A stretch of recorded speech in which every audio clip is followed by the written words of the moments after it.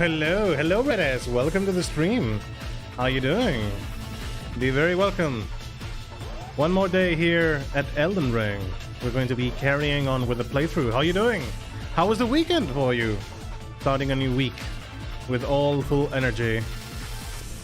My campaign for D&D has finally come to an end. Sort of. We still have to play the epilogue, but we managed to complete the Curse of Strahd. It's been one hell of a journey. It has taken us like 2 years, more or less. And my god, has it been quite an intense ride. How you doing? I'm good. Ran my D&D campaign. Hello, Paper. Welcome to the stream. I'm good. I ran my D&D campaign on Saturday after my long hiatus. Oh my god, I'm so proud of you guys. Good job. How was the D&D campaign though? How did it go? How did you try the module? Hello, Paper. My weekend was really good, Paper. How was yours? I'm more than ready for continuing on this new week. One more week. One more day at Elden Ring. Hello, Day. Making an entrance as always. Welcome, welcome. How did you spend the night, Day, after the Curse of Strahd final battle? Welcome, guys. Always glad to have you around here. Fine it was. Are you sure? Somehow I'm getting the feeling that you might feel a bit empty once we finish the campaign and we have no other campaign pending. Just being myself, etc. Oh, did you go back home this weekend, or did you had to make some studies, or you know, mostly chilling through the weekend? It actually went surprisingly well. I messed up a few times, and after everything, all my players were enthusiastic and said they had fun. Welcome, Day, and thank you so much for that resub. Forgot to actually sub some days ago. It's very much okay. 4 months. 4 months already. Thank you so much for that resub. And played some Pokemon Ultimate. Oh, where are you at the moment? How many gym badges do you have at the moment? I even had an experienced DM said that they were impressed. Ooh, that's always good to hear from someone that has a bit more experience than you, don't you? My goodness, so good that it went well. Finally, what classes were your companions playing throughout the campaign? The players, I mean. Thank you, Dave, for the sub. Huh? Missed my chance for some funky message for my life. Yes, I actually have voice, text to voice when you sub to the channel. So anytime you write something down, she is going to say it and read it out loud. Hi everyone, how are things? Hello, Irish. Welcome to the stream. How was the weekend for you, buddy? Needless to say, I left that day feeling confident. They want you to DM another campaign. Hope you have noticed that. Hope you're ready for what is to come. Last Island. Oh yeah, Pokemon Ultra Sun was with it's based on Hawaii, right? So it's a bunch of islands too. Don't you have to wait? You told me you only needed a few MOs. So you move from island to island using fly? More than swimming around between them? But you're about to complete the game in a bit. I'll make sure to remember. Hopefully you will. We have an Echo Knight Fighter, Life Domain Cleric, Totem Warrior Barbarian, and Mastermind Rogue. Not a bad party for a survival setting. No Druid. But yeah, that was a great balance, especially with the fighter and barbarian being the front line. The rogue can get so much damage from single attacks, and the life domain cleric to keep them all up to alive. Unless the life domain cleric was like, yeah, fuck life, we're going to kill everyone in this campaign. The rogue is demolishing everything. Yeah, a sneak attack. Level 5 rogue had like 3 dices, I think. 3d6 for sneak attack. Yeah. That's big. I think I need to why though? I don't know. The battery isn't that old. The why exact? I don't know why, but the Xbox controller drains battery like crazy. Like Jesus. Nope. It's not turning on. I should change the battery then. It happens. 45 damage in a single attack turn. Oh my god. With a critical, right? Or was that with a sneak attack? Do you want something new and exciting tabletop RPG? I highly recommend, besides Blades in the Dark, mix of the Sonnet and Eldritch Horror. Did you try it this weekend? I think I've heard about that game though, the tabletop RPG. I think I've heard about. Maybe you mentioned it before, or maybe someone else was actually sharing that with me someday.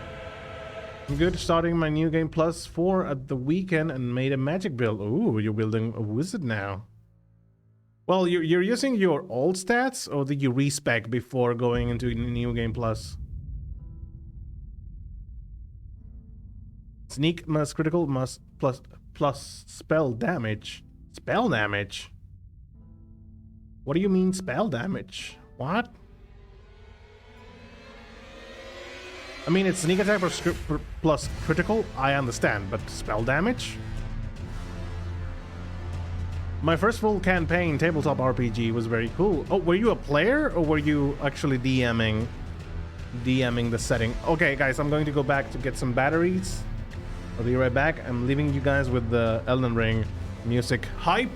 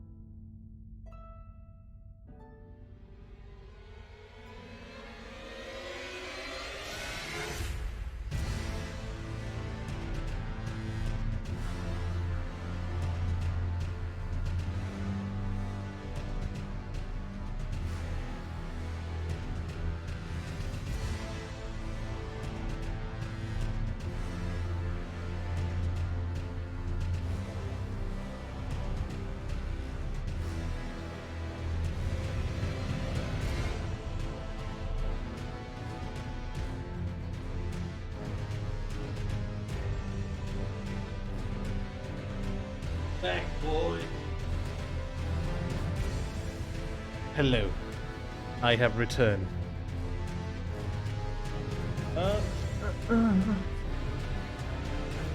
My first full campaign tabletop RPG was cool as a player. I've done a respec, so I'm very overpowered.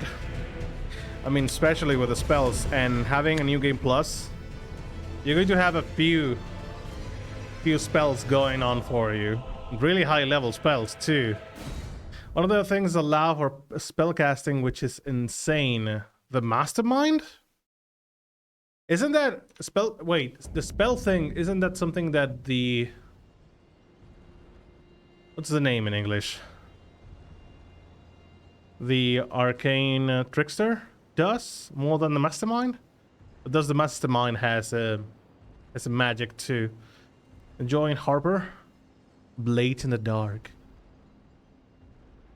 Blades in the Dark is a tabletop role-playing game about a crew of daring scoundrels seeking their fortunes on a haunted streets of an industrial fantasy city. Ooh. Giving me thieves vibes. There are heists, chases, occult mysteries, dangerous bargains, bloody skirmishes, and above all, riches to be had, if you are bold enough to seize them. You scoundrel using the following character archetypes: the cutter, the hound, the leech, the lurk, the slide, the spider, or the whisper. I should take a look to this manual eventually, because it seems very interesting though. It seems to be in a more modern kinda, maybe the 50s setting. Seems cool. Seems very cool, actually. Yeah, I have 60 and yeah, that is a great way to start the Elden Ring. And you also have the meteorite staff, which is one of the greatest staffs in the game. At least to what I've known, because people were actually telling me that this staff, Lucette Glintstone staff, is a monster with the enhances power of all sorceries thing. It's very good. Yeah, using the Lucette staff, I mean, it's the strongest one, I think. I can't remember what, but it's busted for sure. It's a good thing that the player intended for them to die, and I said, I got you, Chief. So it was a character that was doomed from the beginning. Damn. Not well, nobody intends to die in an RPG tabletop game unless they, I don't know, specifically ask for that. Because, you know, you usually tend to grab deer to your characters. Oh, right, we were heading to the fort, so we should go that way. I had a role of slide. I love speech builds in video games, so I was a master bullshitter in this game. I rolled so many critical rolls in a row. Wow. I mean, there's a few. Oh my god, the drift. The drift, I think it's gotten worse. Jesus. I should look into that after the stream and finally find if I can fix the drifting of the joystick, because if not... what a pain. Yeah, I usually, when I was starting with tabletop RPGs, I used to play things like Rogue, Bod, you know, typical classes that have high bluff, high diplomacy, charisma even, you know, kind of things. Bards and rogues, you know, the usual, so I could just talk with other players as well. It's a bit of a shame that fighters in D&D, for example, have less skills they can learn. So you can it always feels a bit limiting into what your fighter can do, for example, because I love the fighter class. But they have so few skills that either you specialize or your character is not going to be that great, to be honest. Exactly, the fate was sealed from the start. Ooh. Well, that can certainly make the campaign more interesting, for sure. Summoning pool is now functional.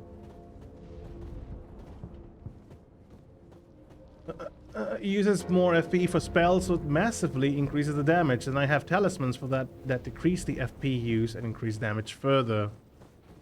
You know, starting a new game plus in Elden Ring should be fun, especially when you have all the equipments and...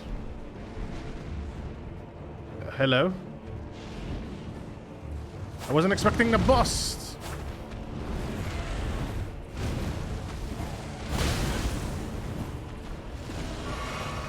My apologies, guys. I wasn't expecting a boss. Be right with you. And a new one for that. Time to test the katana.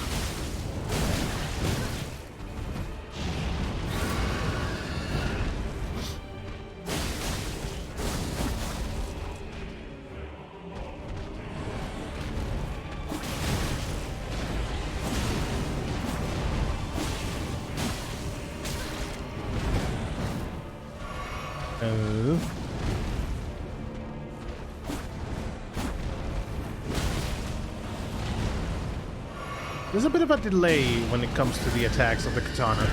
Oh, shit!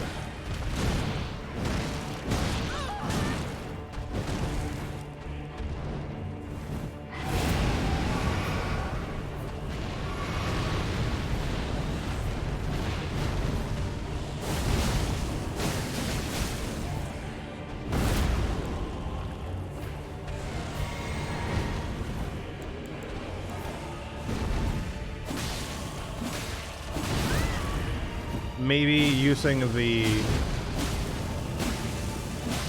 That's an explosion. Okay, so the area was... Okay. Never mind. Back to the chat.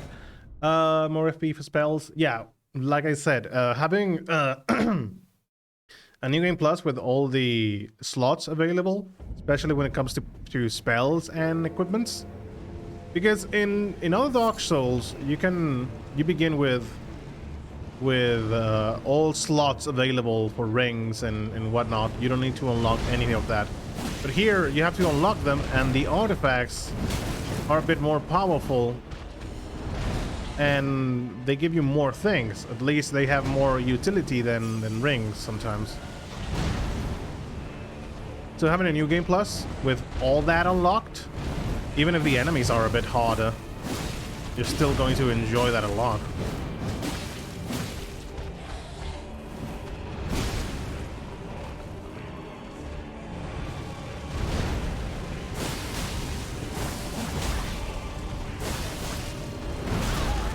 My god, the drift is real.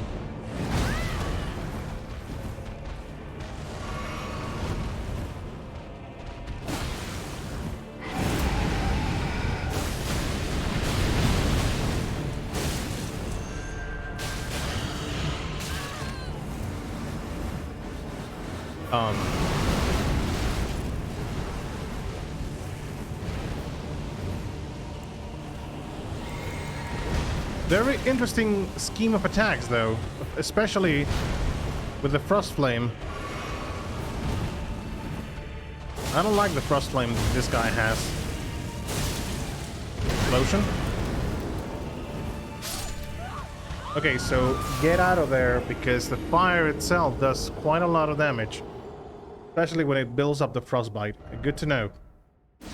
So, I already planned out the death scene, but now I have to make sure the others don't get into the crossfire of it. So how many sessions do you more or less plan on doing for this one-off? If you're into mechanics and killing stuff, try pathfinding. Yeah, the Pathfinder, yeah. Pathfinder is quite the monster killing stuff. I mean, Pathfinder came from D&D 3.5, at least it was a build-up from that point. And Pathfinder carries on a few bad things from D&D, but it's not a bad system nonetheless. I don't think it is. I was disguised as a fire inspector and did full-blown fire safety class for one faction when the rest of my crew went sneaking, and I got everyone's attention. That is so cool. You know, that could probably be a good tabletop game for situations like the series Leverage, the series of those guys who are basically thieves and do stuff above the law, you know, from under the law, so they can get what they want. So you have the hacker, the grifter, the thief, and stuff like that. And you can plan those things on that kind of game. Very, very cool. In one mission, did so many dumb but funny roller. Yeah. It's so funny when you have a character like that in the game. I miss the rivers of blood already, though. I'm getting the feeling of it. I'm so used to the other one that I don't know if I'm comfortable with the blade still. This bird is the worst enemy in the entire game. Calling it bird is a bit of a stretch. It flies. It's annoying and hits with a weird hitbox. My god. I don't know how to read. 1 or 2 more sessions, and depending on the speed, well, it depends on the players, yeah. Depends how they actually are intending to play. And if they like it, maybe you're going to stretch a few more games than the intended plan. We had so many critical moments where my roles saved the situation. Having a character that can sweet talk enemies is always a good thing in any RPG situation.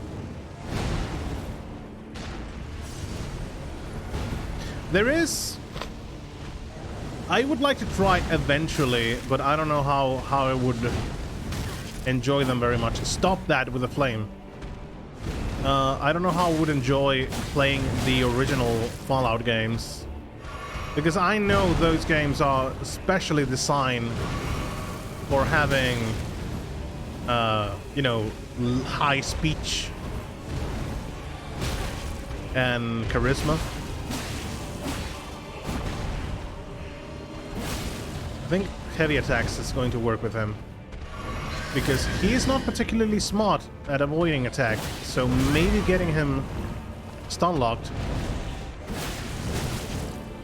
I mean stunned in general, can be good.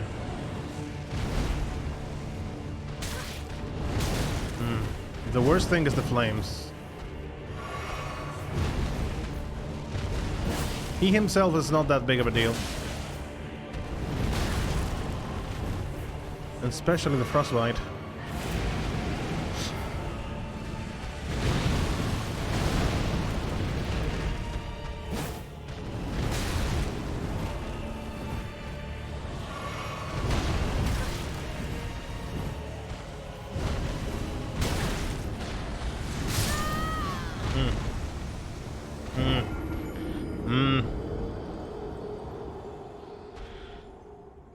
Blood buildup won't work against that boss, by the way.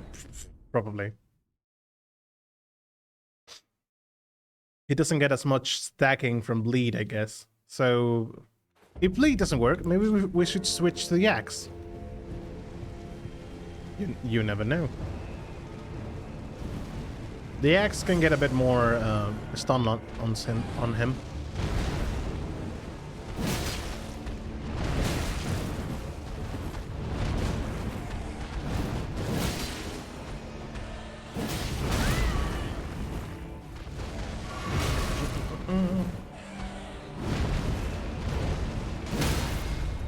Yeah.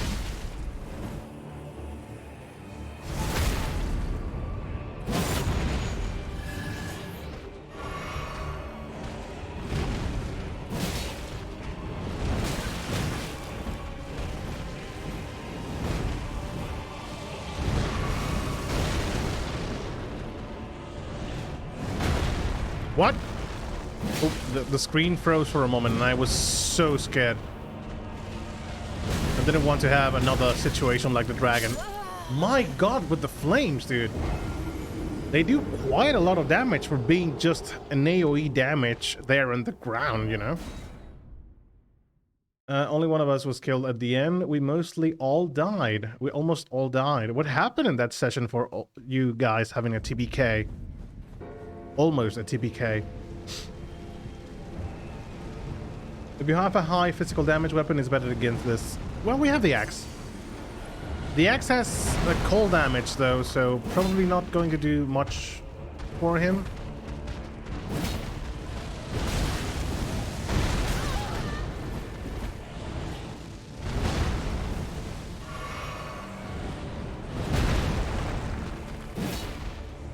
Stop missing.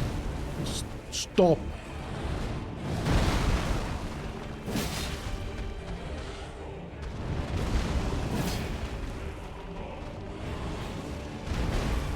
What a way to begin the stream, guys.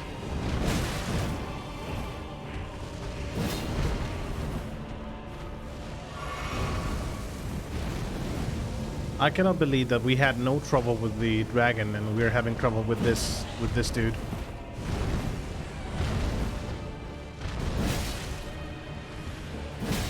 He is quite annoying though, so perfectly understandable. Oh, he does blight damage too. Fantastic. Totally not.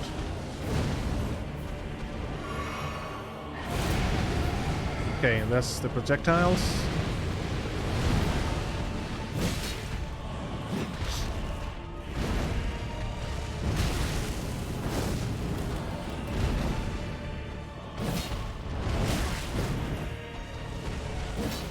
Hitbox? Yeah, he has a weird hitbox. Now I understand what you were trying to tell me. Blue? I think it was Blue. You mentioned this. Yeah, he has a really weird hitbox. Because some of the attacks are not connecting. Don't seem to be connecting properly.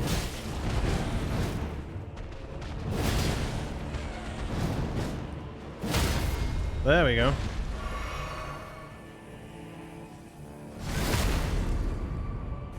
Coated sword is good against it. Because he's weak to faith, to holy. Explosion. No, no, no, no. I thought that was the explosion.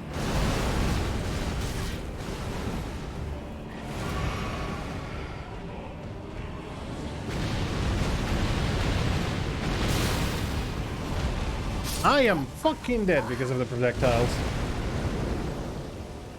Boss in a white territory with white flames. Super fun, yeah.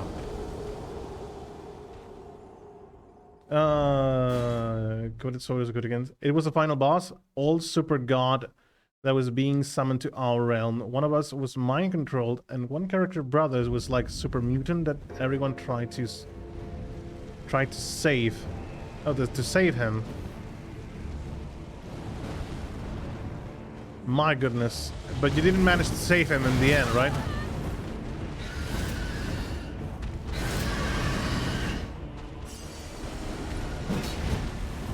It's a shame, though. Well, being attacked, etc. I can see why the battle was hard fought.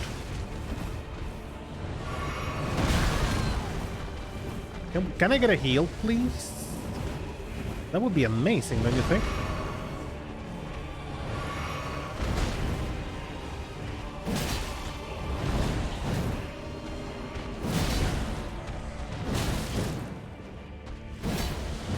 This reminds me.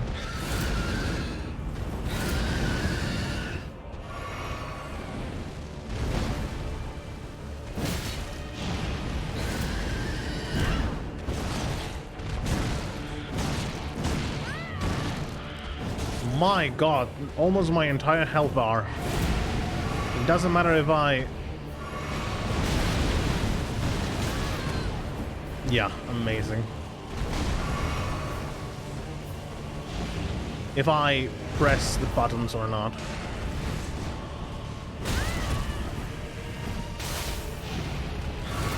I got already frost. My, okay, I'm dead. We saved, but place was crumbling after God was sent back to where he came. Our magic guy teleported us out, but it had like super high chances to kill someone or everyone, and it killed him. Fuck. Not a good situation to be in. Yeah, if I remember right, it's weak against faith.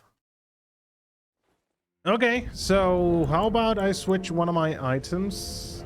Because we're not using this, and I know for a fact I have... charge attacks enhancer. We're doing that, aren't we?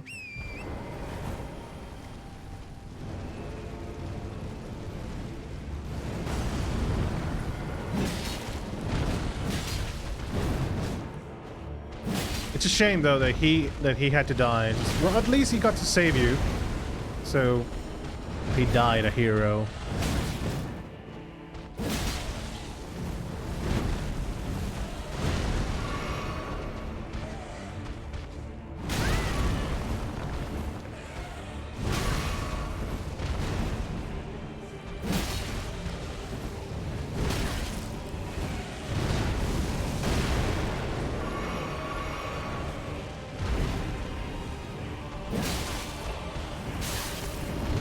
My god, with the frostbite. At least when you're frostbitten, there's not that much of a chance that he can do that again to you. But you're still getting damage from frost sources.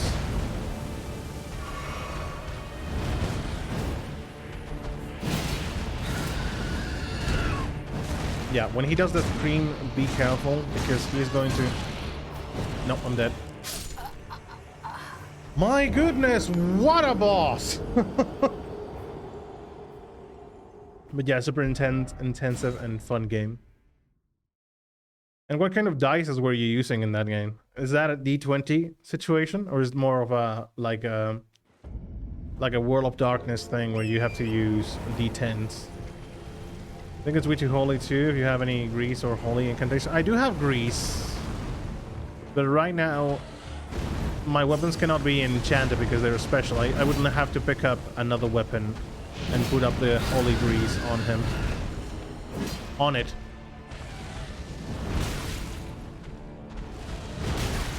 Maybe I should stop with the charge attack and just do normal combos.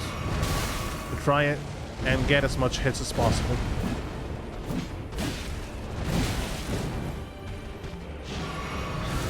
The thing is, my build is not that much centered and holy. I do have 20...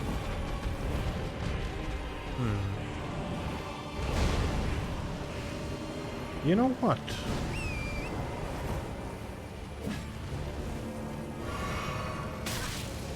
This might be the perfect moment to do that. Okay, are you going to carry on following me? Yes, he is. Okay.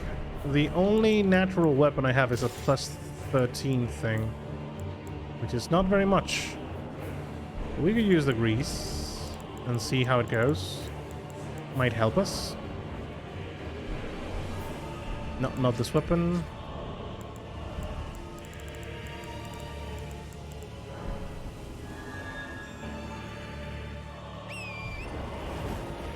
Let's go.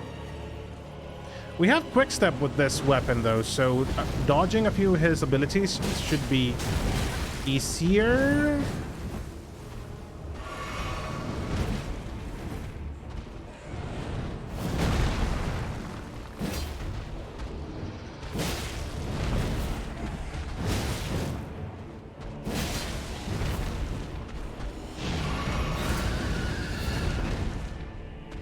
Quickstep is so broken in this game.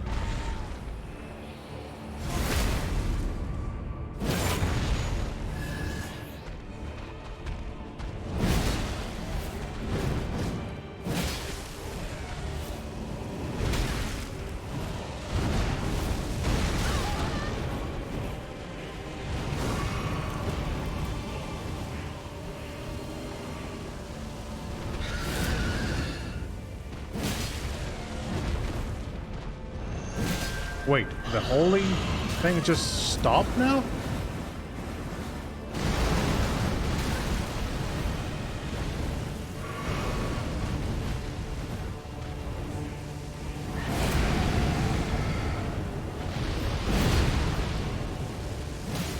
Uh-oh, explosion. I'm dead. My goodness gracious. I forgot about the explosion, but yeah. What a shame.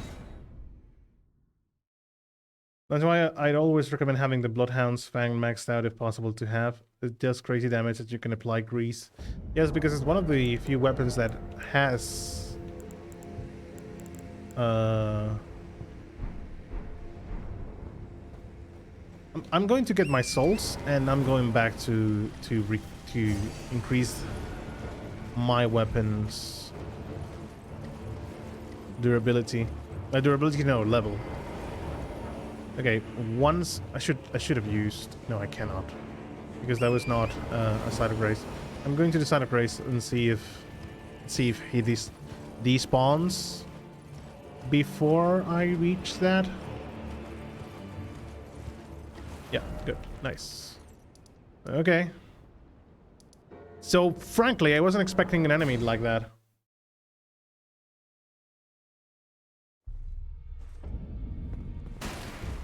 Depending on how high your specific skill was, 1 to 5, and some exceptions. Oh, it's D6 with different amounts. Okay.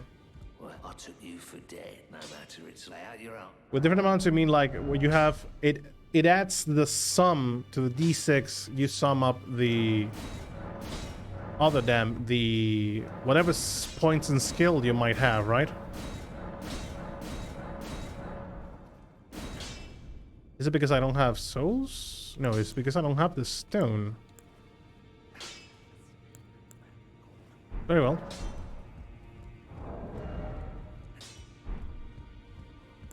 That way we can equip the holy grease and go back to business. Let's see if this goes well now. I'm falling asleep, but one last thing. I played a party area game today, and I forgot how sadistically amusing it is to morally wound your friends over and over again. Why? How? What were you doing to them? Because they were fighting against each other or something? Max your bloodhound fang if you can. It's perfectly fine. Don't worry about it, Irish. I'm not used to that weapon, so getting in the feeling, getting in the mood of the weapon also suddenly. I'm used to quick weapons at the moment, so getting another tempo in my brain right now is going to be a bit more difficult to fight the boss with. Let's see how it goes now. We have a level 23 axe. Substantially more damage, that's for sure. Fuck.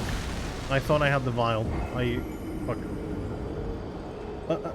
How many d6 you roll, and every d6 was like 1 in a 6 chance. Best one was counted. Like if you roll a 3d6 and you roll 3, 1, 6, you roll the 6. And if you roll 2 or more 6, it's critical.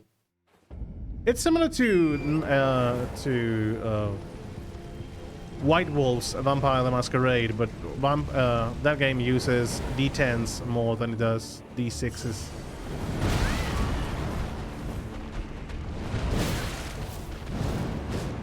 Fuck.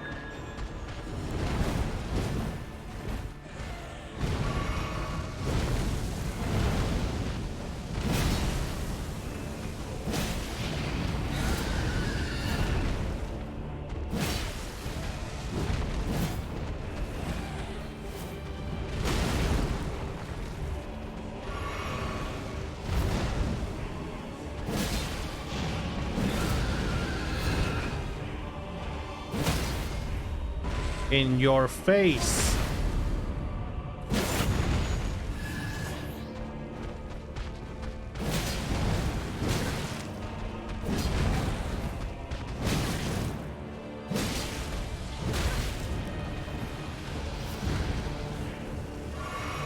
That's the explosion. Glad I wasn't in it.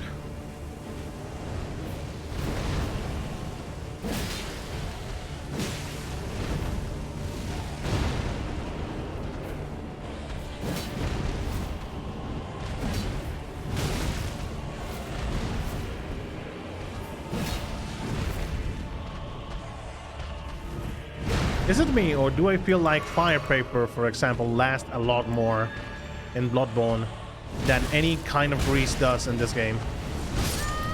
Fuck!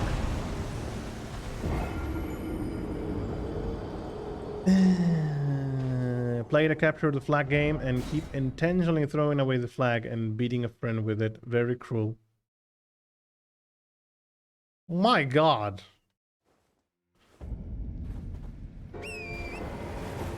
You were being mean to them, dude. How could you do that?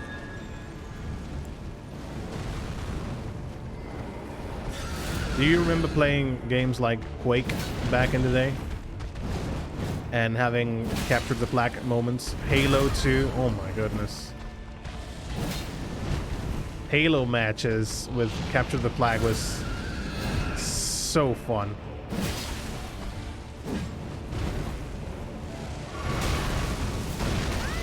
God damn it.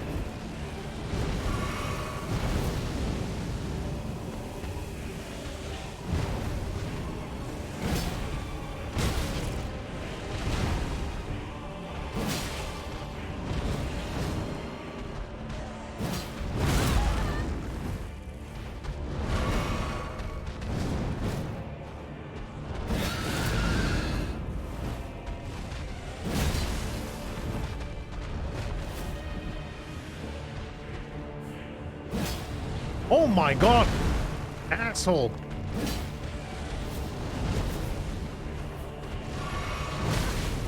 Yeah. This is the kind of enemy I would rather fight in an enclosed space more than I would like to fight in an open one. Because my goodness. You are hella annoying, bro. And it's not because you're, frankly, any difficult. Run away!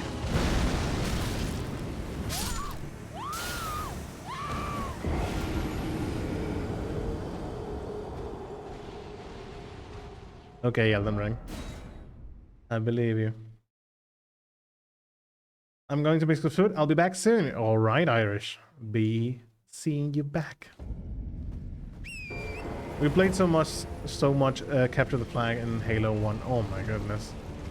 Halo 1 had a really good multiplayer. I mean, every single Halo, you cannot go wrong with those. Especially 1, 2, and 3. And especially with friends, because frankly, it's not one of those games I would like to play competitively. But playing with some friends, Halo, yeah.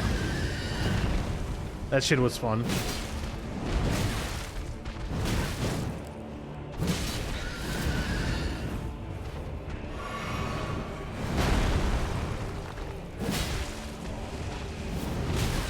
God damn it.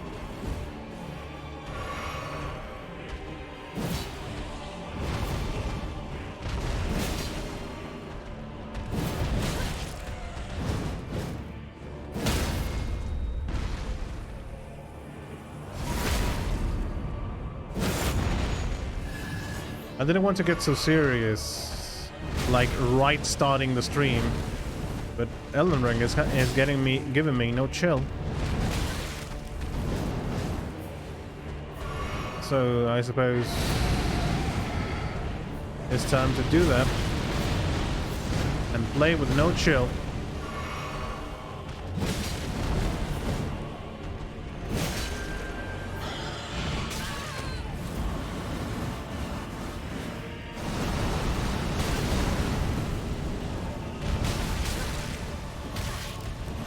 God damn it, the flames are so annoying.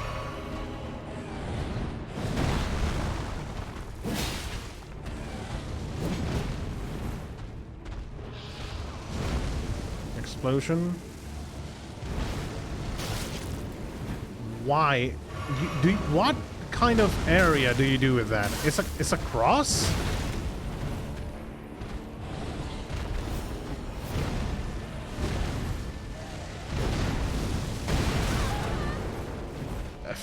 If you say so, I have to believe you.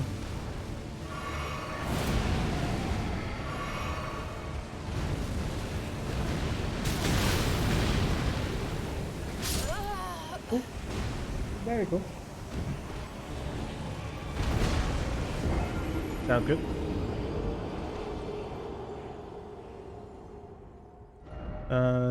Sidewinder was mostly map choice. Sidewinder, sorry. I was. They started screaming and getting a headache, and eventually I was like, okay, you're safe now. I'm actually holding the flag now. Now it's over. You were just playing with their feelings. But you were playing some, it was a co-op thing? Co-op experience? Sigh of relief afterwards said it all. Of course. How could they not be relieved after... How much pain did that cost them?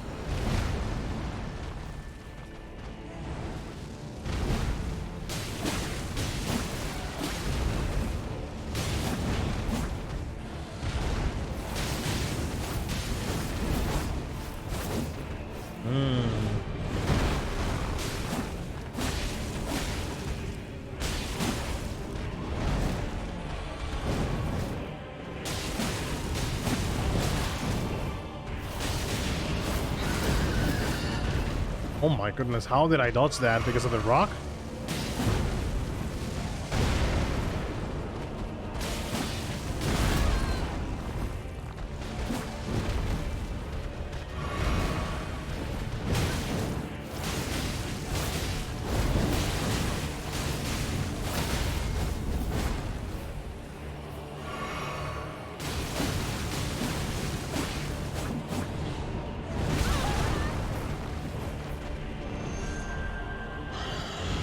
Okay, it's going to fly away, firing all that shit.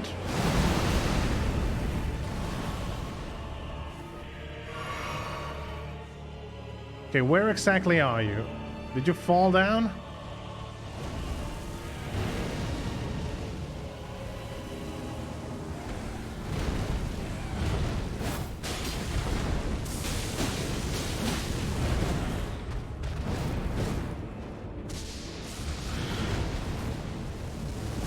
Ah, I'm dead.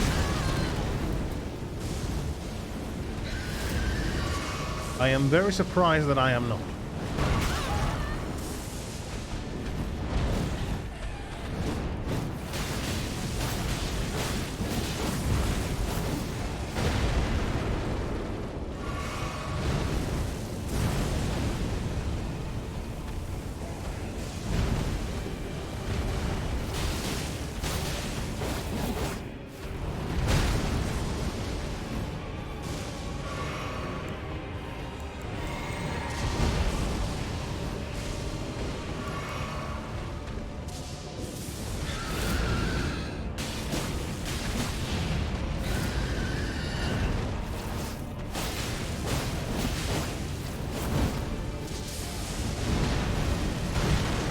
Use the shield.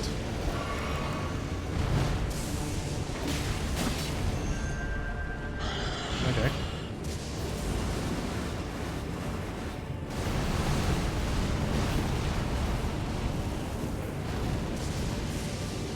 It's a line.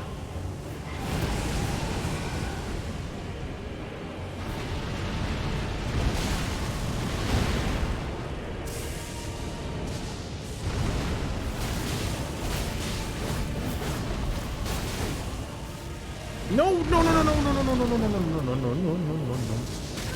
Ah, fuck.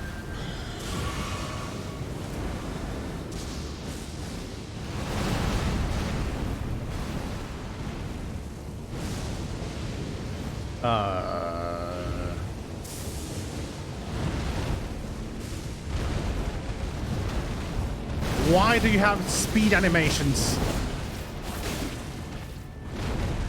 Die! No, fucker.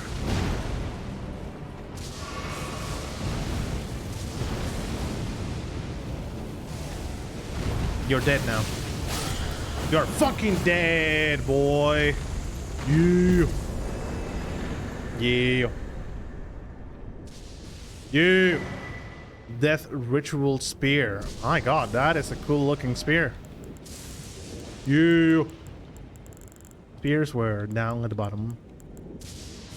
Ritual Spear. Okay. It's not a halberd. I don't think it is. There we go. Ritual Spear used by priests of old who were permitted to come among the deathbirds. The priests became guardians of the birds through the rite of death, which also serves as an oath sworn to their distant resurrection. Spear called Ritual thrust the spear high, bearing prayers into the sky, a summoned downpour of spectral spears. That seems very interesting for some invasions. I have played like 10k hours of Halo 1 on LAN multiplayer. We played so much between 2002 and 2006. I miss having LAN parties with people, you know, going to their houses and playing Halo and getting everyone together on the same Xbox playing Halo, or maybe on PC, depending on what on what kind of hardware did we have at the time, because some friends used PC, but some others used Xbox to play online, to play on land, I mean. So I miss going to those, frankly, especially with friends and spending all night playing games like that. You know, playing Halo, maybe playing Shadows over Mystara, the D&D arcade game. It's so fun to play with people. Yeah, it was a co-op match, and it was too much pain, that's for sure. Don't worry, we watched some shows afterward. They're no longer suffering emotional damage. You gave him some comfort, some comforting words, and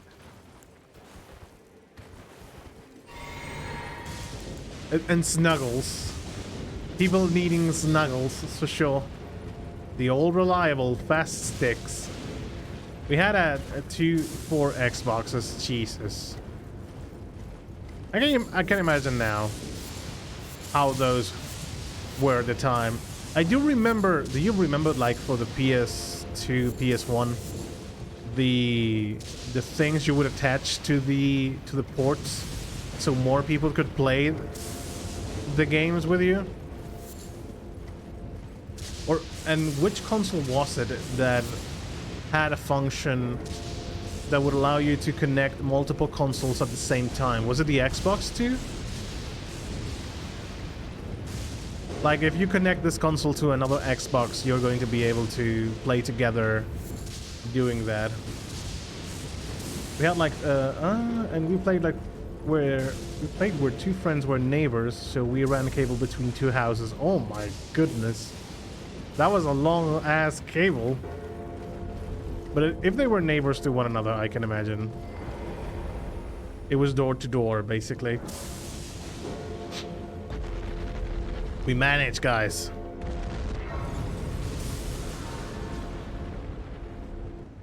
And we are going to level up because we have a few points. Okay, let's give the katana a chance. Just lay us a few enemies.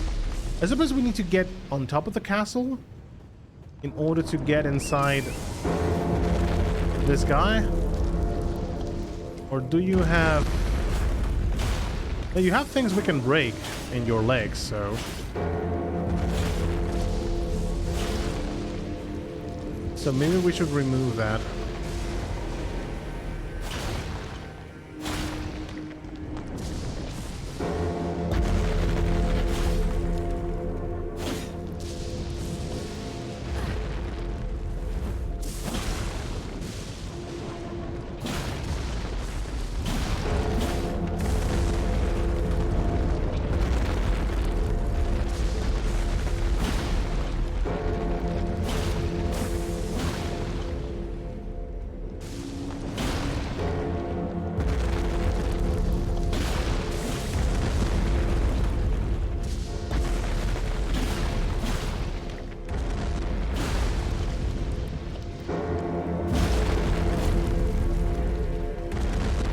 Is there a reason why they fall to the ground once you remove all the skulls?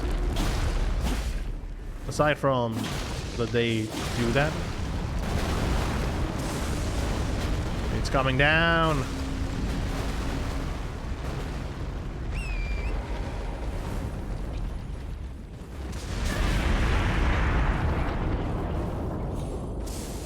Well, it was a row house, or how you say it in English. Actually, I don't know what you mean. Like a house, it moves. Like, you know, like a...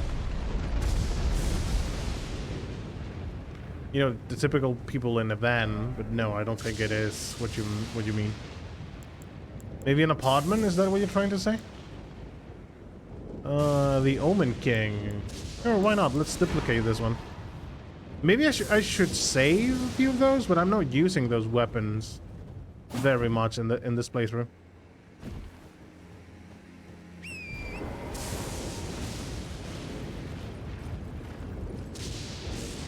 How does that area in link to each other side to side? Oh, okay. Okay, I think I know what you mean, yeah.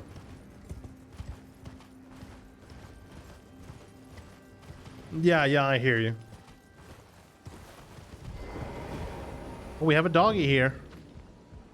Castle Soul.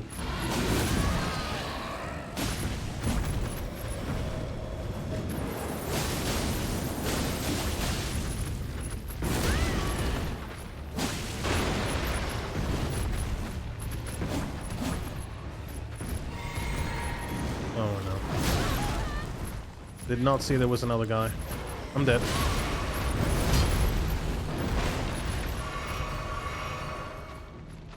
Am I though?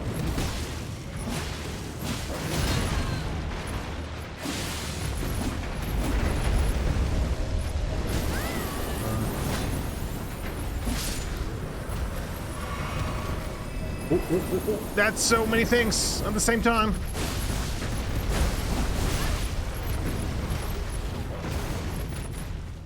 A bit of a sip of the Sunny D.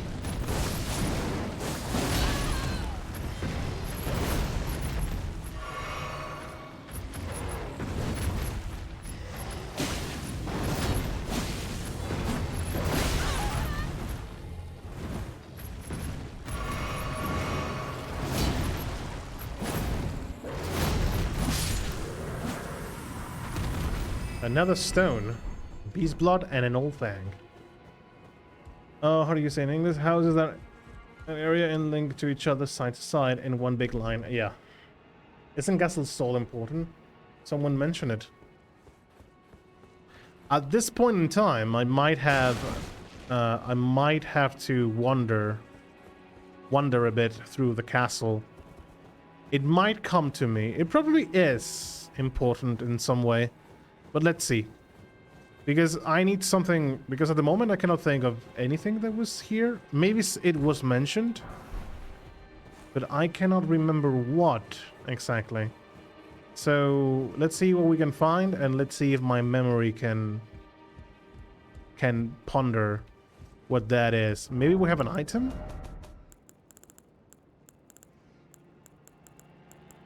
Maybe it was the Albinaric lady. Or was it Millicent in this case?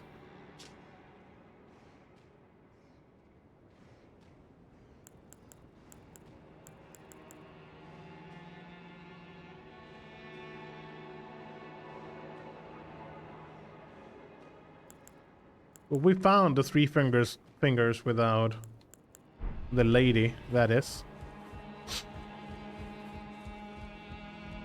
I'm sure it is important. This is one big castle here. It must have some kind of content around.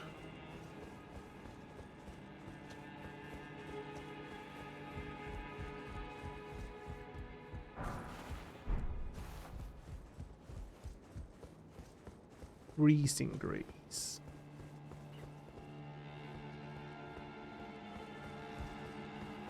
Wolves. Oh, and I have a hawk right behind me.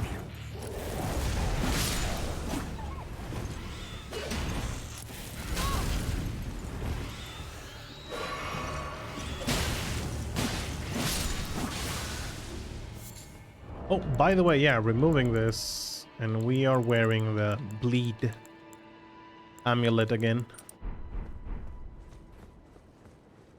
So we ran an Ethernet cable between two houses' bathroom windows. So you guys could play together. That is smart, actually. It's not open from this side. I can imagine the looks on your parents being like, what the hell is going on? Having the cable in the bathroom, going side to side, 2v2, etc., house versus house.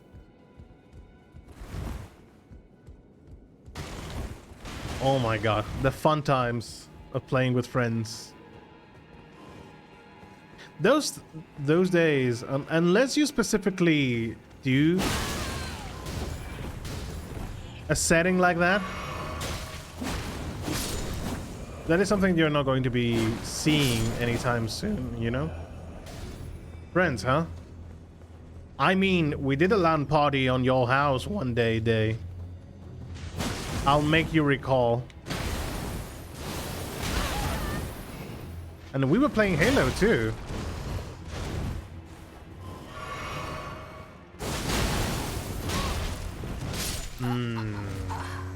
Somehow I think I might have gotten used to the dual blade sword. That was probably like 10 years ago, yes. You were still hailing the island. So yeah. Well, I mean, you know. No more dogs, please. No more dogs. That's great. Thunder. But it was fun times. I had fun. A lot of fun that day. Ooh.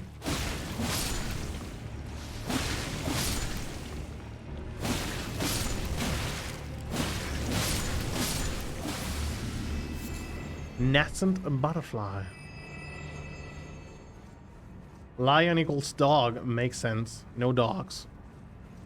I mean, we have named turtles dogs in this game, so naming lions after dogs doesn't sound that wrong if you ask me.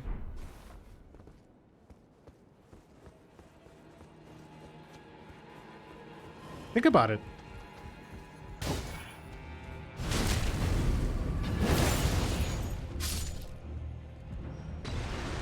Just a second, I have to mute this. There we go.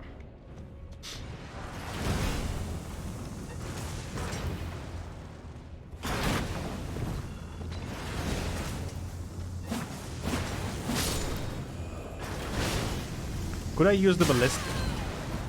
Okay, exploding arrows. Just great.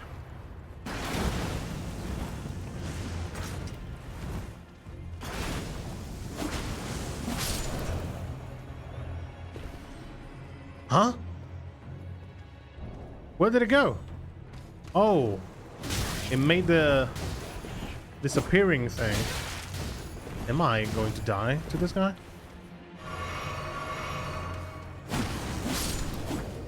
That is more sensible. Naming the turtles, naming them dogs is more sensible. Sounds fair. Fair enough. Stormhawk axe. Like here for some reason? Okay, what do you have to say about the storm axe? Actually, I already have one, so you can dual wield those.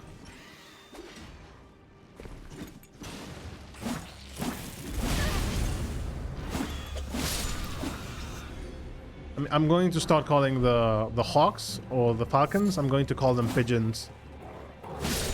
And these are cats. The wolves are cats. Sounds like a fair assessment, if you ask me.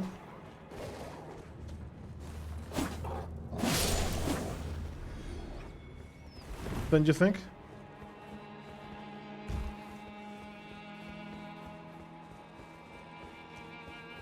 You can see the falcon, and I call them pigeons.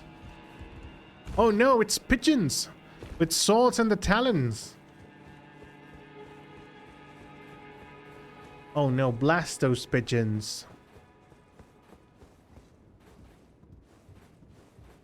Such a sensible thing.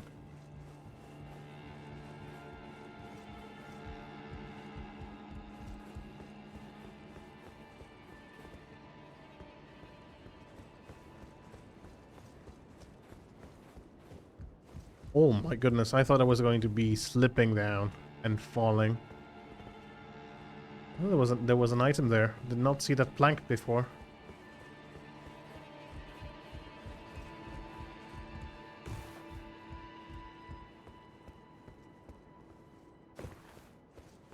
So, yeah, we saw the falcon. The pigeon, sorry. We saw the pigeon, and then I should go down here so I can open the door, right? Because this is the other side. Ooh, a painting. I still don't know what the paintings are, because I haven't been exploring those. So maybe I should begin doing the painting stuff.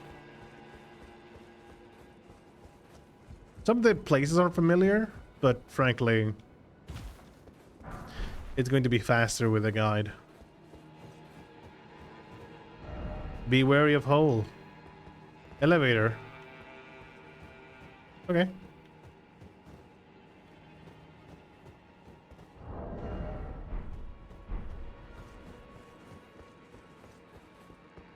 This area is where you can farm for the rarest armor set in the game.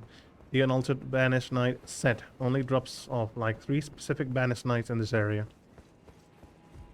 Does it always drop off? I mean, if it is the rarest armor set, that means that you have to farm a bit for them? Or is it a 100% drop rate on those specific enemies?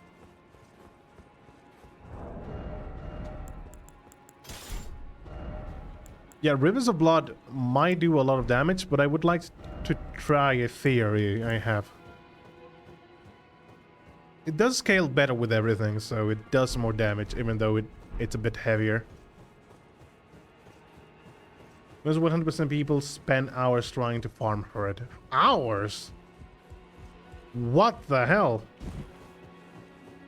Is it required for an achievement? I mean, there is an achievement that you have to get every single piece of armor, right? But I don't know if it is like Dark Souls 1, in which you had to have every single weapon. But it was the legendary weapons only. Or is it a situation in which you have to have every single piece of set? If you want to be a perfectionist... Oh, okay. Well, I can definitely live without one armor or two.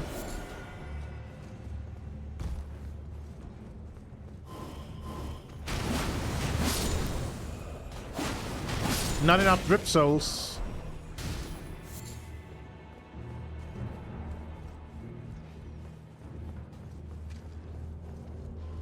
Okay, there is the knight. Here's my theory. Did you get knockback? I don't know why. I don't know why. Rivers of Blood might do much more damage than this blade. But the L2 on this weapon is easy mode, dude. What the how can you have every other single weapon? I mean, Rivers of Blood does a lot of damage. Indeed, fair. That is fair. But how is it possible that the L2 does not have any kind of knockback, but this thing does knock back enemies that much? Because they cannot do basically anything, and even so they get... I mean, look at that. The knight is casting everything, doing stuff. Yeah, cool, bro. Take this. Now you're in the floor.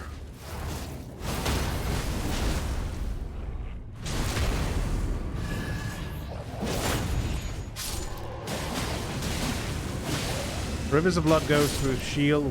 Well, this one doesn't. I didn't know it actually could do that, but makes sense though, because you're using the blood.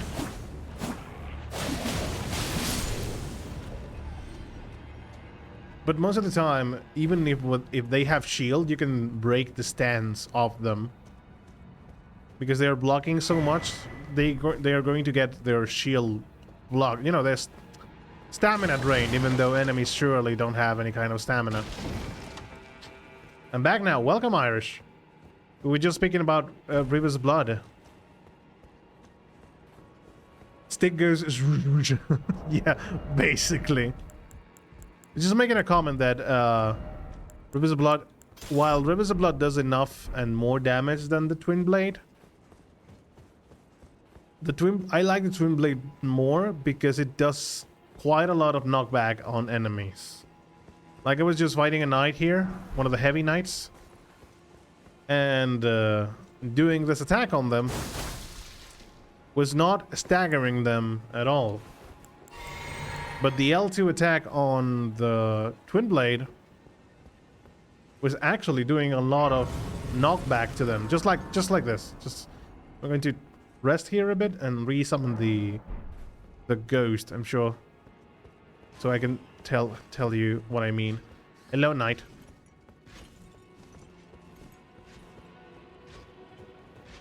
Hello, good sir. So I can do this. Okay, come back up. Let's do this up here. Okay, I have a lot of reach with that. Did you see I don't do knockbacks on him? But yeah, it goes through shields just like Blue said. But the pole blade has this thing. See that? Okay, fair enough. They didn't have enough health. Well, that is one of the pieces, I think, Blue. Is that one of the pieces? This thing, hello? See that they get a bit of a knockback? I mean, he was doing the step. Yeah. Definitely the pole blade cannot go through shields. But if they let their guard down, that is going to interrupt their abilities somewhat. So maybe I'm so used to having that ability with the pole blade. I didn't use the pole blade much. I have it maxed out, but I didn't use it much. So I'm just used to katana. Yeah, it happens to me the other way around, I think. It interrupts their attacks, I suppose. Yeah, basically it's that. I don't believe this one is the other one. I don't believe it. Oh, the item, you mean the equipment. I'm going to look for it for a moment. Thick, full set of armor covering the entire body. This armor was worn by knights who, whether by misfortune or misdeed, were forced to abandon their homes. These fierce warriors were each and all accomplished. Perhaps that is why, despite their territorial losses, they were still named knights. The one up ahead. There's another one up ahead? Okay. Ooh, chapel. O great sun, frigid son of Sol. Oh, sorry. Surrender yourself to the eclipse. Grant life to the soulless bones. Keep an eye on your helmets, because the later games on will boost certain stats a lot. I think this one enhances. Oh no, you mean stat-wise, right? Yeah, there's a lot of those who raise the stats that I have not equipped yet.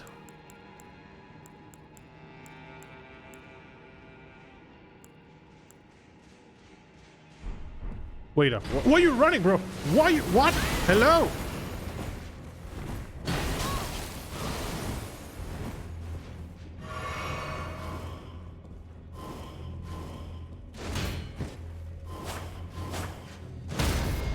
My goodness, that scared me.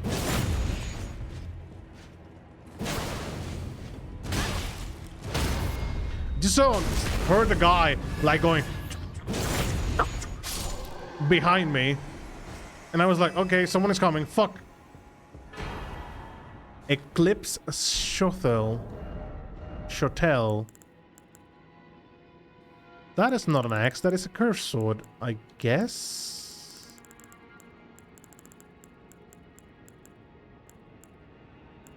Yeah. Storied sword of the Treasure Castle Sol that depicts an eclipsed sun drain of color. One of the legendary armaments. In Sol, the sight of an eclipse inspires a dreadful awe, preventing a non-looker from averting his gaze. Death Flare sets the lusterless sun ablaze with the Princess of Death flames. Inflicts the death ailment upon foes. Follow up with an additional input to bring down the armament, triggering an explosion. Wait, you can you become a basilisk in this game? Because if you can, that is fucking broken in PvP.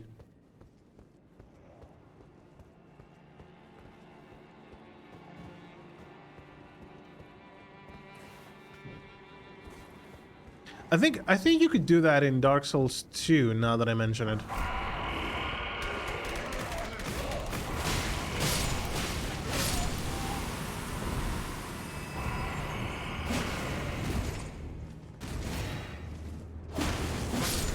Okay.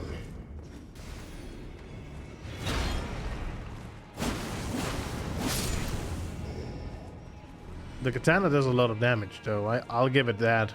It does quite a lot of damage.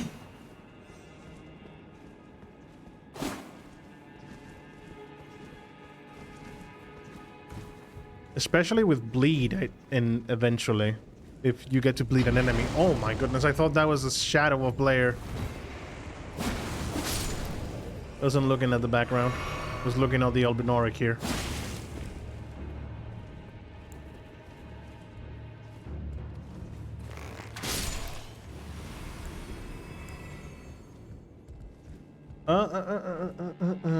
The one up ahead. See, that's the altered one. It's not altered one. That is up ahead is wearing. Okay. So there's two sets. The altered one and the one that has... Well, hello, dude. And goodbye.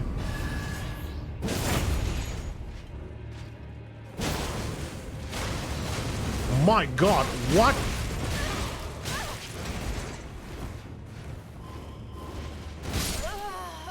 Why didn't you heal? I was pressing the square. Ah, never mind that. It happens.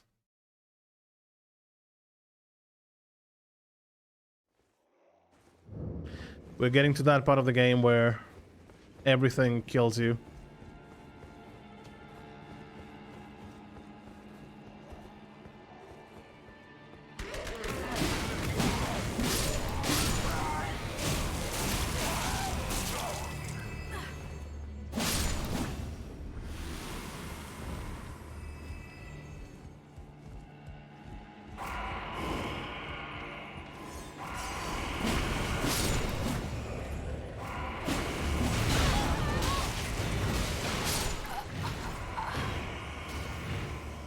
Sounds fair. Okay, time to make this easy peasy. Take our time, take it slow. It's pretty much okay. We are in no hurry, so there's no need to hurry up through the area.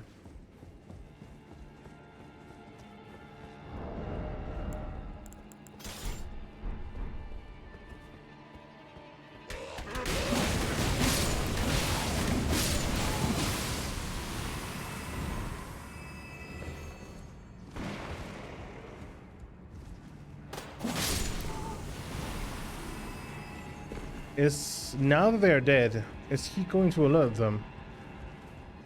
No, so they get alerted by the screaming. Okay.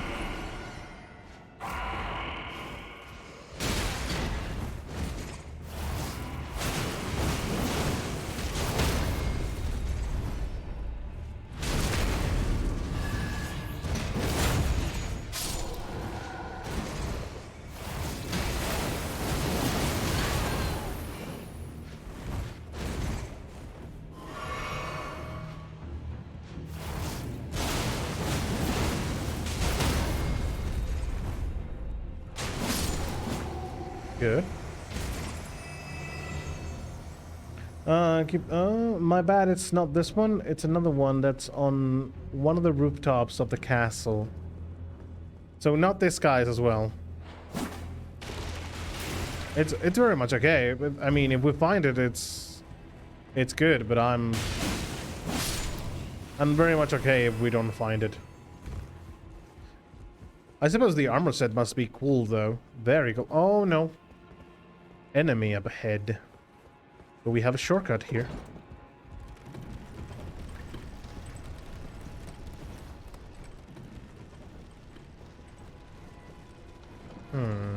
Oh, I see. Very smart.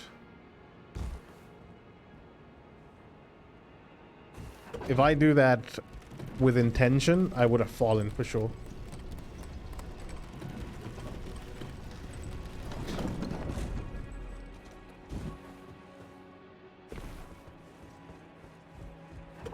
Send it down. We don't need it up here.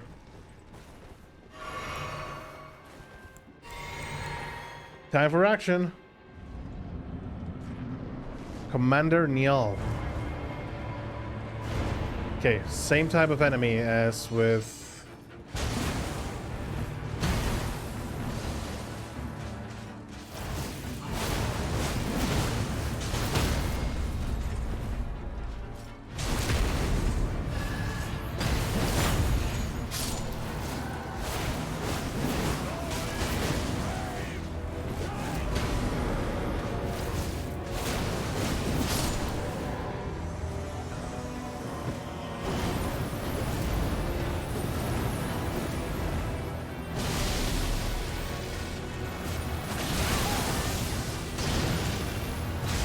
What the hell? I cannot see anything.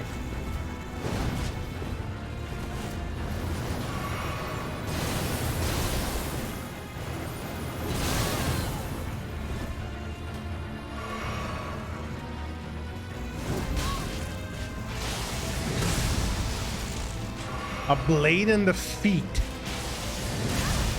Oh, because he has a... that's very smart, actually. Like a pirate guy, he doesn't have one of the legs.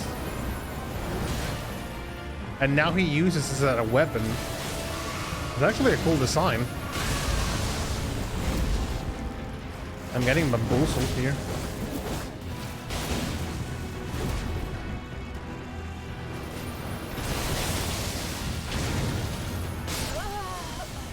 Wow, he does have a... lots of... movement, though.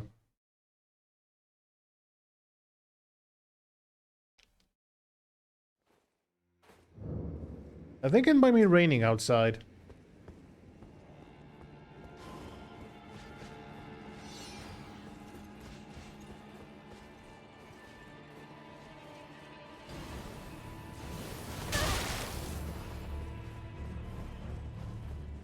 Very well, I believe you.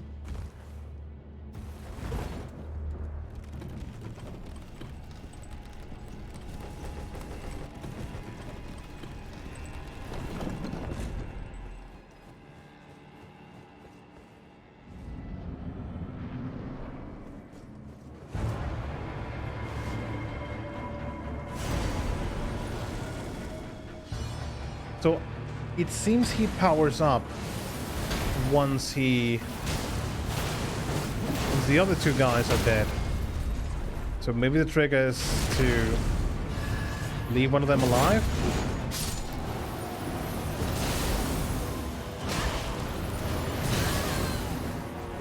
I don't know.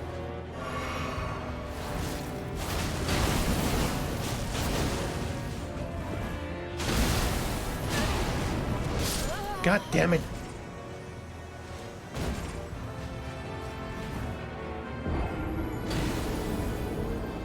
Wait, and I did not send the elevator down, did I? Fuck.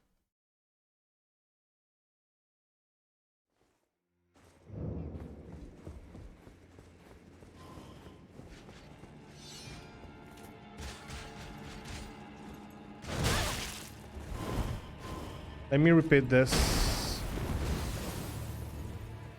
Because there's really no need to fight this guy.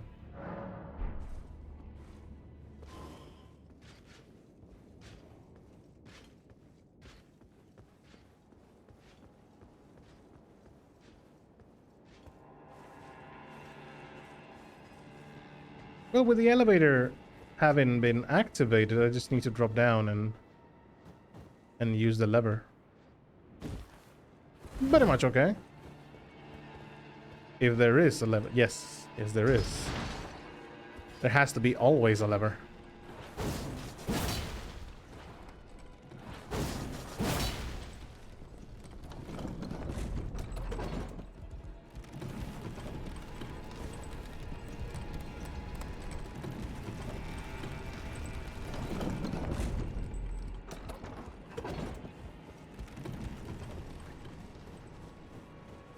Time to go.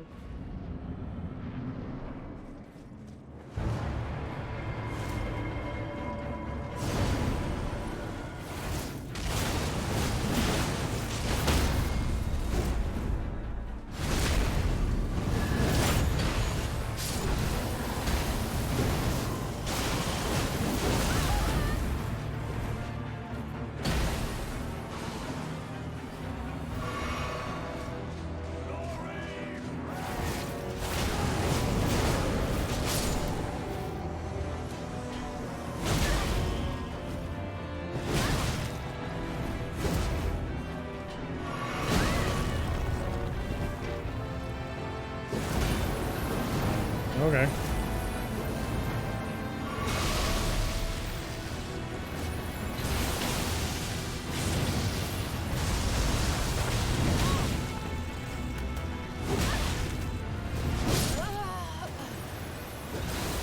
He has a bit of a delay in the attacks, just a bit. So rolling just when he attacks you is not a good idea. You have to wait a little bit, as I'm seeing. God damn it.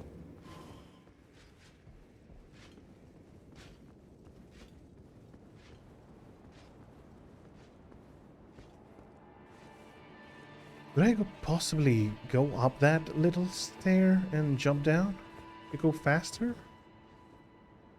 It could be a way to do it, but...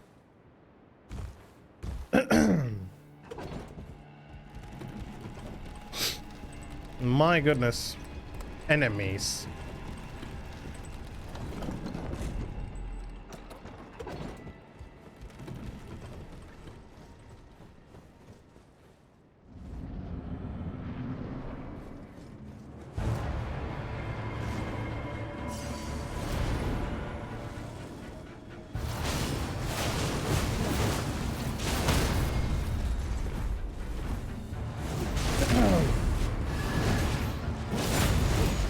Get away, bro.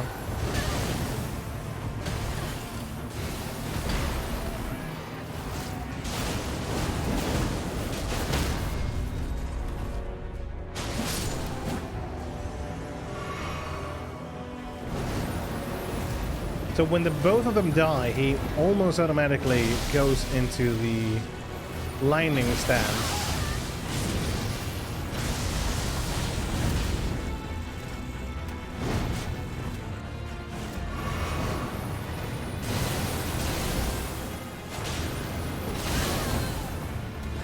He has a lot of AoE attacks that... There we go.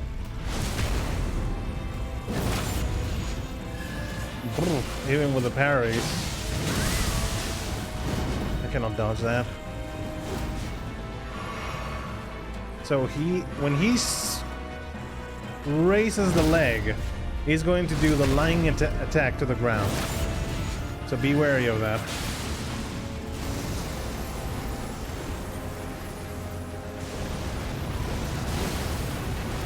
My god, could you get any more big AoEs, dude? Like, for real.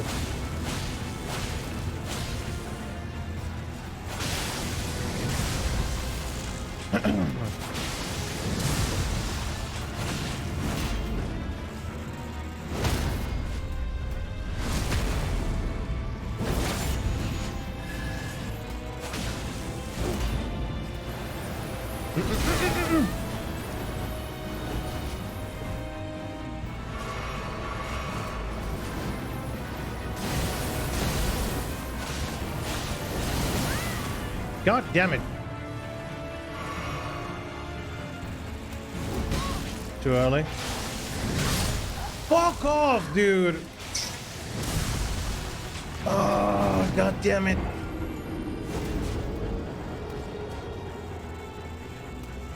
God damn it. That was a good try, though.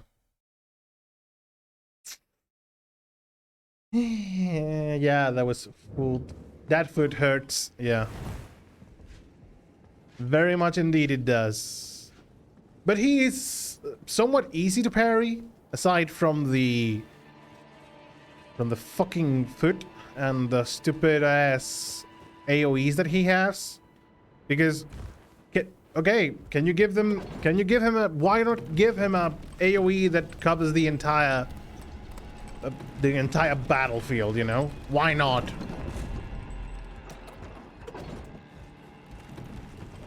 Sounds good, sounds fair. I like that. Okay, he gets penalized for that because he goes into a I'm tired state, kinda.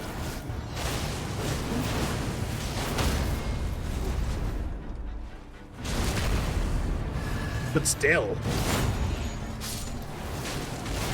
you don't know if that is something he's going to do every single time. That's the AoE. One of them. Okay, are you seriously going to kill me?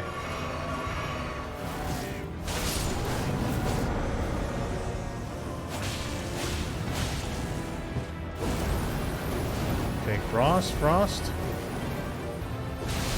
And lightning. You're going to do the footsies.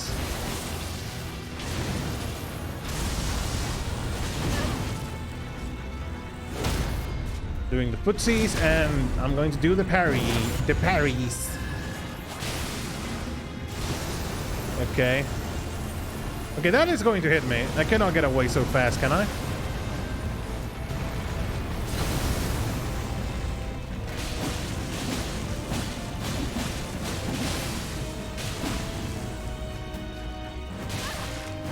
Huh? I thought it was going to be a white thing. Oh, shit.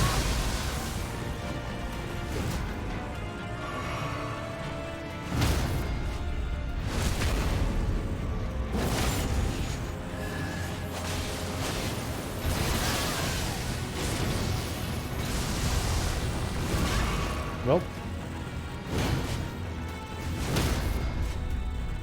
I thought I was dead. I thought I was going to kill me.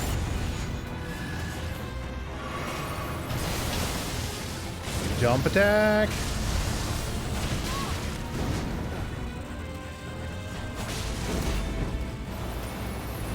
No. Sip, sip.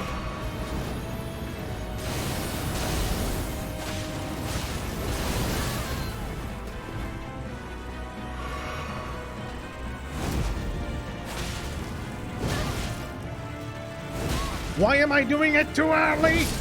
Why am...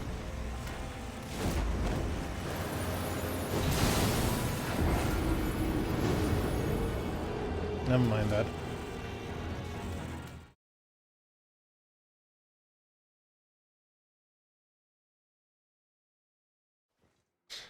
He's going down. This is the real one.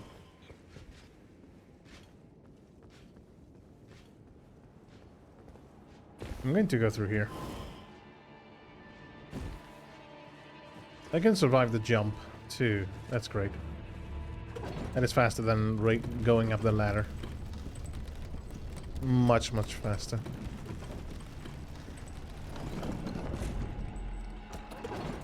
Very well. Time to do this.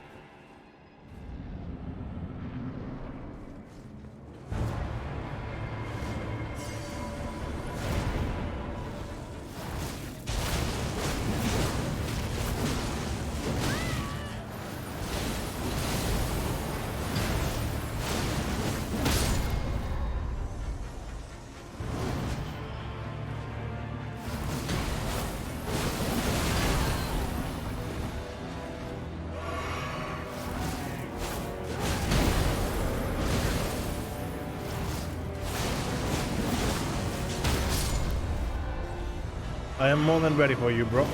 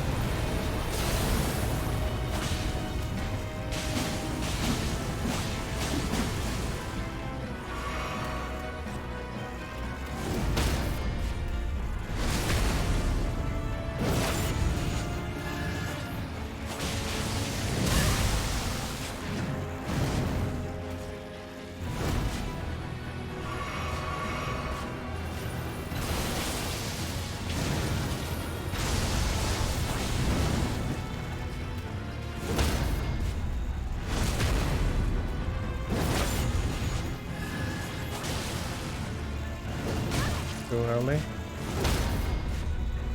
Not happening again.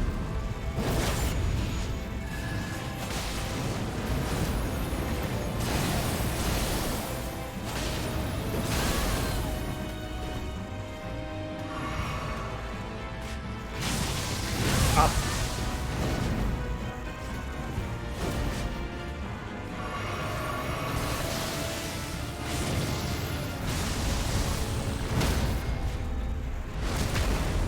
You're done.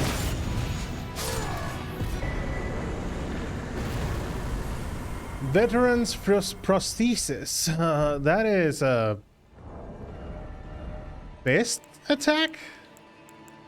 Is that a fist weapon? It would make a nice fist weapon. Yes, it is a fist weapon. We got it. Bladed prosthetic. Prosthetic. I think that is prosthetic, actually. Prosthetic leg and wreathed with the power of lightning. Instead of attached to the fist. Sorry. Bladed prosthetic leg and wreathed with the power of lightning. Instead attaches to the fist. Commander Niall, veteran of Castle Sol, offered his prosthesis in exchange for the lives of defeated knights held prisoner. He went on to lead this man as an army of no nation. Unique skill, Storm Kick. Thrust the prosthetic leg blade into the ground, creating a storm. Follow up with a strong attack to perform a lightning-infused jumping attack. Very curious. And you can use both. Some Irisite Cura. Thank you for the water, my friend.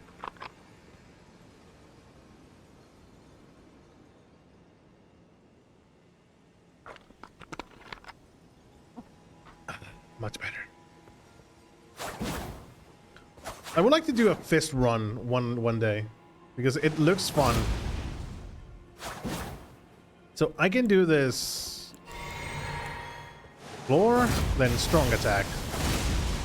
Wow. It looks cool as hell, though. I have to say. And you get a boost with lightning. There's many weapons in this game that gets boost in lightning, don't they? Oh, this weapon exactly, actually, does lightning damage from base. Not like this, for example, the katana here, the dragon scale blade, which gets lightning once you use the L2.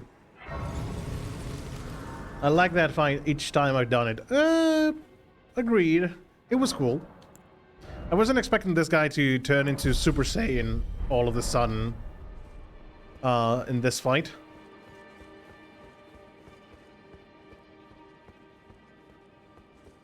But he is quite fast. He has a lot of AoEs.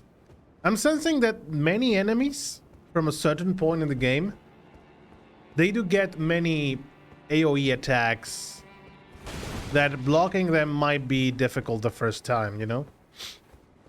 As in, okay, some of them are very telegraphed, but unless you know what the attack does, sometimes the first time you're going to eat it and get the damage for free.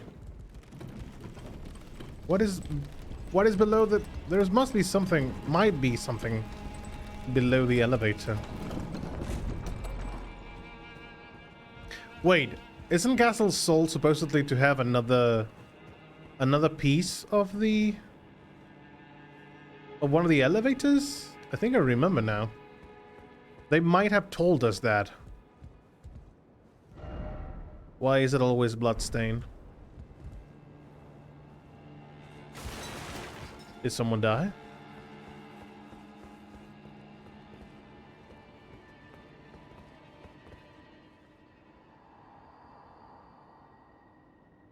Lord Mikola, forgive me. The sun has not been swallowed. Our prayers were lacking. Your comrade remains soulless. I will never set my eyes upon it now. Your divine Halictree. Halictree's secret medallion left. So we have the Halleck tree. We have the two pieces of the grand lift. We just need to find the lift. The lift itself. Once we find it, it's all sailing. I might have done something wrong. No. Actually, the game is allowing me to go through here. And falling down safely? Yes. Oh, to skip on the elevator. Is there something down here? Nope. But I summoned it for some reason. You already have lift. Do I? Have I found it? The enemies in the Halleck tree are so annoying. There's more main story parts in this area. I mean, I guess, but... Have I uncovered what the Halleck tree elevator is? The grand lift of Dectus.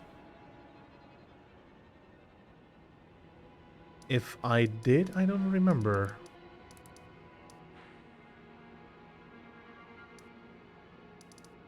Yes. You need to back near the church again. There's a pretty important back part. Near the church? You mean...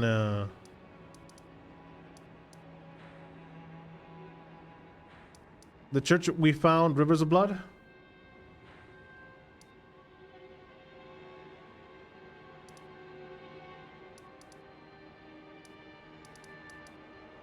Grand left of Rold.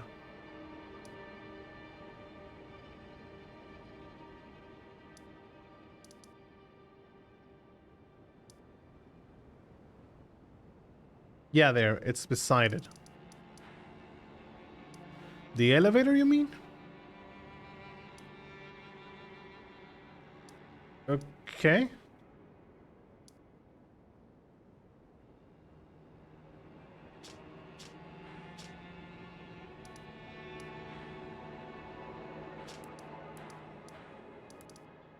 Do I already have the Halleck tree. Sometimes I wish there was a way to remove every single thing except the things you want to appear on the map. Maybe use the same elevator.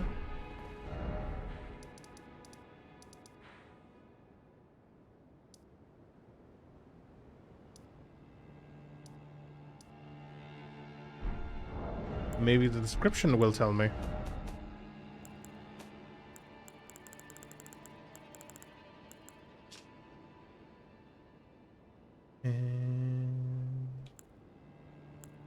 I should have read it, yeah.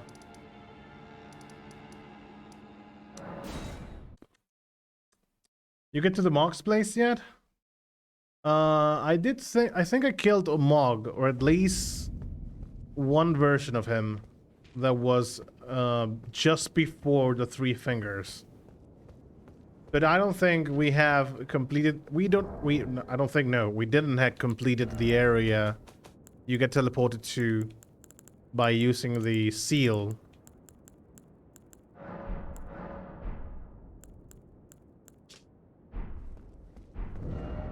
Which was... deep in the ground, I think. Estel, yeah. This area over here? The Dynasty Mausoleum and stuff? I think we did not do this yet. The Mogwing Dynasty Mausoleum. Because there was a boss, I think. No, there wasn't a boss. There was a few enemies that I couldn't pass through because they were really strong. That's his brother. I'm pretty sure that's who you fought before. Oh, okay. So, yeah, no. Probably not. Not there.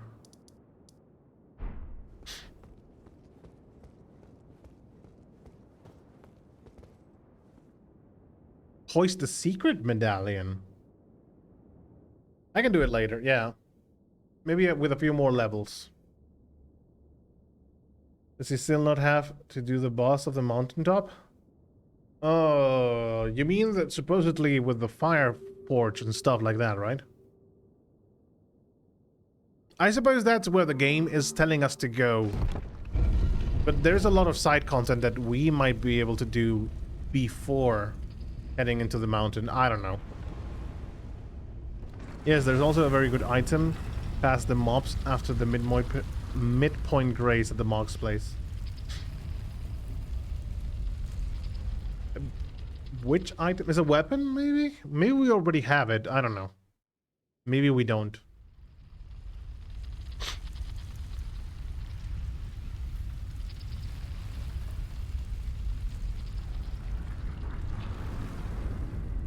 Secret area.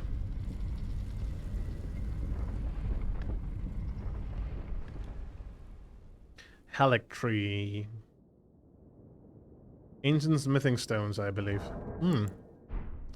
Then probably not. No high road ahead. Oh. Oh shit, I might have just fallen by doing that dumb shit.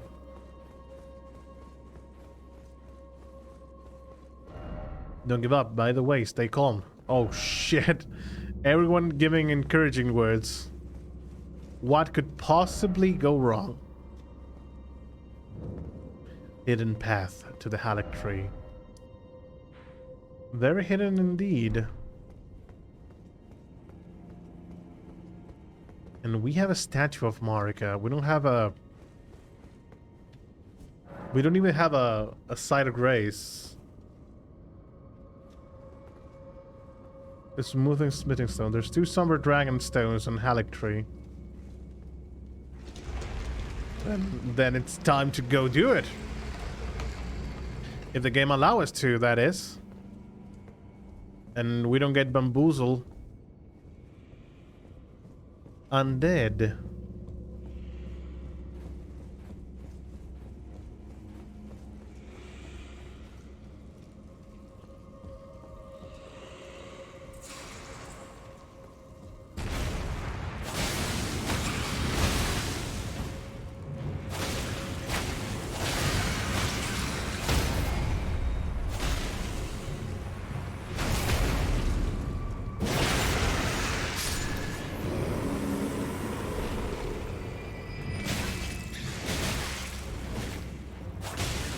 I did not see the children.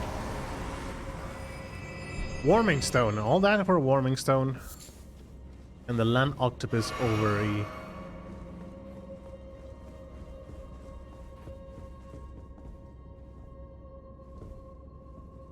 That definitely seems like a place you can go into. Or slide from.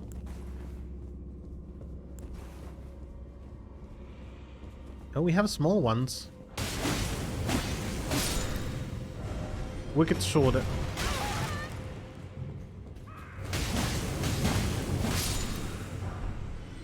Vulgar militia shottle. And a helmet, too.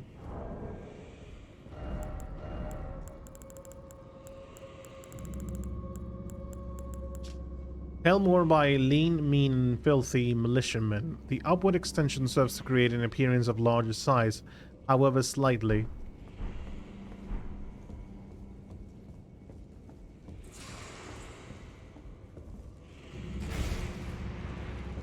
Another octopus?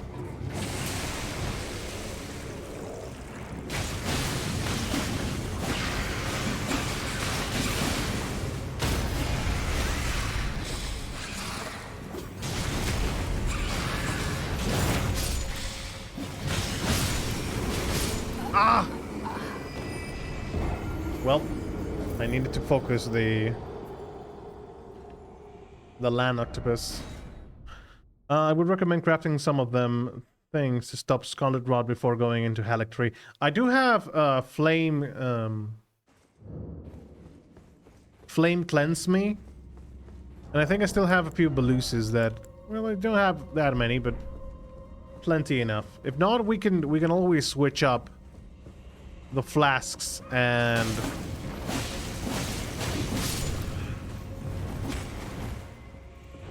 and have more magic flask instead of if I need to do the flame cleanse me more often. It's one of the few spells I have, because flame cleanse me is really good. I wasn't able to dodge. The game wouldn't allow me to dodge. Some of the enemies build it up very quickly on you and it drains your health. Yeah, Scarlet Rot is a pain in the ass. There's another area that we found out down at the bottom of the lower floor. And it was all a pool of Scarlet Rot. And it was a pain. Very much a pain. I think we needed to do that quest for Ronnie, if I'm not mistaken.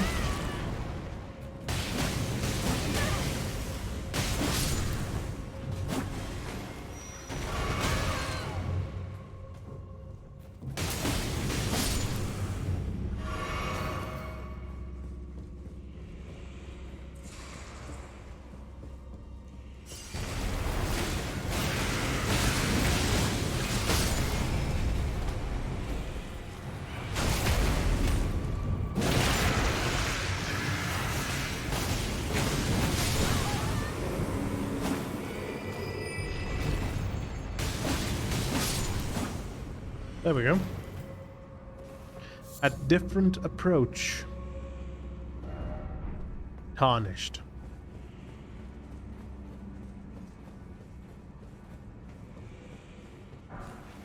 Freezing grease.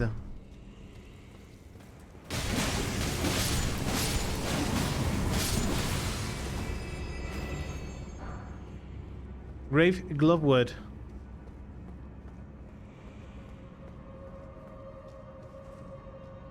Grace. Yeah, I remember it. It was a pain in the ass area, I have to say. It wasn't that difficult, though. It was mostly just annoying. Annoying place. That's about it. Consecrated snowfield. Item ahead. Why is my screen flickering so much? Therefore, seek Alt Gotcha. I'm getting like lots of pop-up things in my screen. I don't know why. Is that a graphic bad thing? A golden rune 13. Good win. There's a really good puzzle area up here. I'm all up for puzzles. So let's see how it goes. Ah, a bright spot. Show me the path, oh gentle lights. The promised path to the Halleck tree. Oh, it's going to be one of those. I see. So we don't know where to go, so we have to use the lights. Might as well just turn off mine, so I don't get confused.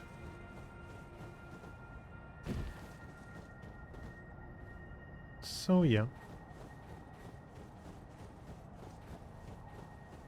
Using the lights, we have to move from light to light.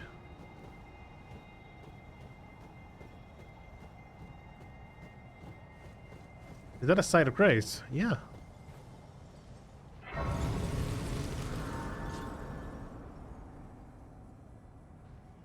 What is that shadow moving? A cloud? Okay, nice.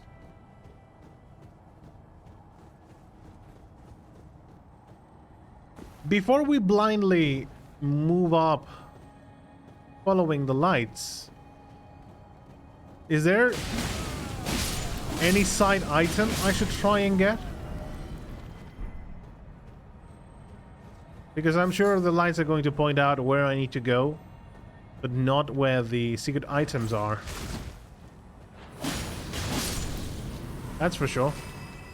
So for example, up here, if I get lost, will I be turned around?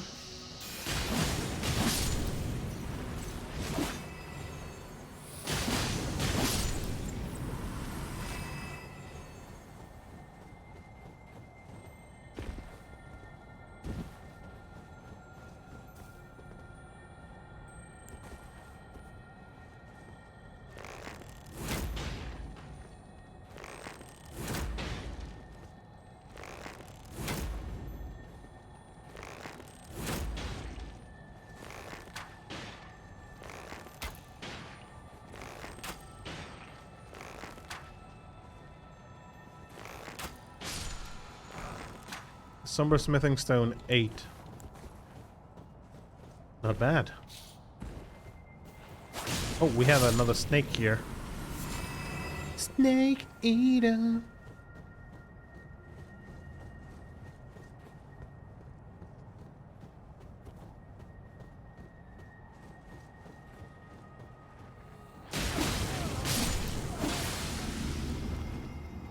Sorry, my good sir, but you were in the middle.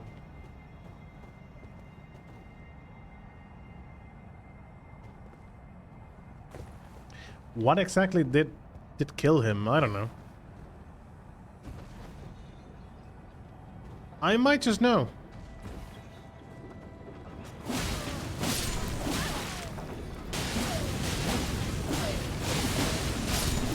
Wow, that's a lot of health. H hood. Oh my god, the giants have hair. Oh, you guys, it's been a while, hasn't it?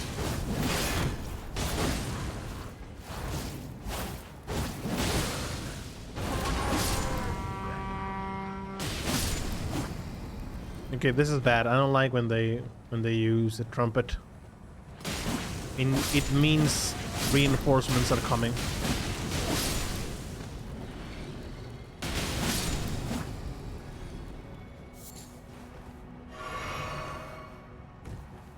What is this?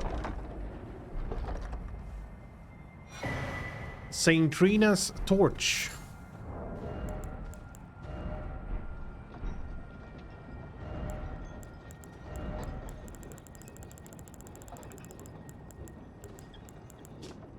Candle stand torch that burns with a light purple flame. The carvings depict Saint Trina, but in adult form, somewhat unnervingly.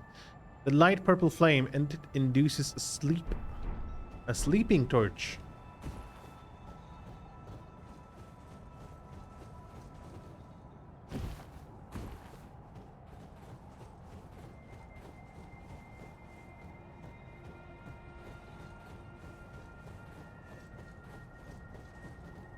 That might be a fog thing.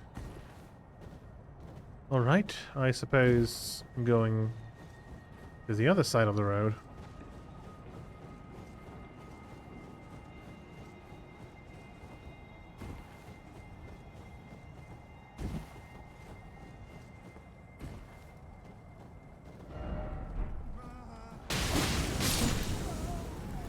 So following the lights is a thing. You can actually explore a bit and maybe discover a few treasures. Maybe there's a dungeon around here? I don't know. I was afraid of going outside the light just in case I was going to get, like, penalized or frozen to death.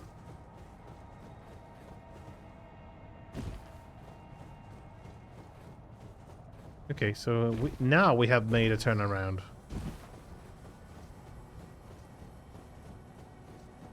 This one over here, we just need to carry it on. Where the giant's going, I don't know. Definitely to a place not here. And why exactly do we have flowers blooming on the ground when it's snowing?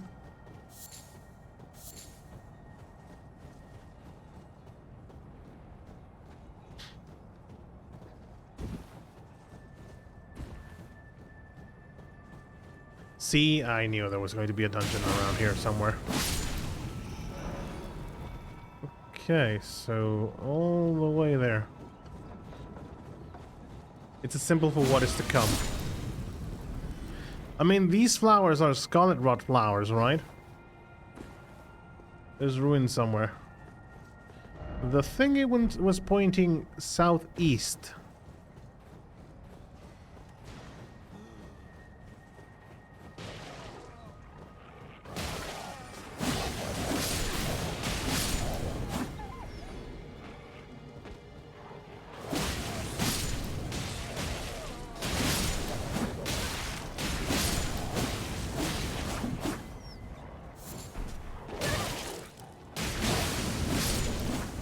almost died to that wolf. E. E. A.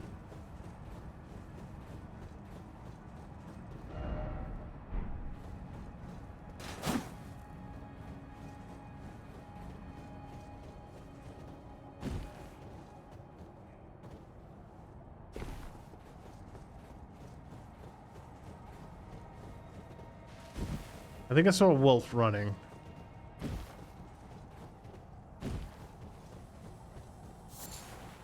Lump of flesh.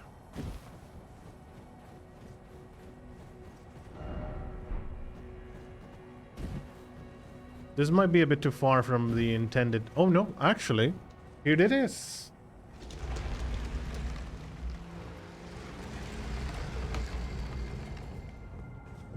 Consecrated snowfield catacombs. Even inside there is fog. Oh, well. Okay, no fog. My bad. Look at. Look.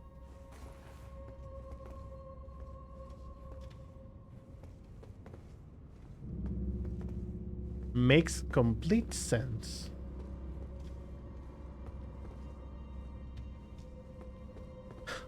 Do you think the game is too dark? Here, let me up the brightness, guys. Okay, this might be a bit too bright. I'm going to lower it. To dark again?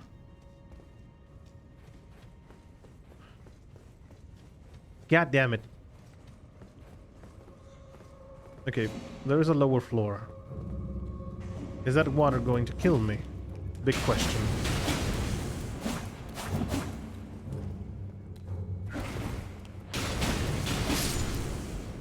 Okay. First off, range battle and then be wary of left. Oh, yeah. That is something I never tried. Can you deactivate the traps with a bow?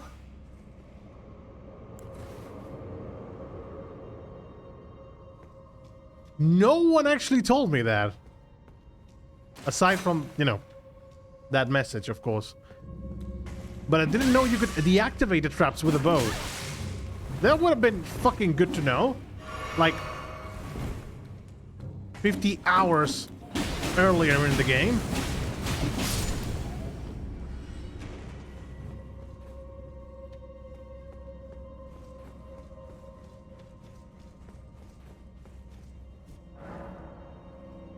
Frankly, I did not expect the arrow to work, but I mean, it's a hit. So it makes sense that it does.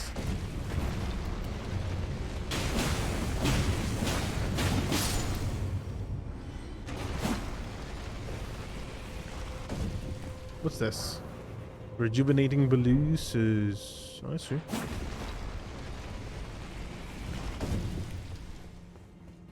Might as well take a sip of the blue.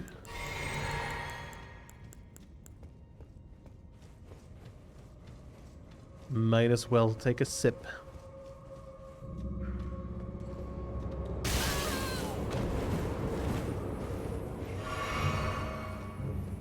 Look, that was obvious, and I did not see that shit.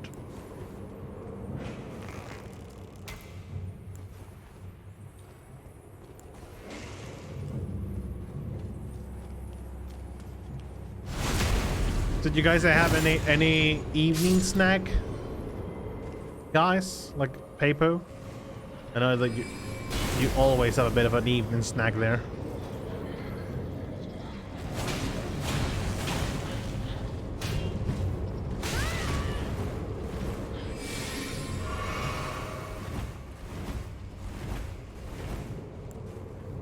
You know what? Fuck you.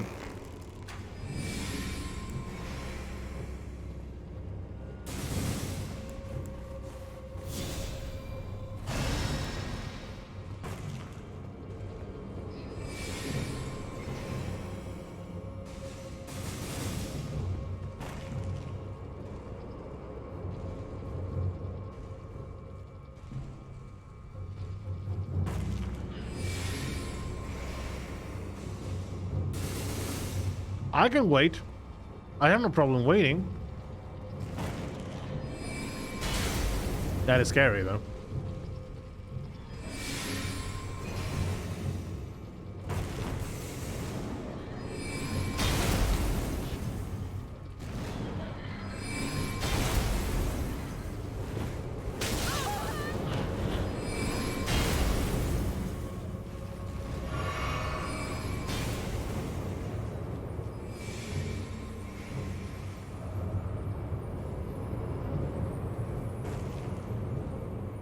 Yeah, indeed. I think I've killed enough.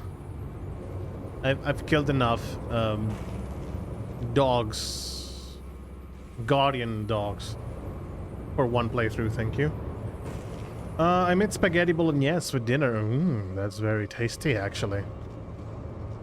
Lots of tastiness there. Was it all... Did you do the bolognese yourself? Because my goodness, a homemade bolognese can get really tasty.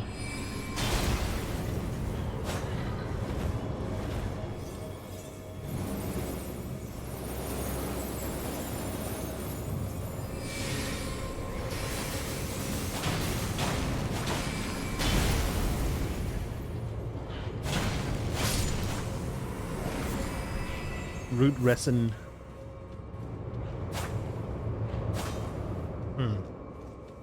If I lower it now...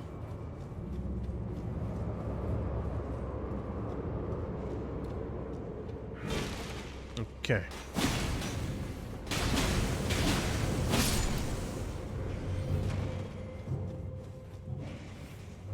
Spaghetti so tasty. Spaghetti, pasta in general, and rice particularly are very...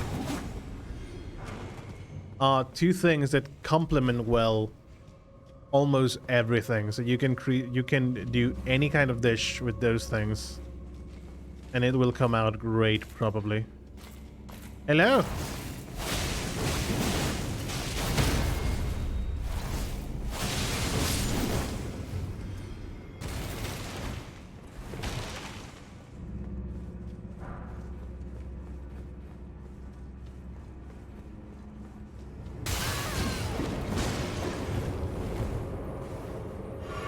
Okay.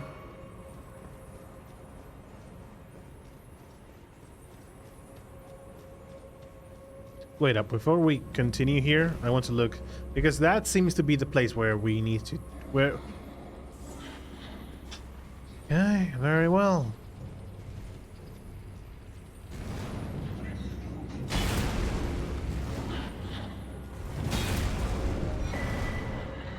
Imped, Elda.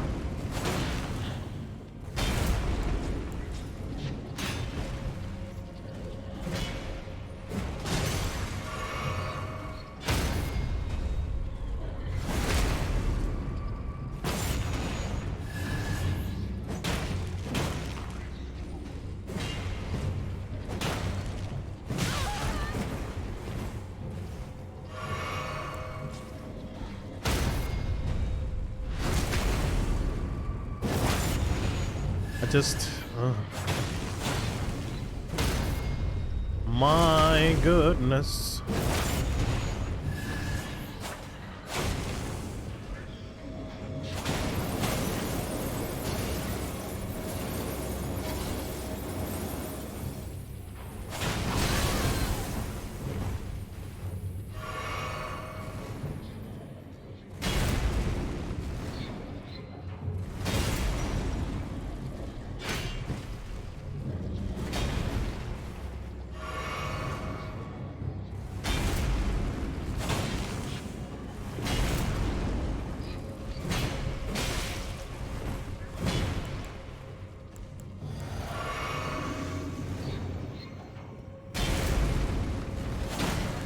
I don't know, he's not going to drop anything, but I'm killing him just in case this might be one of those guys that for some reason has an item.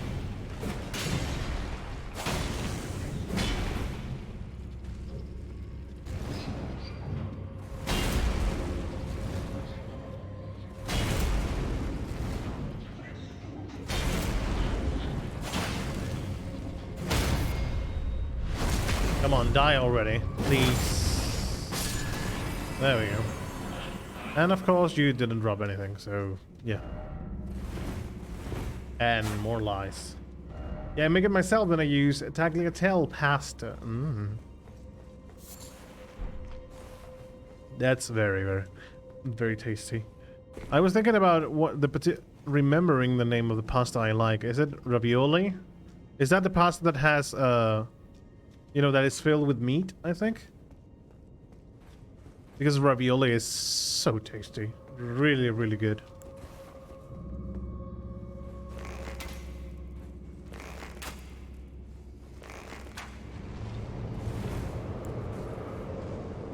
Yeah, you can have it filled with beef. Yeah. Ravioli can get really tasty if you mix it well with, I don't know, carbonara maybe. Or I remember going to an Italian dinner, and it was ravioli with a sauce made with 5 different cheeses. And goodness, that was so tasty. So good. I enjoyed it a lot, actually. Loved it.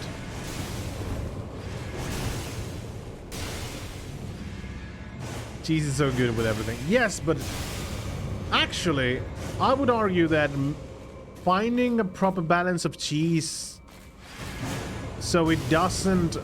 So, like, one of them doesn't actually drown the taste of the others, I would argue that is very difficult. You know, finding the balance between the cheeses.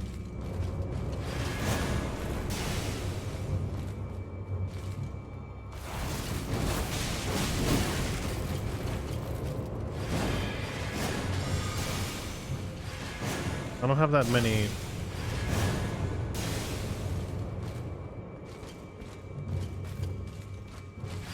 I don't have bare. Oh my goodness.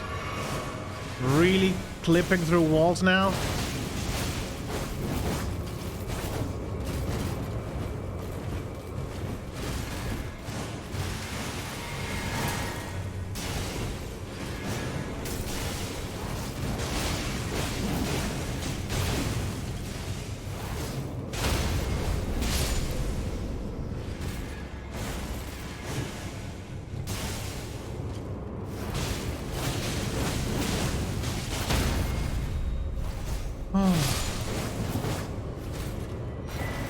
Clean rod helmet.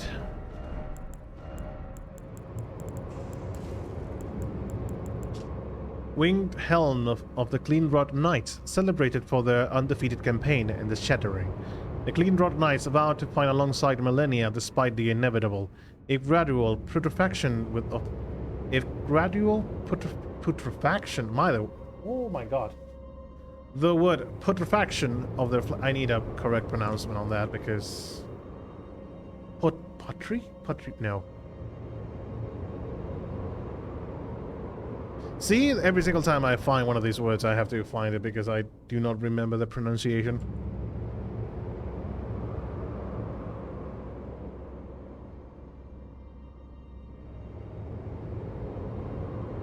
Putrefaction. Putrefaction. Putrefaction. So faction is like faction, but you know... Putrefaction. Putrefaction. Okay. Thank you. Putrefaction of their flesh. Their acceptance of their fate made this battle the fiercest of all.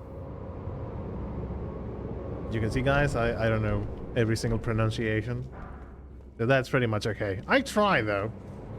So points to me for trying. Putrefaction. So faction is just like faction. It's a putrefaction. Fuck. Didn't mean to do that.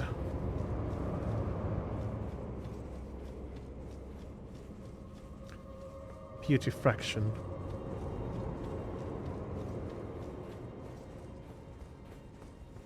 Putrefaction.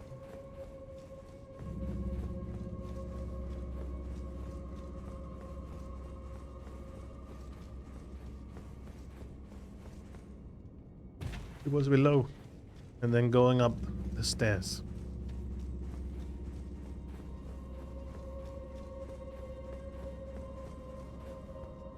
So if we want to go up, jump attack to the rescue. And here it is, the lever. You could not teleport inside the dungeon, could you? No, you need to go back the old-fashioned way.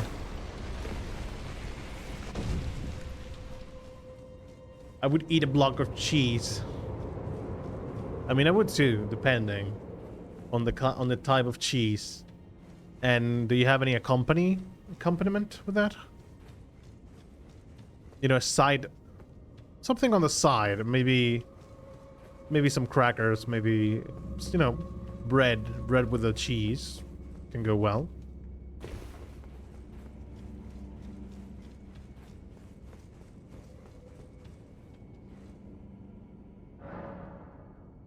That especially happens with cheeses like blue cheese and stuff. Because of the strong taste the cheese has. If you want to mix it with other cheeses, finding a proper balance so that the blue cheese does not cover up the entire flavor of the normal cheeses. Well, normal. Every cheese is normal itself. But blue cheese has the reputation of being really strong in flavor and smell. I need a few more runes. 1001, actually. This one. This one is good enough. No, I just see it and eat it like an apple. I could do that too, but not on a daily basis, I would say. I made chicken stuff with blue cheese and rabbit bacon during the weekend. Oh my goodness, that is so tasty. So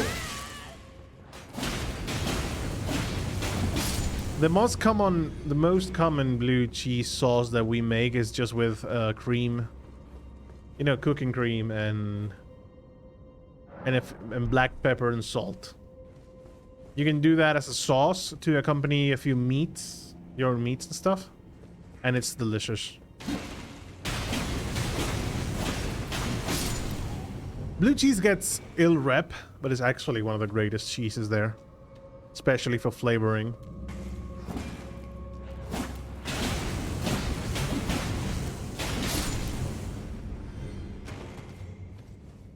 Alright, let's see who the boss is.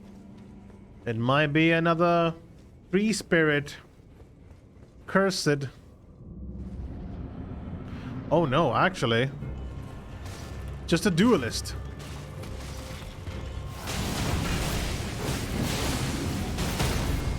Wow.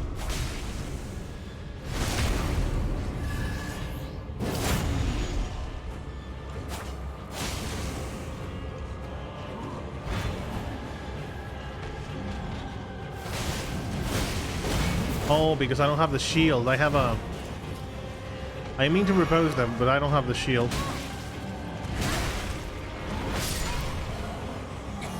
Don't worry. It's an easy fight we can win. I'm just trying to get flashy here with a few more repost. Only basic bitches don't like blue cheese. It really depends. I mean, I know a lot of people that would kill me because if I said that I don't like coriander. Coriander? Is that the proper condiment, I think? So a lot of people would look at me wrong if I'd said that, but I just don't. I know that it's so well used in cuisine, but I just don't like the taste of it. Not at all.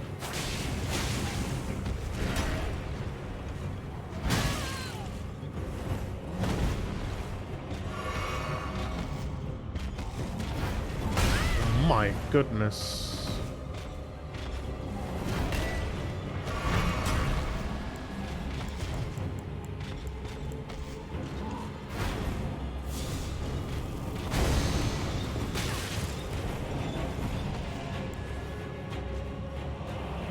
Come on, I want to get flashy. I want to get flashy, dude. Let me repose you a few times. It's all for the views. It's all for the views.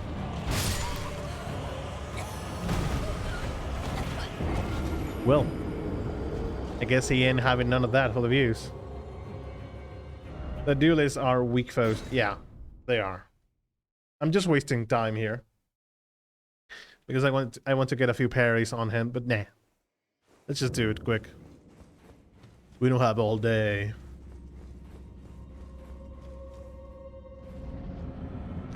Okay, the fun ends here, bro.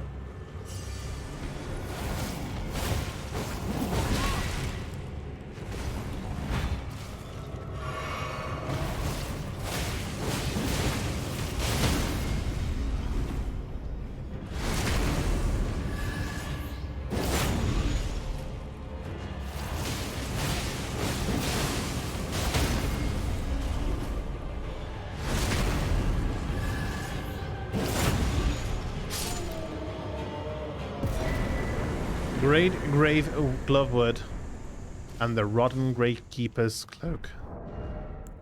Oh my goodness, do you get to keep that? Because that looks hella good. Oh wait, it's not a it goes to the chest piece. Thick bristly cloak eaten through by scarlet rot, the symbol of underground gravekeeper's station. And you get naked. Look at that. Very cool, actually.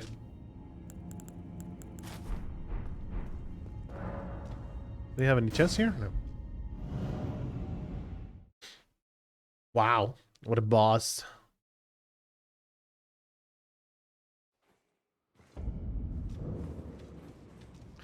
And actually, he gave us a lot of souls. He gave us 80,000 souls.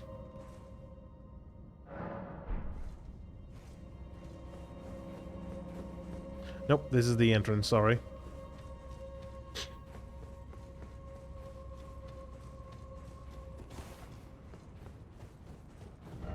Very well. Keeping up with the lights, I guess.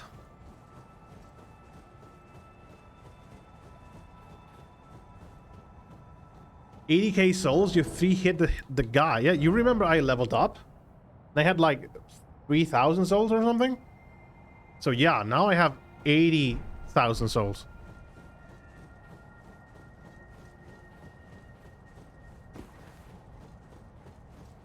I'm telling you, the ball blade is really strong because of the knockback. If nothing else, that knockback is insanely good, especially against enemies like knights. Because usually I'm so afraid of the you know, the knights that have shields and are really tall and they have powers and stuff. I'm usually very afraid of those appearing because I know that they are really a danger. They hit pretty hard for what they are.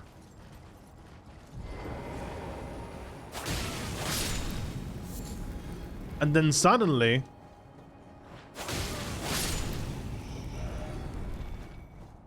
you find a weapon that just knocks them back every single time.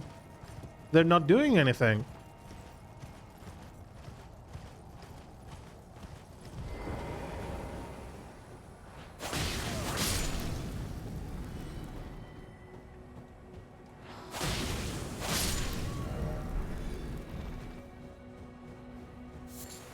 Michaela's Lily.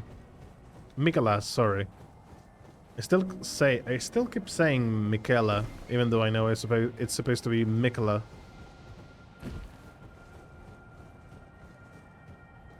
That knight scared me. I thought it was another knight that was going to hit me. Oh, wait, what? Magic dudes?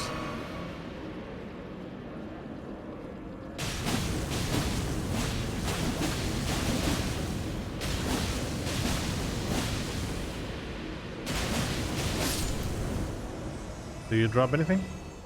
Nope.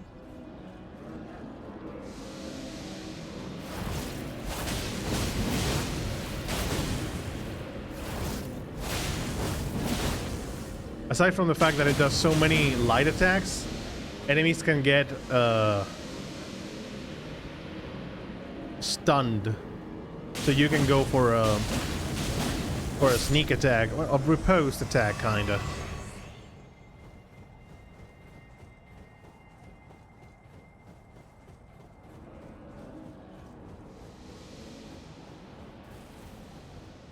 I'm exploring. I know I should be following the lights, but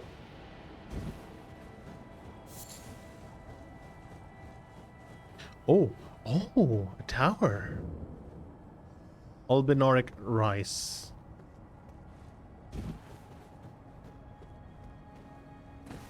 Very well.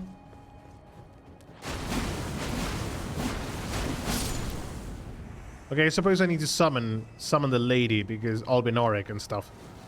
So maybe she has a hidden dialogue here. And actually, it's allowing me to summon, so Oh, they respawn. Fucking great.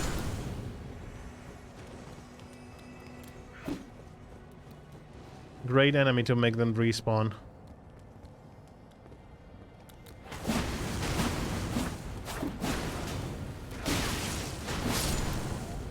Could I break the statues?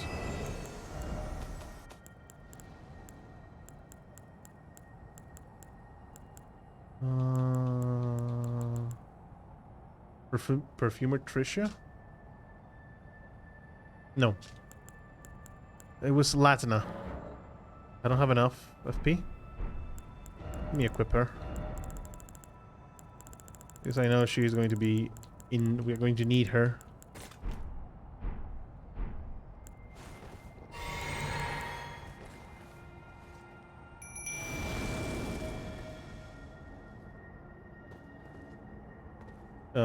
Do you know my chance what we have to do here? You must solve the puzzle to enter. The other idea is to break the statues. Can I? Nope. Read the message. Blue ahead. In sword summoning I summoned the wrong one. Well. This is the puzzle bit. Yeah, the full blade looks good. I just maxed it out but never used it. I might change to full strength instead of magic. It's pretty boring.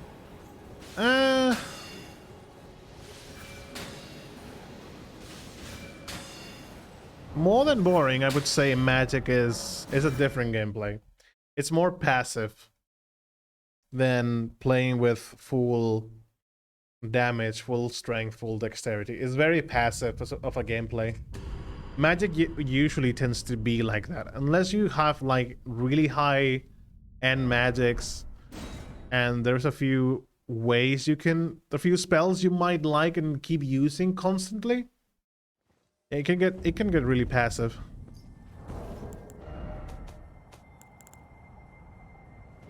So I guess I need to use the 2 gargoyles.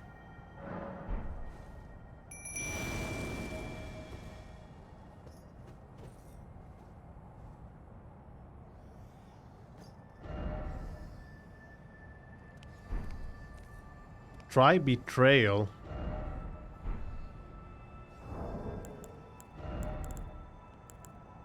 Because I need them to...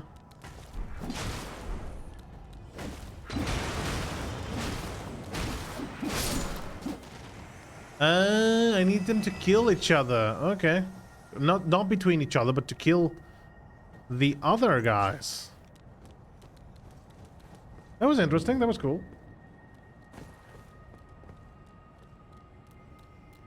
I think Rivers of Blood is also better versus the boss in this area and the final boss than the pole blade, just because it hitboxed.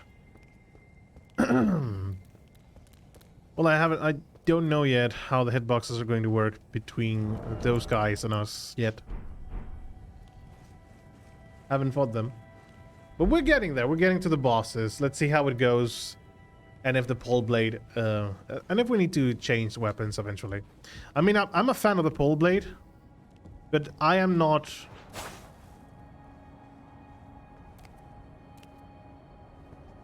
like, using it as my only weapon, you know? So if I find a weapon I have the stats for, and I like it, Raven Mask Talisman. I'm going to use it anyways. Just because it might be fun and might be good for the gameplay too. You know, trying different weapons is also really nice. A talisman depicting the first school of Graven Mages, a nightmare that would continue to haunt the academy. It raises the potency of sorceries. The primeval current is a forbidden tradition of glintstone sorcery. To those who cleave to its teaching, the act of collecting sorcerers to fashion them into the seeds of stars is but another path of scientific inquiry. So that exactly is what happened to Selin.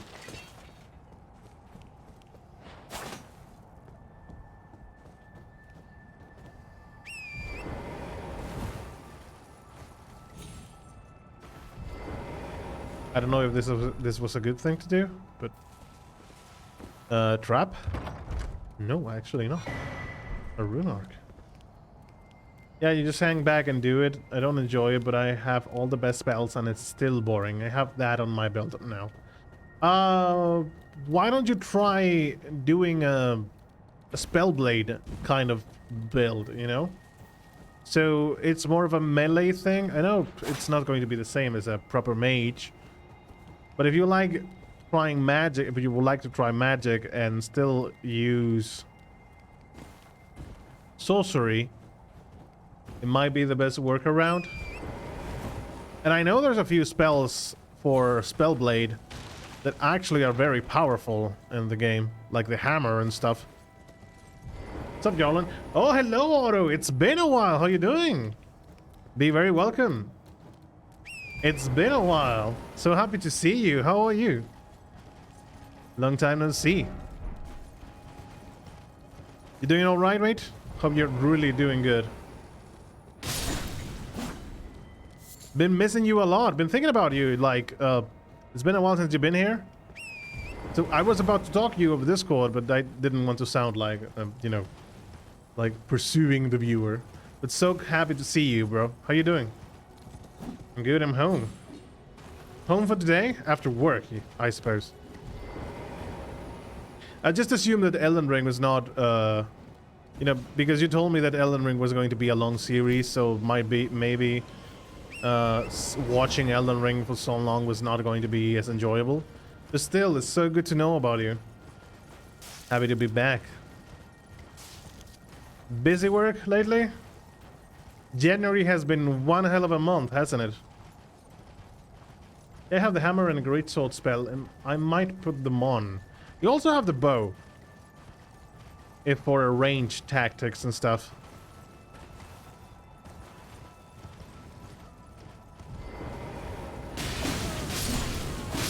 I was in the military last month and now I'm back. I'm in the military.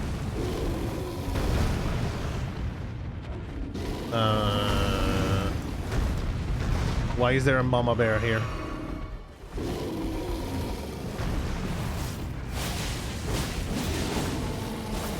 I would ask for that story because that seems to be a very interesting thing. I fucking hate bears in this game, dude. They have such an obnoxious aggressiveness. How was the experience, though?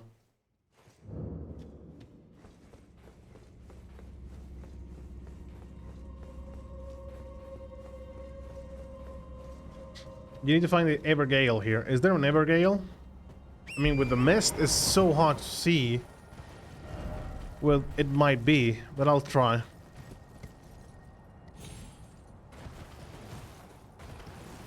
don't think this is going to be a high road that kills me. And I suppose that that bear is important, so we have to try and kill it.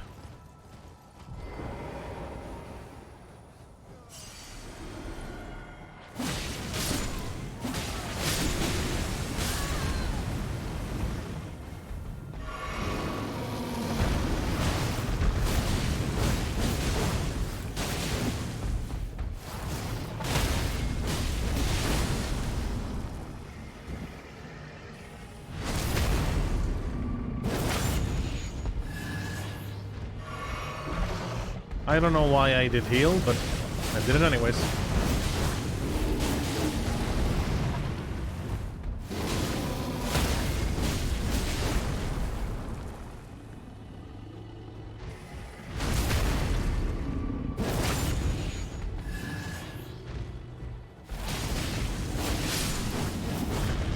Thank you, bleeding. God damn it. Larval tier, so respec material basically. I'm in the road, and the road seems to be lighting up with a few lights, so I think I messed up. Ooh. So maybe jumping off cliffs with this mist might not be the greatest idea.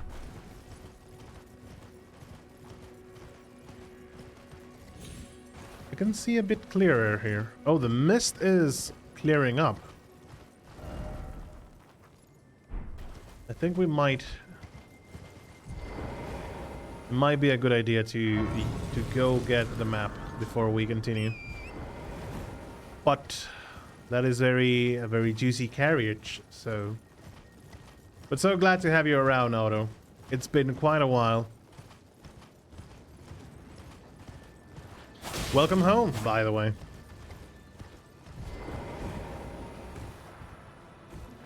I live in Israel, so after 3 years of mandatory service... Loving Sword. After 3 years of mandatory service, you become a reserve for the army and get summoned once a year back to stay in shape and stuff. So you get in shape like in 1 month? They ask you to go back and do the training for once a year, for a full month, I mean. Sounds good. That definitely explains your absence, so hopefully it was not that rough. Legends speak of a master of the sword garb in blue and his curved blade that was patterned after the flowing water. Strong attacks unleashes a serial of strikes akin to a dance, offering a glimpse into the legend. Really now? I'm curious, okay.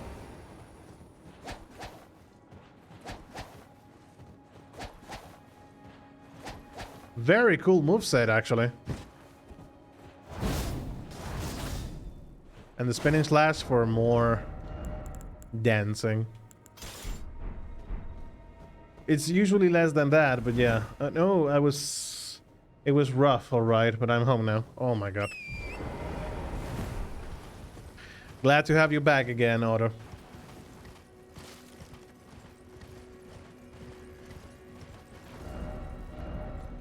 Let there be light.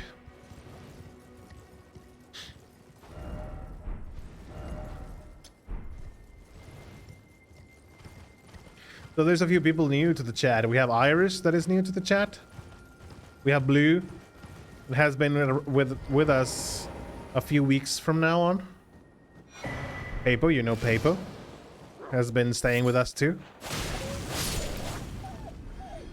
So we are steadily growing up steadily, and that is something that really makes me proud, and really hope you guys are also enjoying the content too.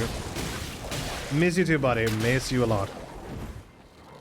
I was about to ask you over Discord if you were alright, if something happened to you, but didn't, you know, being a streamer and stuff, I still hear a few tales of people from now on that they go around, you know. Stop that.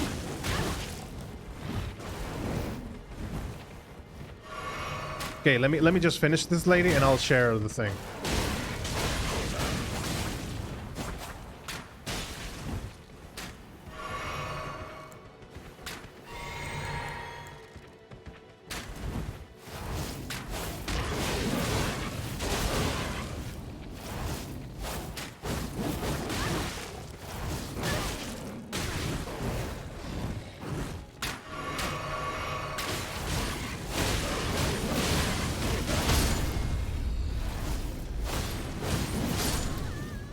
Okay, so about what I was just saying, there is a few people that I know of that basically told me about other streamers going on hunting, so to speak, hunting, you know, the viewers and stuff.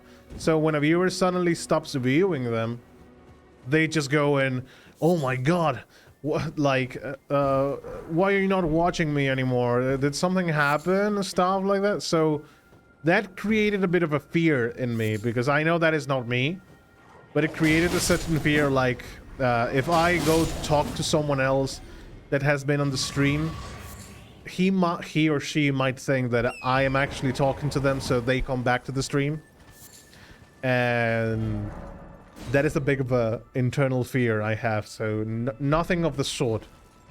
But still, you know, glad to know that you were okay. So perfectly fine that everything went all right. I wouldn't be able to answer you at that time, but you can contact me whenever, buddy. Oh, okay. Yeah, because probably you were out of reach. Oh, I get that. Yeah, I don't know. But is the feeling of this person might think I'm actually talking to them just because I benefit from that? And it's a bit of a strange situation. But yeah, nothing of the sort in my case. It's just that sometimes I worry, especially if someone like your case, in which you usually are here stream after stream, then suddenly stops. It's like, huh, how odd. It's been a while since I've seen this person. Did something happen? You know, concerning more than anything else. Yeah, I didn't have self-reception at that time. Perfectly fine. I assume it works like that in the military. In any country, specifically.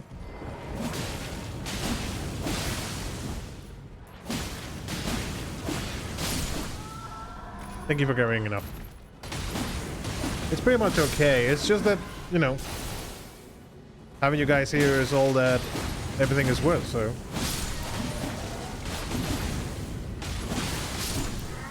Without you guys, I'm just a dude.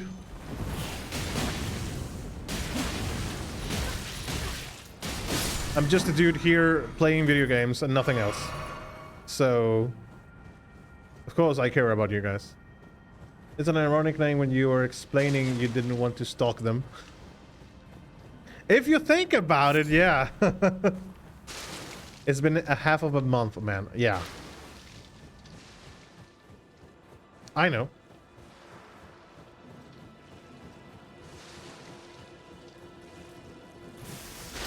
The stalker being the stalked. Well, I know you. Now, can you imagine me going like, well, I actually searched your social media and now I know where you live and your address and stuff, all like a stalker. Yeah, no, that's creepy. No, I don't like that. I don't like that one bit. Especially me, since when I'm not off stream and not streaming the game, my Discord can probably be the most abandoned Discord of all time. I just go into Discord and be like, hey guys, I'm online. And then I never upload anything. Unless something draws my attention, I think, okay, the guys might want to know this. So my Discord right now is... What the hell? Okay.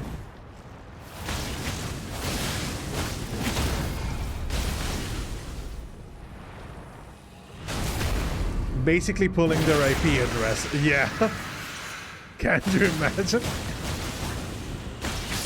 Well, wait, didn't something like that happen not that long ago? With another streamer, I think? I think it was a woman, but I don't remember the name of the streamer. That I think she was being doxxed by this guy, or maybe he basically sent a few donations that have not proper messages, and she basically snitched out the guy's name, the guy's address and stuff like that, because when you do a donation, apparently I don't know if that happens to every single donation, but apparently I think it was over with PayPal.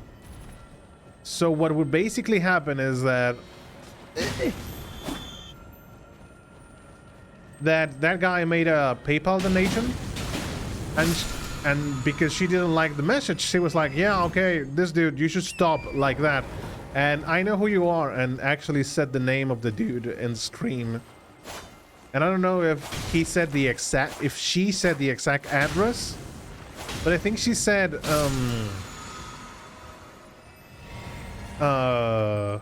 what was it? Not the address, maybe? But it was the location of the donation, like the place where, the country where he was doing the donation.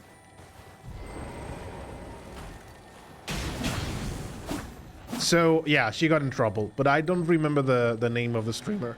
I think it was on December, more November, December, kinda. A guy who streams killed a girl quite close to where I live last week. He then faked a live stream to act like he was streaming while it happened. Wow, dude. Wow. But yeah, it's difficult to fake a stream. That's very crazy, dude. But it's difficult to fake a stream when you have to read the comments and read the chat, you know? Because it can get pretty obvious when you're not streaming, you know? When you're not paying attention to the chat.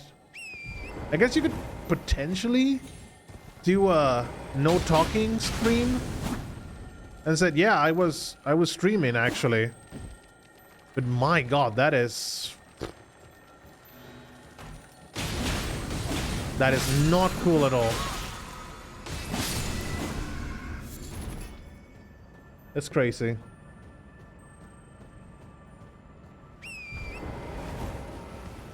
But I suppose it's normal that it's normal. It shouldn't be normal, but you know, it's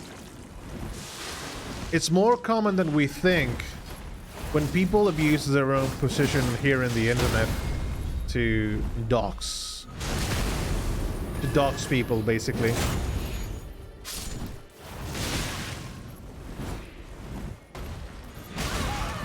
So I've been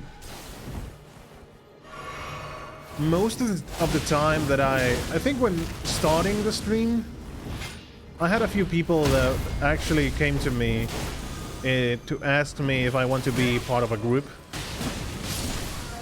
and it has happened a few times.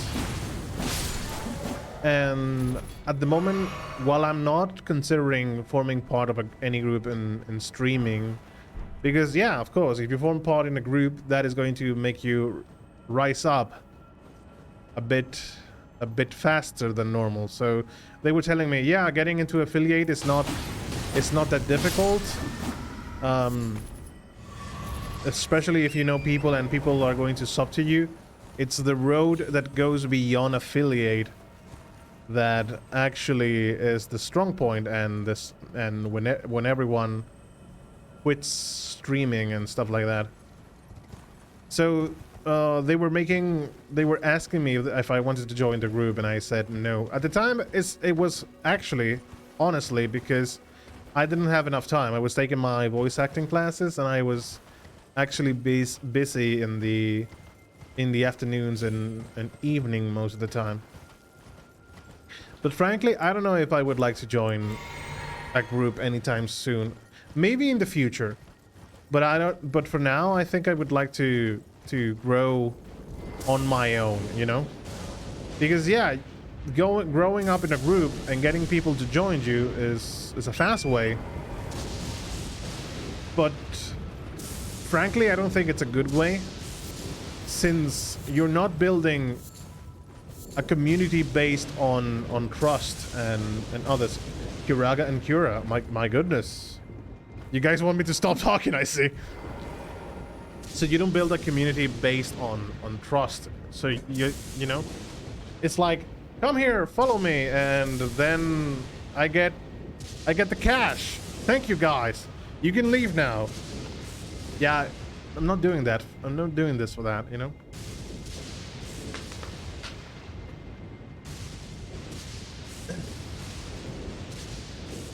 Truth to be told, and I have to be clear with you, I am mostly doing the streaming part because I would like to tackle the games that I have on my pending list, but probably I would be too bored to play it on my own, you know? So if I So I stream so that I can get a chance to play those games with you guys, so you accompany me through this torturous journey. Stretching. This area is quite long, actually. I'm impressed.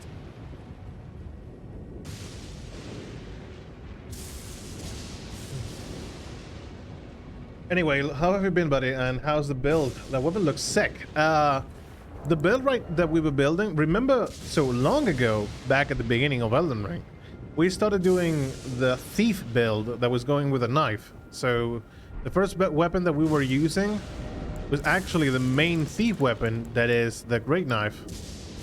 And we upgraded it to +4. So going through Limgrave, I was actually getting the hand axe, and I had a few more stats around that same build. So I decided, why not? Let's build with a hand axe, because I do like axes in video games, and it doesn't stray too far away from the build we're currently having.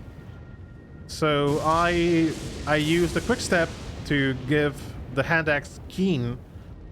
And using dexterity with the hand axe, and it was, you know, it was really good at the time.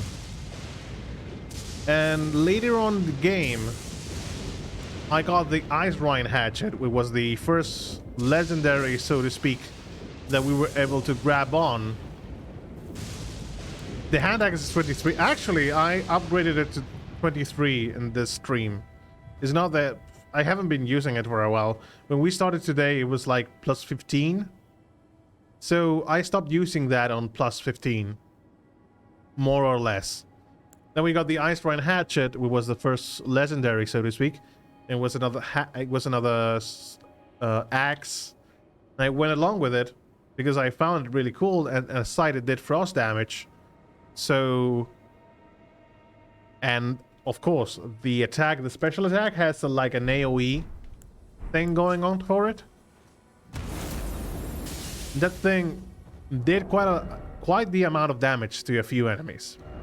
So doing the samurai quest, we were able to get Eleonora's pole blade, which is the weapon I am currently having. The weapon itself I was not able to use until I leveled up Arcane a bit. And found the moveset, said, okay, it seems like a normal twin blade. I have never used this kind of weapon before in any Souls games. Seems like a good, decent try to have it around. I was looking at that strong attack and said, oh my god, the strong attack might be a bit slow, but it's actually looking quite good for strong attacks, stun breaks. Stuns, basically, not stun break. But then, this one too. This attack. Aside from the blade, giving you bleed damage, which makes the enemy bleed and have a solid amount of HP removed from them. That moveset actually stun locks enemies a lot. And it doesn't allow the enemies to move sometimes. Depends on the enemy, not every single enemy, not bosses, for example. But the current build is actually an upgraded version of the thief build. We're still using the buckler, and we still have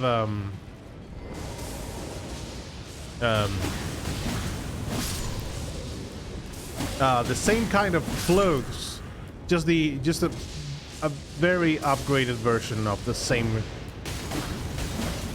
attire with a few extra boosts. Like, our jump attacks do more damage, even though I'm not using that many jump attacks. I'm wearing this clothes because of Drip Souls, basically. Nothing much to it.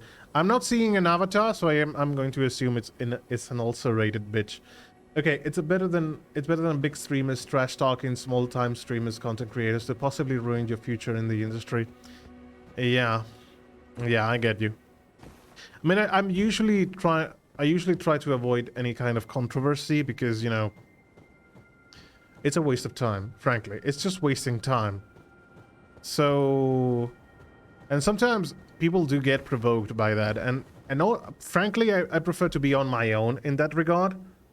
So just having, you know, chill streams, just be doing what I want, enjoying my time with you guys, just even while raging, if I rage through a boss or something, just want to be on my own, frankly. It's having, I'm not close to cooperate or doing a co-stream with other people. In Christmas, for example, I was playing with also Otto and Audrey, who was here. We played Fall Guys, and I was playing with Cheshire, which is another viewer that we have, and she also streams, and we were playing Deep Rock Galactic. So I'm not close to that kind of co-op plays with other people, but joining a big group as in more than 10 people, no, I don't know. No, not at this point in my life. Agreed, Blue. Don't go to the Magic Town until you're done exploring. The Magic Town? You mean this one over here? Okay. We still have a lot of areas to explore too, so... Oh, it's the X plus 23 now. It does. Yeah, that really came when I was talking about the sword and the stun locks. Yeah. The blade can do a lot of stun locks against heavy enemies. It's really painful against them.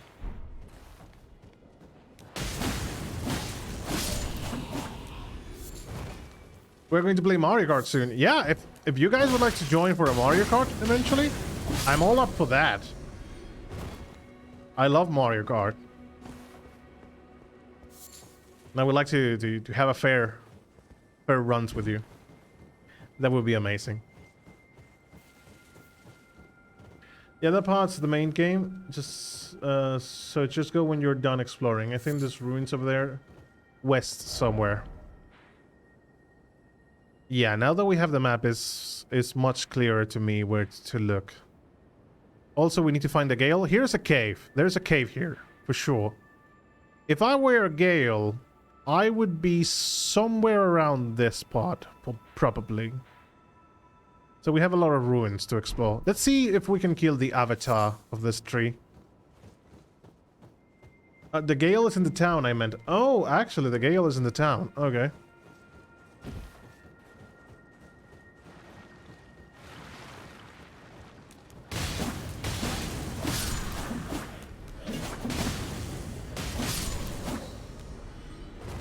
It activated the puzzle.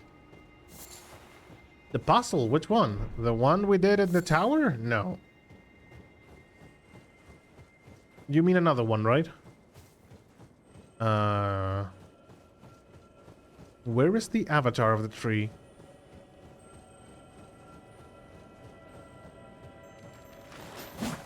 God damn it. Come here.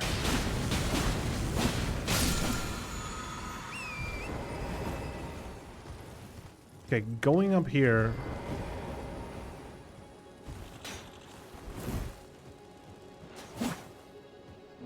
Ah, I hate the dragonflies. Can you imagine having to farm the dragonflies?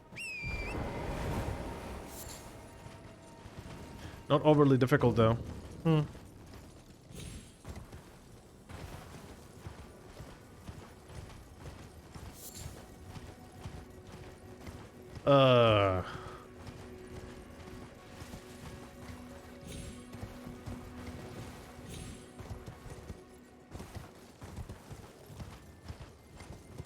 So if the avatar is not here, does this tree have... No, this tree is dead.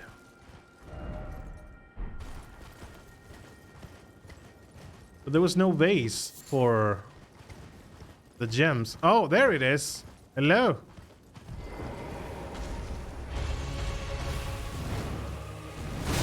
Oh no. Oh no. Scalded Rot.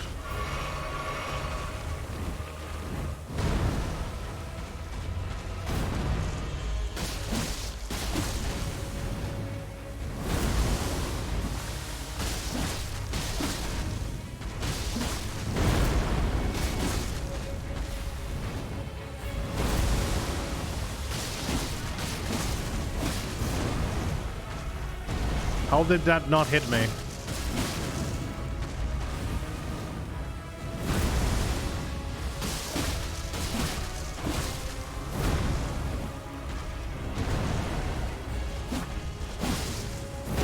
Ah! No, no, no, no, no, no, no. No! Don't do the overhead. Don't do the... You, of course you're going to do the overhead.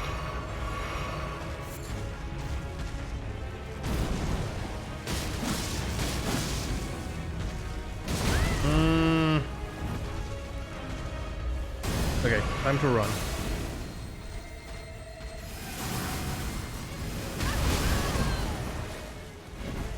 Wasn't able to dodge. Do the sweep.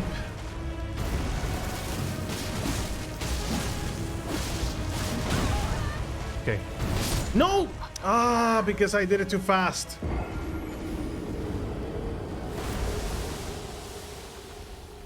Ah! Never mind.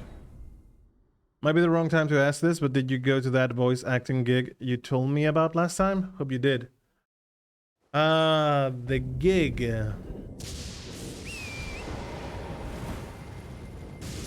No, I wasn't. I think I told you about. I did I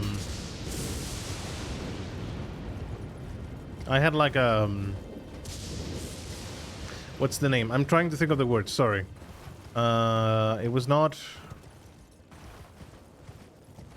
So they were looking for people. That's I'm going to work around the idea. They were looking for people, and basically I wasn't able to. And I sent my demo to see if they liked it, but I know I wasn't picked up. The audition, yeah. Thank you, Irish.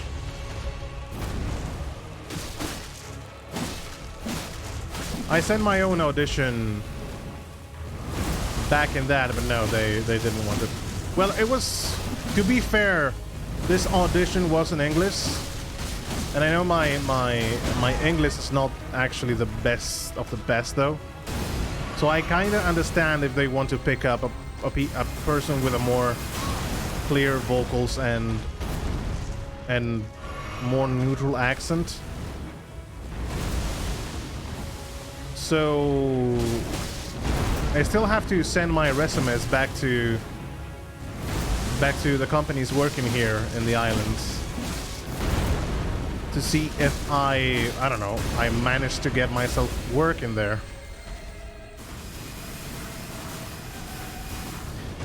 The only thing I need to do, frankly, is to translate my resume to English, because unbeknownst to many people, there's many producers here in the Canary Islands that actually work in English. So having one of the locals being able to voice act for them might be a good idea, but also it gives me the chance to send that thing to companies here that still work in Spanish and stuff like that. But yeah, the gig did not work, unfortunately. They're still looking for people, so I might send a few more editions. So the job offer was actually from the guys that are making Zombie Run. So Zombie Run, the app game, you can find on the phones and stuff. So they are basically apparently making another game, and they needed voice actors. So from time to time they still release they're looking for people as to do their voices. But the last one they come out with were mostly looking for female roles more than males. And even if I want to work, I don't think they're going to accept my voice as a female voice. So for now, it's just a waiting game. Thorny cracked tear. Yeah. Does my voice sound like the most female voices you have heard? It was thorny, right? It was a thorny, yeah. A crystal tear forms slowly over the ages where the earth tree's bounty falls to the ground. It can be mixed in the flask of wondrous physics. The resulting concoction makes consecutive attacks grow stronger the longer they continue. However, the effects only last for a short time. And the other one is the rupture crystal tear.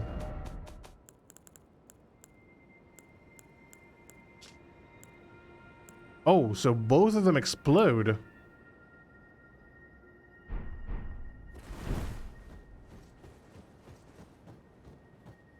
Is there actually a point in making the flask of wondrous physics make you a bomb? Do the most feminine. Well, guys, as you might have known, I'm kind of a, well, I don't precisely have the most, female voice, and I could potentially, if you so want, I could share with you the most whispery voice that I can make. So, sorry guys, I don't think they're buying my voice as a female anytime soon, and I apologize for that. If you translate your resume, you want me to check it for grammar, I can do that for you. I know it's sometimes translation didn't come across 100% accurate. Okay. Okay, that actually sounds like a perfect idea, Irish. I should be sending you that resume. Once I get to... the squeak. Guys. No, that's not happening. PvP go big boom and one shot. Really? There's people that actually drink that thing and go kamikaze on the other players. Frankly, the strategy is so bold. It might just fuck you. It might just work. But yeah, Iris, I would be grateful for that. Hopefully I can translate it perfect. I can translate it well. But yeah, I could send you the resume. And yeah, it's a bit odd when you send a letter to them asking for if they have a job for you, and then sending your resume in Spanish. So, and being like, yeah, I send you my, I know you work here in the Canary Islands, so you guys should know Spanish at least a bit. So here's my resume in Spanish, even though this message has been written in English.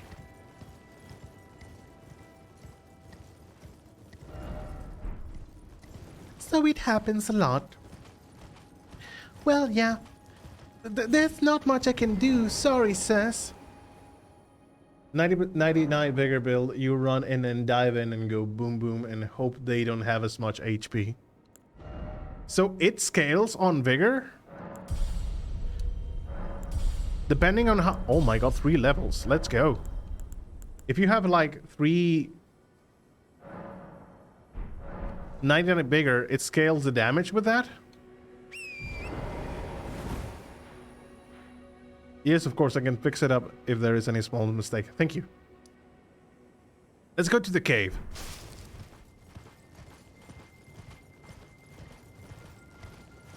Actually, has the mist just uncovered? No, I don't think it does scale on HP, but like 99 bigger, you live that explosion. Oh, if you have less than that, you die?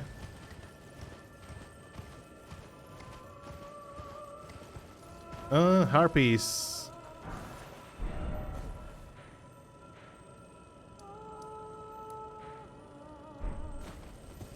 We have a lot of dung beetles around here.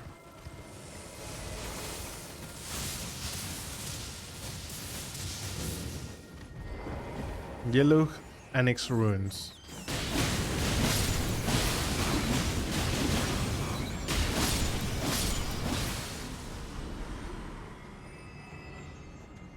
We have so much health now.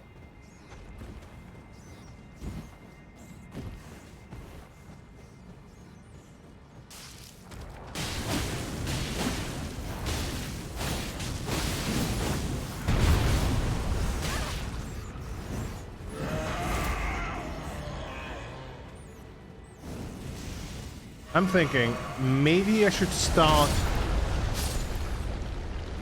No rats.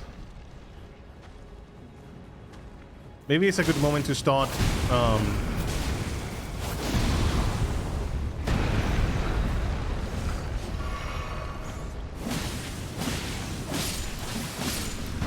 leveling up Arcane to 50 more than keeping up with Vigor. Might be a good idea so I can do a bit more damage with the weapon.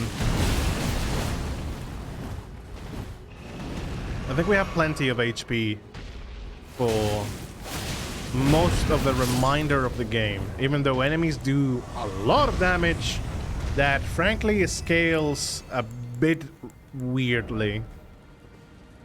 But maybe one more level in Vigor and then try to level up our Arcane so we can do more damage with the Eleonora's sword. I have 99 Vigor, I'll try it out. It does like 1.2k damage or something. You still do bleed damage. Nice. Yes, the blade has bleed damage in it. Causes blood loss build-up 62. Also, our leveling up Arcane could be good because of loot reasons. Not like... We haven't had that many problems with the loot. Because it frankly drops very nicely. But you never know. Might come in handy. I'm not saying no to loot. Oh, fuck. Wait. We have another one, so we might be able to drag him. Don't kill him, go out left and make him destroy the wall. This one over here?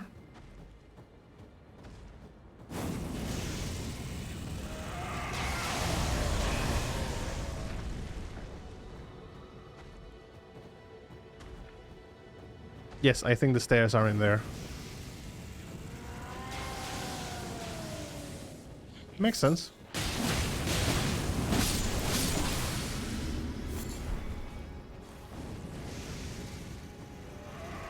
Yeah, it seems like an enclosed space he can actually break. Come on, dude. Stop doing fucking with the drift on the camera. Come on. You jumping at me? Nope, you're doing spells. Well, thank you. Can you break something else? Nope. Time to use torrent. Thank you, Irish.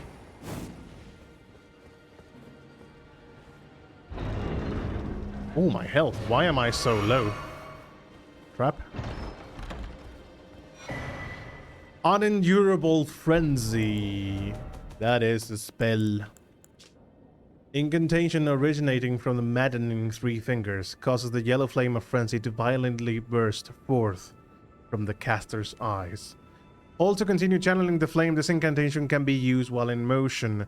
It is the maddening pain and unstoppable tears of those afflicted with the flame of frenzy brought into being. Jesus. You can also pair the explosion crystals with the one that does damage reduction so that when the explosion goes off, you hardly take damage. Does damage reduction so that... Oh, I see what you mean. But doesn't it increase the damage having both tiers exploding at the same time? You know, using both tiers in the flask? Or is that an insta-kill for you if you use both tiers?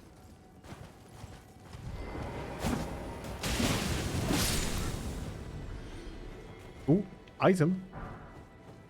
Glass shard. So many giants, though.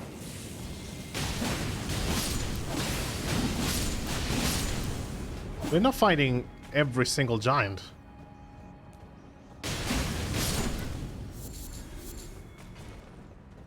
Yellow Ember, Eye of Yellow. There doesn't seem to be stairs. Hello. Hello, Mr. Crazed Giant.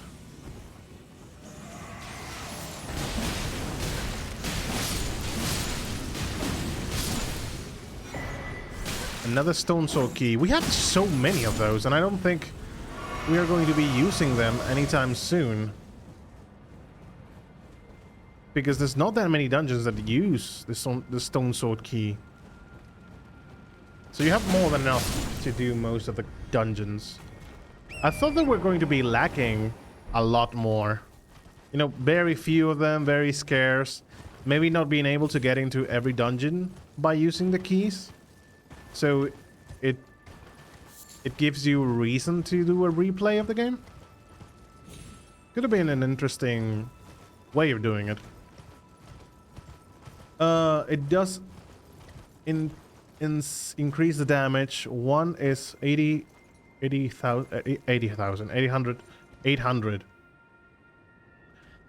800 holy damage. Two is 1,750 holy damage. So unless you have more than 53 vigor, you die instantly to the double explosion crystal.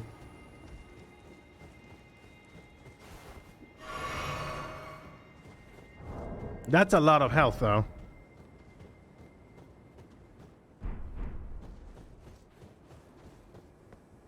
So the cave, that is the cave. There is the cave. We are going in the cave, guys. You cannot believe that we are going into the cave and we are dropping through the side of the cave. There is a lot of blood stains and I don't understand why, even though I almost fell and died myself.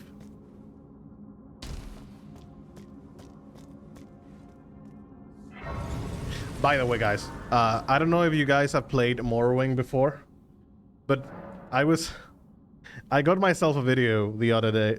It was this morning. It was apparently with all the problems AI is causing, some people are using the AI's voice generators to make a so to speak, a shit posting, basically. And the shit post I watched, which I was not expecting by any means, was this one. Just let me find it. This one over here.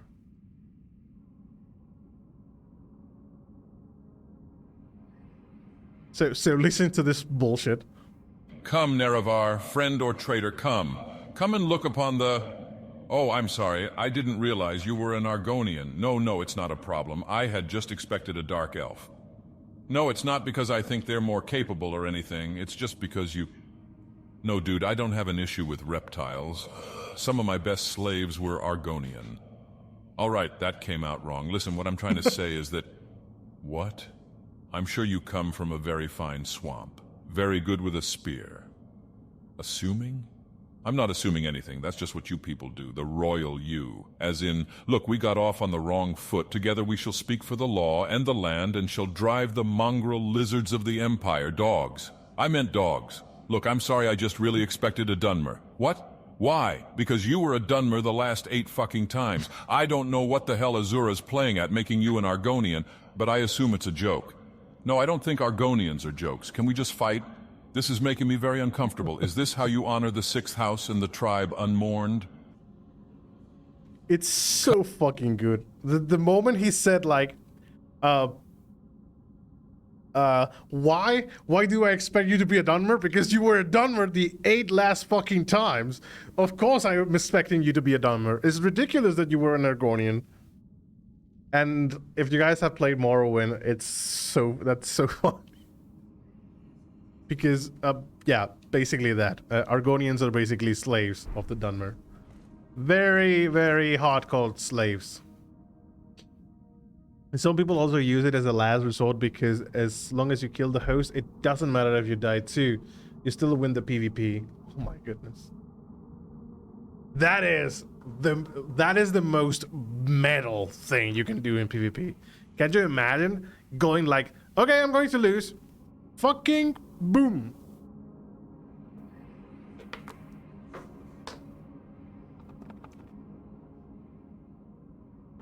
A very true witness me moment.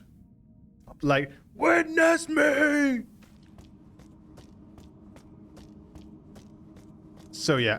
Also, the cura is because of the water. Thank you for the redeem order. Calmness required ahead. Oh my god, am I going to get this stress? You don't have the right, therefore try left. Oh, we have our little friends here.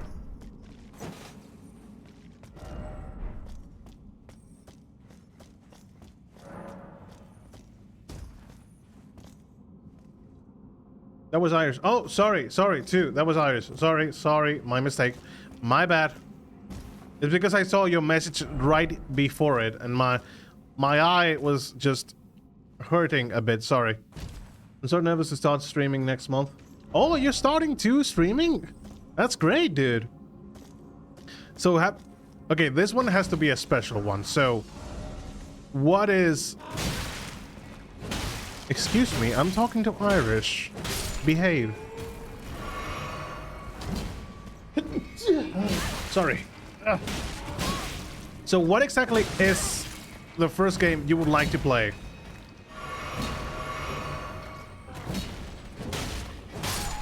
Because I know, when I was trying to get into streaming and stuff like that, I did ponder for a while what I wanted my first game to be.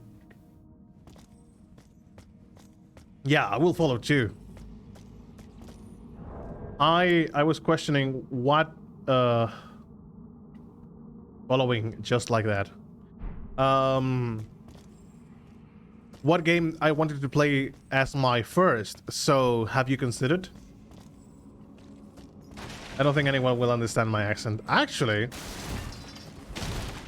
that will give me a chance to hear your accent. So, that is going to be great. It's always good to hear other people speak in English, so you can get your ear accustomed to different ways of the speaking.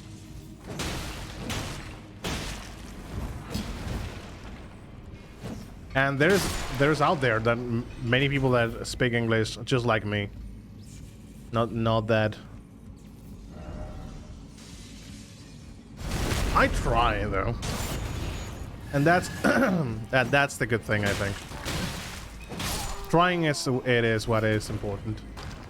Yeah, yeah. I have bought a second home, and I moved. Ooh, you're moving to a new house too. That's so great. I actually moved recently, but I am shorter between homes yet because we are still in the process of unpacking.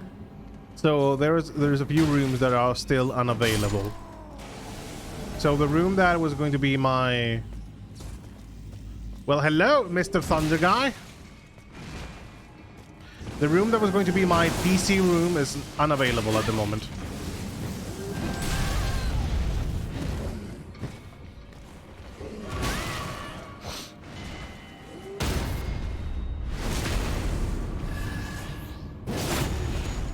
And I am thinking Elden Ring, but I'm not sure I could... Could you recommend a good starter game? The game I went with when starting streaming was Vampire the Masquerade Bloodlines, because it was one of the games... Well, it was one of the games. It is my favorite game of all time. At least it's one of the top 10 games I've been enjoying my entire life. And I've played that game on and off. Alabaster Lord Sword again. We have 2 swords of that. We have it, boys! We have it! We can upgrade the weapon to +10! Sorry. I got too excited for that. So Vampire the Masquerade Bloodlines was my choice as a first-time game because for me, it's a game that changed my life in many ways. As my view of video games. I think it's one of the greatest games of all time. Easily one of the most replayable games ever. So as a recommendation, I'm not going to say Vampire the Masquerade, I'm going to say try a game that you would enjoy other people watching. So in the case of Elden Ring, this is a first playthrough, so it's mostly the blindness, the thing not so the not knowing what is coming, the unexpected. So people would like that. It's the same that happened with Outer Wilds. When I was streaming Outer Wilds, many people came in because of the experience of watching other people play it for the first time. But as a first game recommendation, I would tell you that a game that you feel comfortable with, you have a bit more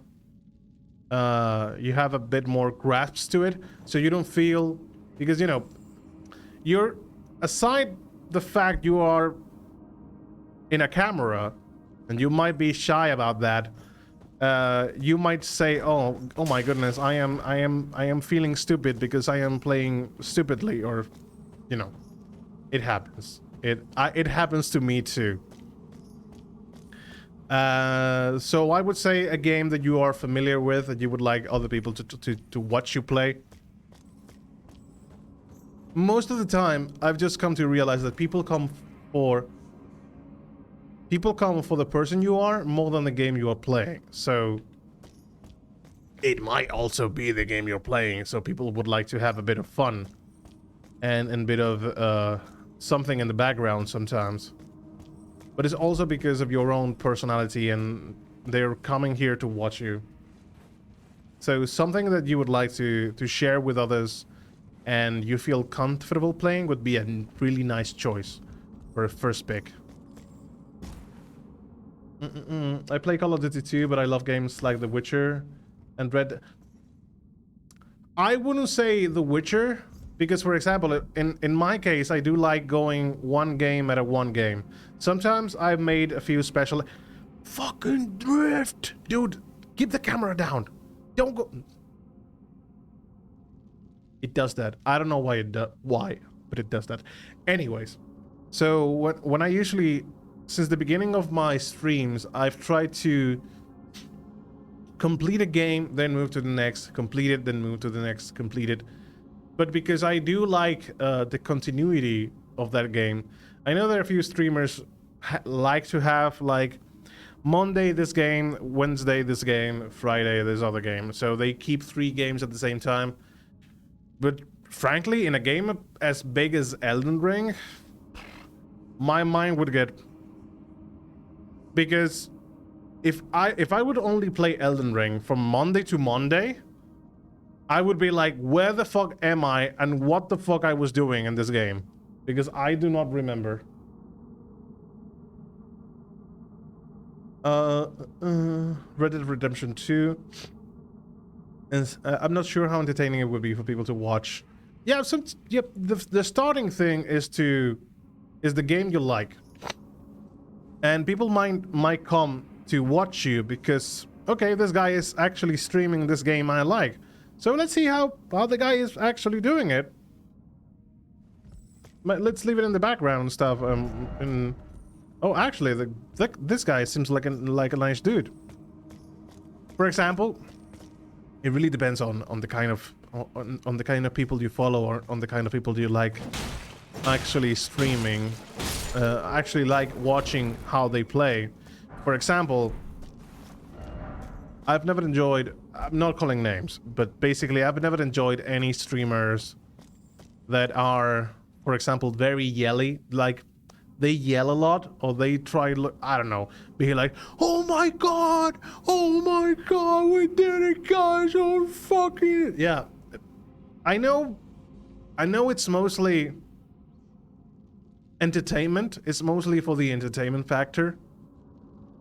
But frankly, unless it's something I'm really excited for, I think there's very few moments in my life I've actually reacted like that to something, you know? So when people get too yelly, when people yell a lot, when people are really... I understand that emotions are very different from each other, so people express those emotions in a very high tone, in a very high yelling thing. When they overreact, even if it's not overreacting, it's just that when their emotions are just like that, I don't feel personally that it doesn't encourage me to watch them as much. So, for example, one of the one of the streamers I've been watching for like, and probably one of my inspirations for keeping on streamer has been Lobos Jr., which I don't know if you guys know, but basically Lobos is mostly Souls streamer. He does basically everything related to Souls games, challenges and stuff. But when I started watching him, it was mainly because he was one of the few streamers that played good. I liked how he played, and he wasn't constantly yelling, you know? So it grew onto me, and it remained as one of the streamers I mostly watch from time to time. I don't watch the streams themselves, I mostly watch him on YouTube, frankly. Because my schedule might not be in tune with when he streams and stuff. They're just giving you one of those I keep watching from time to time. As long as you play what you love and stay consistent, I think you'll be fine. Yeah, frankly, Otto has been here for almost the beginning of the streams. And when was it that I became affiliate? Like 4 or 5 months after beginning? So it's a long process, and I haven't been a year at all at streaming. I don't think it's been 1 year yet, but it's been constantly growing there.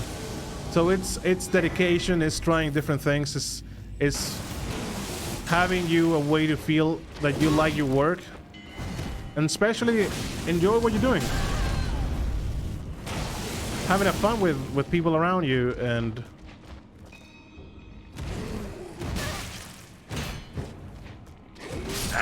I dodged, but okay. So if there is a particular...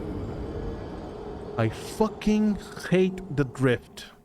It's making me nervous. I hate when that happens. But okay, I'm going to calm down with the drift and not make any comments on it. But it makes me nervous.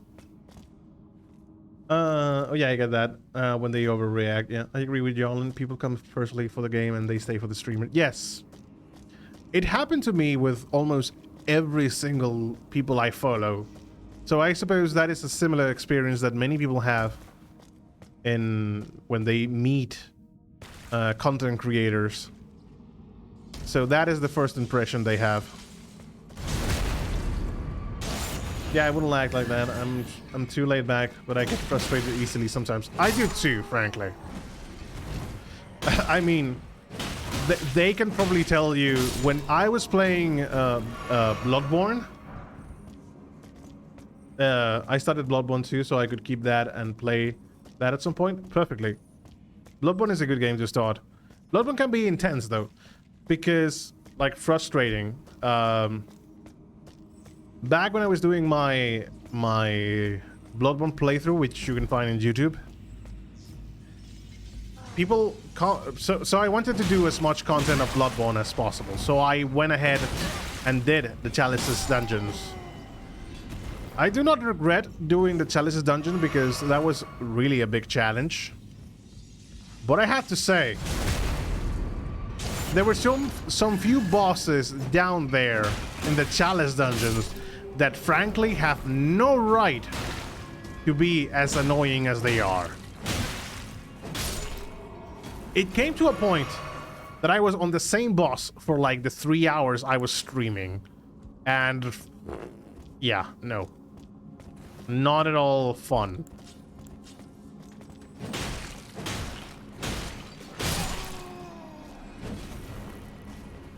So when,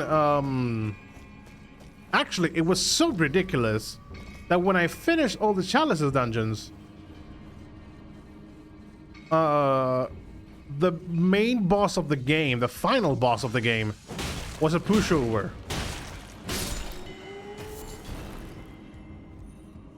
I think it was not a first time kill, because I was getting lazy on the boss. I was getting overconfident, so he killed me. But I was doing insane damages compared to what I was doing to the enemies in the Labyrinth dungeons. So yeah,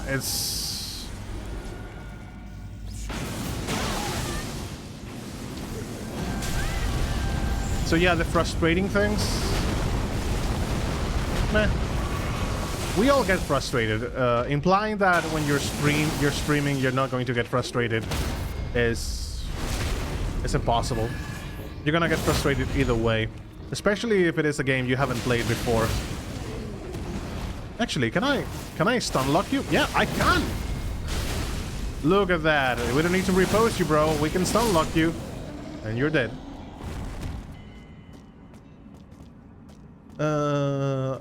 As long as you don't rage quit, I think it's fine.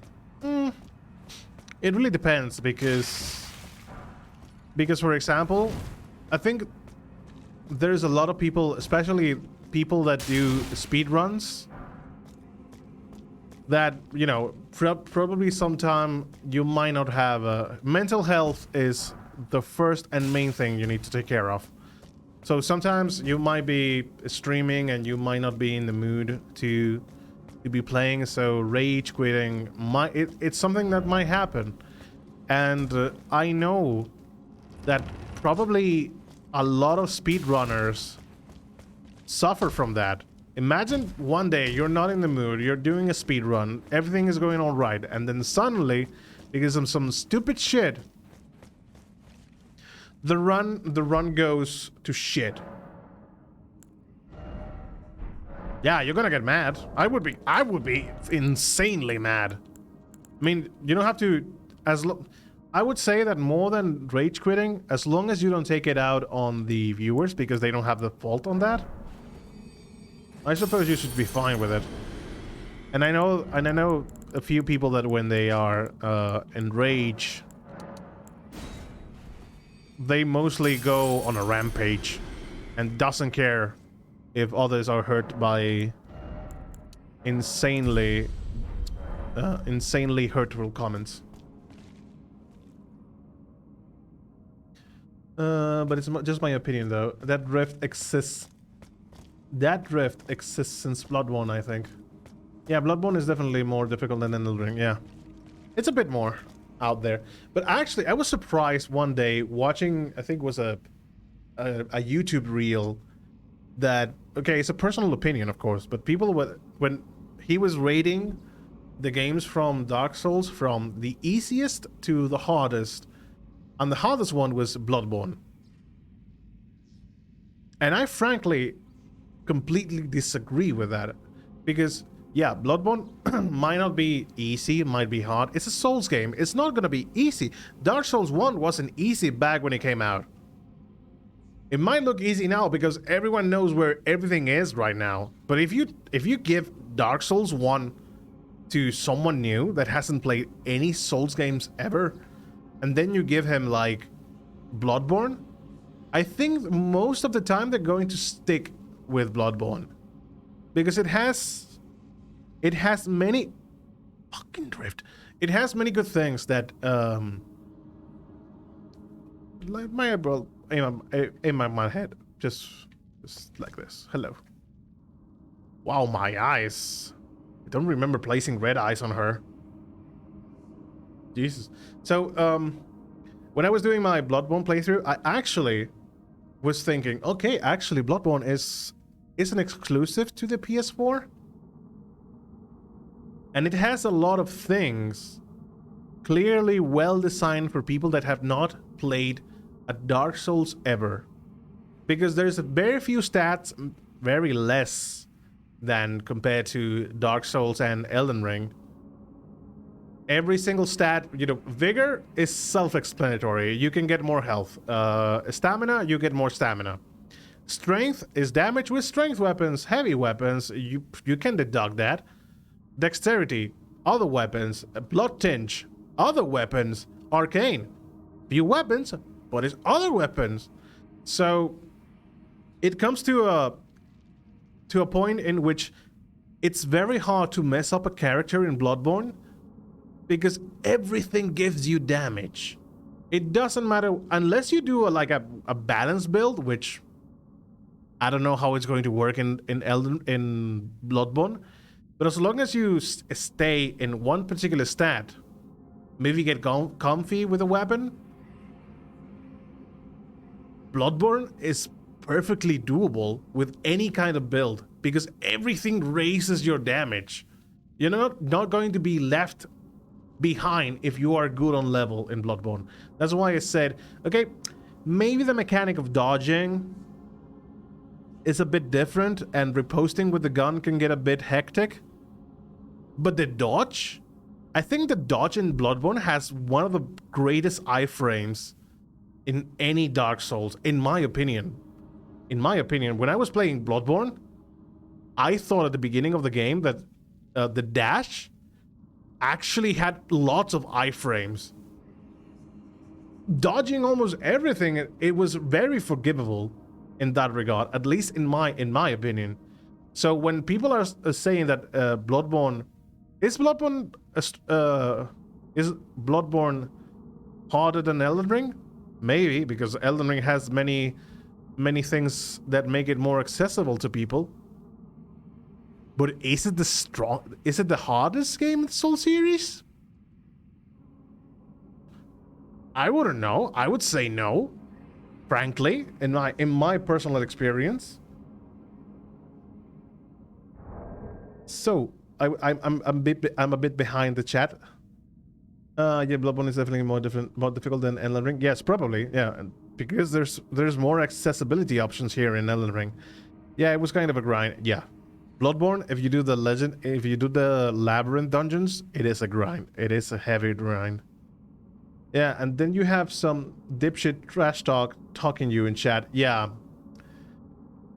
That is a really bad thing when it comes to harassment. Many people might just quit the streaming thing because of being harassed by other viewers. But mainly because, you know, you're a new streamer, you want to get along with people, you don't want to come out as maybe too blunt. So they start messing with you and you don't block them. You can block them perfectly fine. If they're going to mess with you, they're not going to be messing with you, but they're going to be messing with the chat. And in the mood, particularly, the mood goes down, then more people are going to leave. So sometimes sacrifices must be made. And in this case, you're sacrificing a dipshit and you're getting your other people happy. So it's not that much of a loss, in my opinion. But yeah, I understand that being harassed and people hearing that constantly, day after day, might not feel in the mood. Especially if you are... if you don't like those hurtful comments, or they might get you in a... You know, they might get under your skin. That is rough. But sometimes you have to stand your ground on those things. But I would understand people quitting one day because of that, and feeling I'm done with this. It's always gonna happen. Yeah, it's always gonna happen. I get that. My friend was streaming for years and had a large following, and he stopped streaming a few months back because of his mental health. The first time I was working, the first time I had a job, I learned that more than the money, more than the cash, more than the whatever. Okay, if you have to eat, you have to eat. There's no excuse to that. But more than the money, the best thing you can have in a work is a healthy environment. And okay, in a small chat with people, with, I don't know, 10 to 20 people, that is a bit more manageable. But imagine being in a room with 200 people, and 20 of these people are like, oh, your game sucks. Oh my god, this graphics sucks. Oh my god, dude, what are you doing? You have to fucking do... Oh my god, you're so bad at playing this game, dude. Yeah, it's going to drain you. It's going to drain you a lot. I understand that. It's because it's more fun. I think some people don't like Dark Souls 2 because the game was unfun as fuck. Problem with Dark Souls 2, and this is my opinion again, that this, even though it has many great things, because I think one of the most solid PvP quote unquote solid PvP experiences I had was with Dark Souls 2. And there was a lot of creativity and ways you can build your character in Dark Souls 2. The bad side was the game world design. So most of the time in Dark Souls 1, if you fell into a trap, it was mostly your fault, because there were many hints that would tell you there's a guy there, there's a hole there, be careful with that, there's the messages. It might have been your fault. But in Dark Souls 2, most of the time if you fell into a trap, it was because the game intended you to fall into that trap. So you would get enraged more often because it was not your fault, understandably. So that is one of the greatest drawbacks I have with Dark Souls 2. Oh my god, she looks like she has the plague. Maybe she has been scarlet rotted, and the scarlet rot is getting into her. Though I think people affected by the scarlet rot has golden eyes, right? Not red. I think people's personal enjoyment means they're willing to enjoy it more. As in... This was regarding what exactly? Bloodborne? Or the streaming in general? I struggle with the amount of enemies at the same time in Bloodborne. There seems to be always about 7 enemies around you. At the beginning of the game, that is correct. But later on, I think you can pinpoint a few enemies and getting them away from the others so you can slowly kill them. But yeah, in Bloodborne there's a few enemies that work in pair, especially at the beginning of the game. The streets of the city are filled with people that if you go around too fast, they might aggro on you altogether. I think Sekiro was the hardest in my opinion. I haven't played Sekiro, so I cannot say for a fact that it might be the hardest. I would like to eventually, but still a bit expensive. At least it was for me. Also, the more they like it, probably the less difficult it will be. Ah, the game you mean? Yeah, the more you like a game, the less difficult it's going to become for you. Especially if you're really into that game. I have only played the first part. The first part of Bloodborne. Yeah. But don't worry about it. It's just the beginning. The beginning of the game is a bit hard in that regard because they are basically telling you that the city is under. There's a hunt going on, and people going in hunting and going crazy. So yeah, of course, there's a lot of people, but that is going to change eventually. Boss room. Crystallian?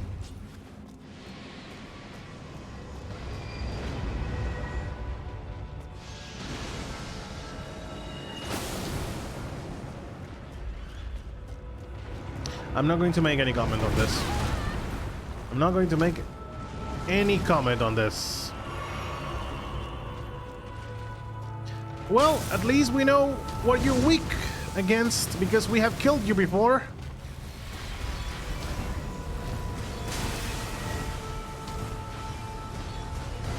And for some reason, you're weak to your leggies.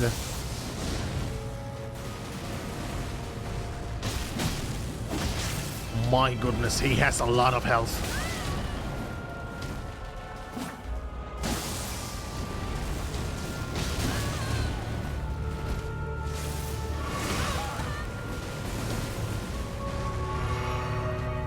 Second time we fight this boss, and I thought this boss was going to be an original one. Nope. We still have the same bosses being repeated because apparently they didn't want to.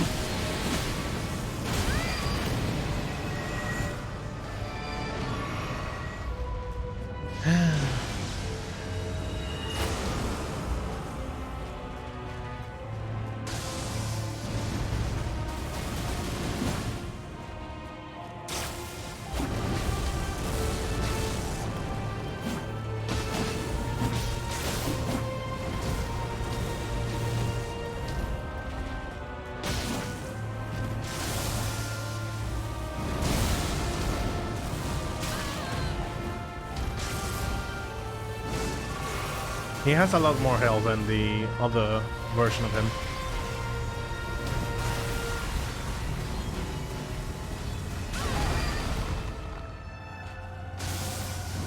And it seems to be a bit more aggressive than his brother.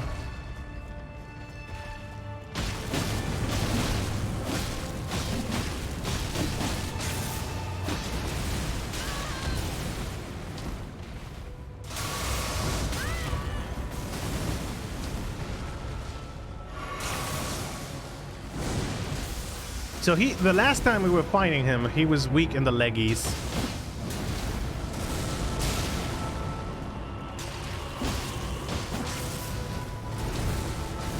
Yeah, it seems that he is going to do most of the AoEs he has.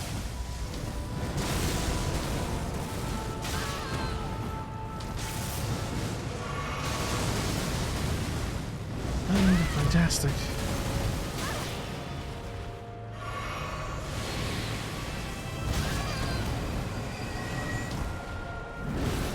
Well, I'm dead.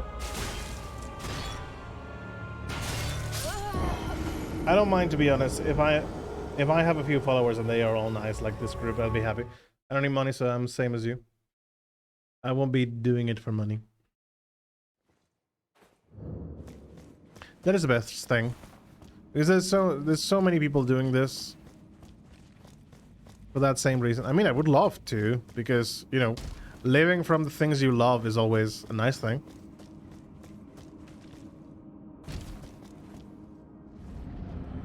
But if that happened, that is going to happen in a very long while. It's a really nice mindset to have at the beginning. Whoop.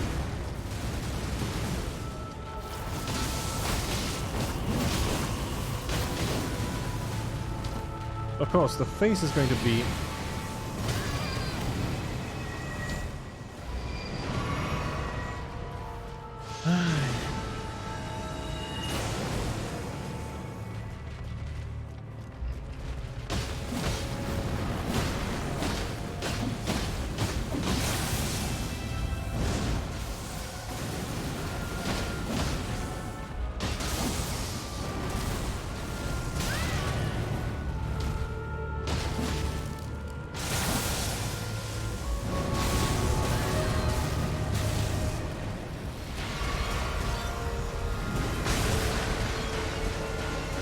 My god, on the edge.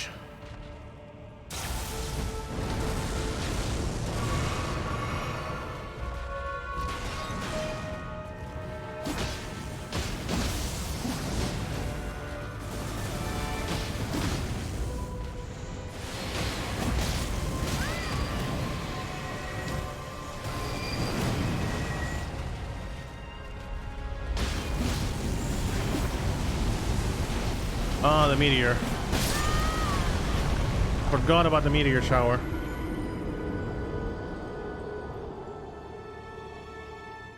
Obviously, someone wants me to give me 1,000. I mean, who wouldn't? I would too. Well, rip. It happens a lot in this boss. This is the second time that we have to fight this one.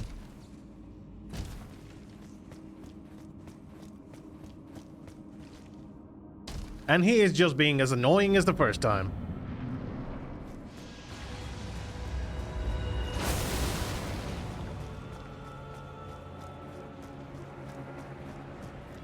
So yeah, the leggies... That was almost a one hit. This area might be a bit beyond our level. Just saying.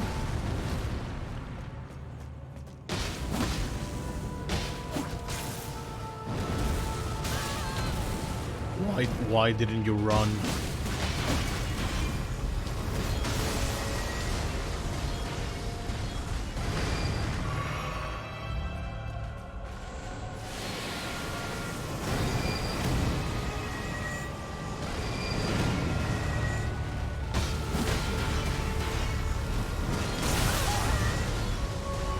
At least I was outside.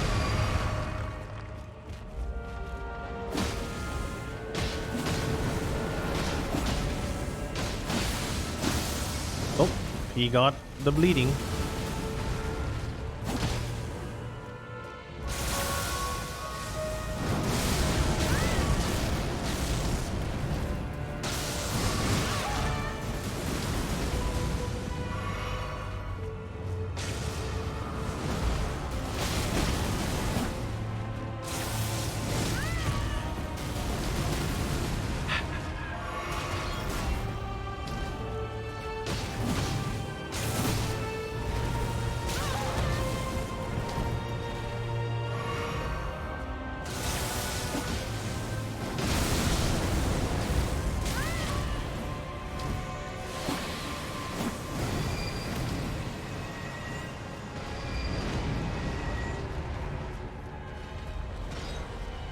Meteor shower.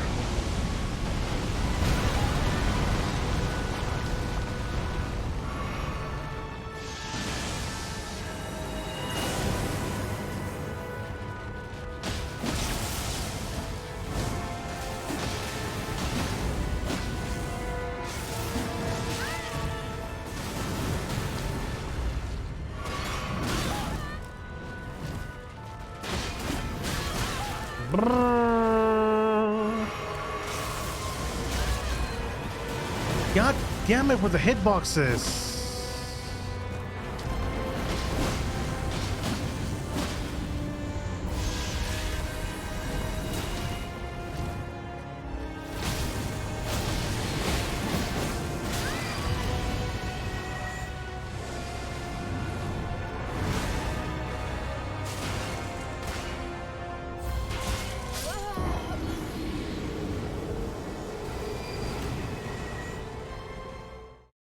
Well, fuck you.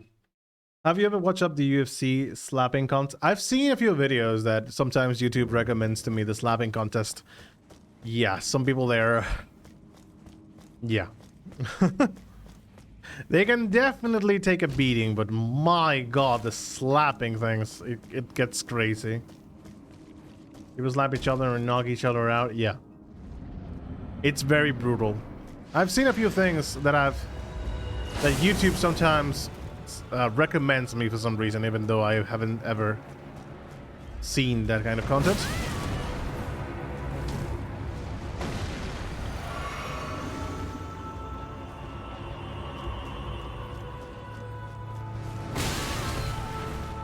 Sorry.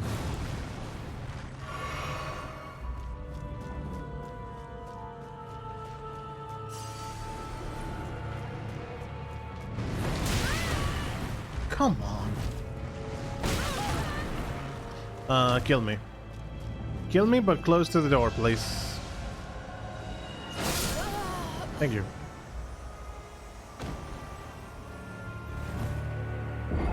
There's a woman with mohawk that she rolls forward. Yeah, I've seen a few memes about that in the UFC. I think I've seen memes like UFC with special effects. And I guess like a Mortal Kombat thing and Super Saiyan stuff. That's funny. That's pretty funny, actually. When people do mashups like that, that's very funny.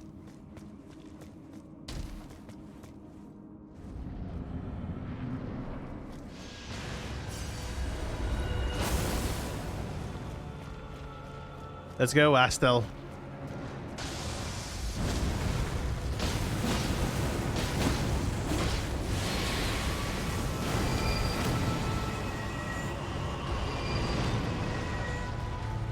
So his moveset is different than his brother's.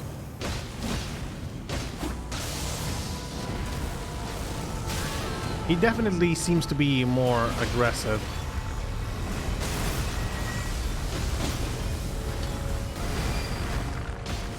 That makes no sense.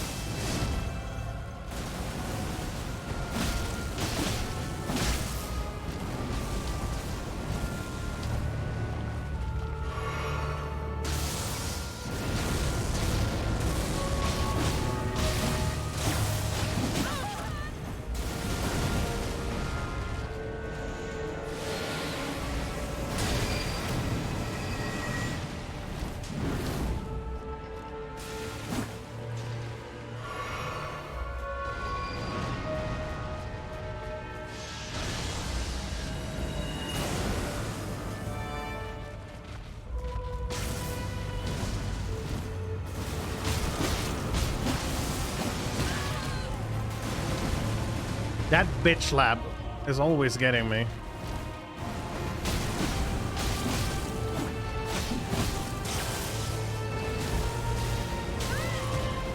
Yeah, right. I believe you.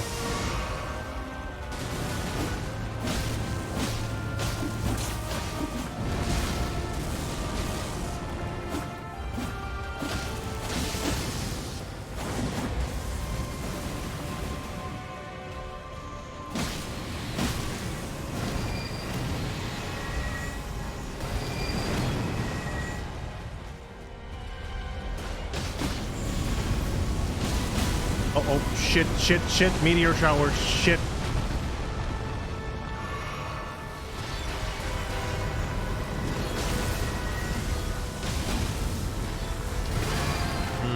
Didn't dodge that in time. But getting a bit better at dodging that shit.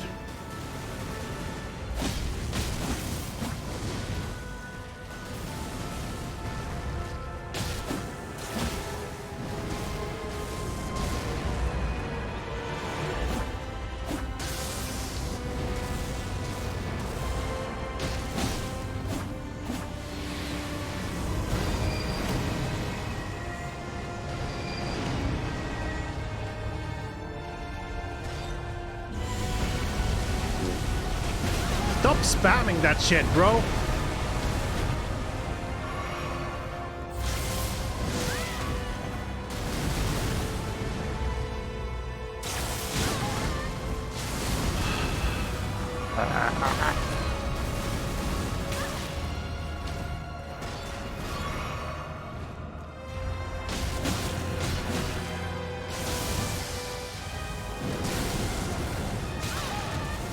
Not even running, and you need to roll.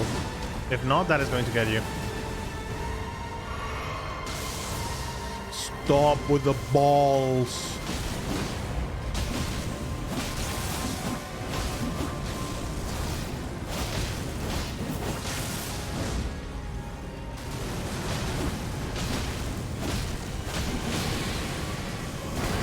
Ah, I did too early.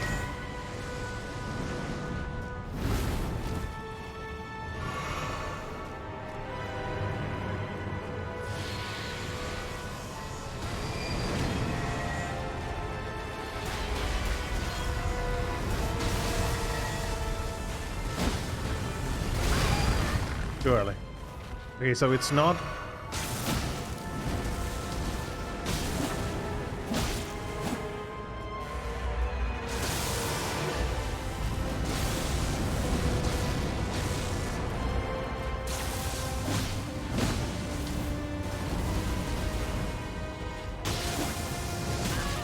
Ah! That bitch slap, always. No! No, no, no, no, no, no!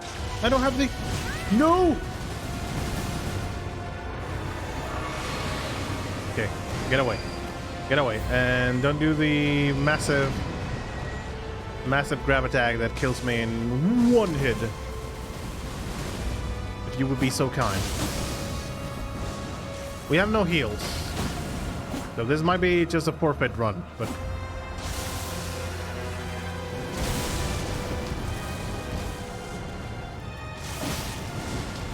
I thought I was going to get bitch slapped. I'm not going to give up! Not yet. Okay, good, good, good. We can get out. We can get out. I don't know how to dodge that properly, so I'm not going to risk it. No! The bitch slap.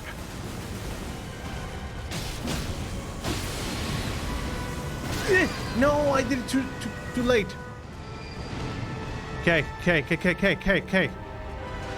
Oh, fucker.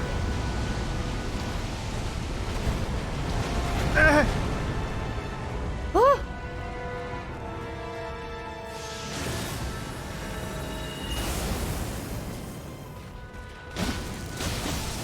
No, I'm not getting bitch slapped by you. Run! Run! Why you walk?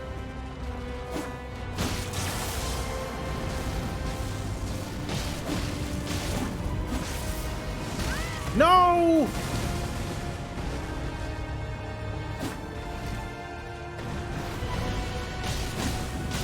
No! Now is the moment. Die! Oh! Oh! I thought that was going to kill me. I literally thought that was going to kill me. My God. Oh my God, my heart. Nice one. Really nice one. My fucking God. Oh. My chest hurts. No kidding. It hurts.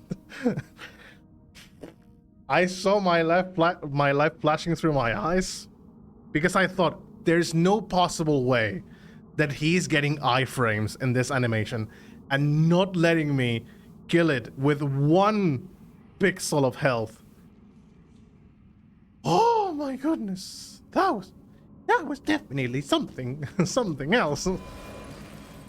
Hello. If you get time, you should watch Conor McGregor funniest moments. He's insane. Is that a guy you told me that was Irish and asked me to imitate the voice with too, I think? If I am not mistaken, Meteorites of Astel. Ooh, the dodge. The dodge was this was clutch. This battle was very clutched. But I'm happy. I'm happy with the clutch. Oh, my heart, dude. Good one. To your honor, my friends. Jesus.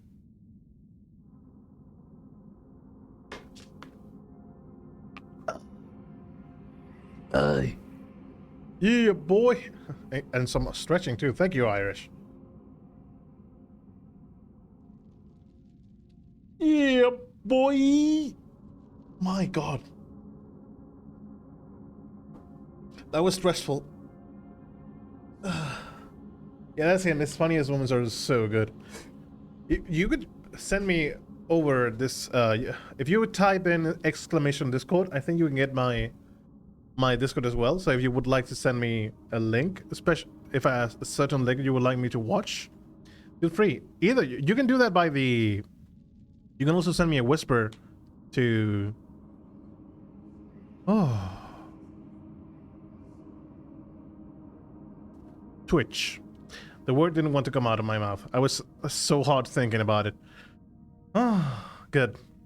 Nice fight. One of the glintstone sorceries that manipulates gravitational forces summons a void that emits a hail of meteorites. Hold to continue the effect. A manifestation of the power with which Astel leveled the Eternal City.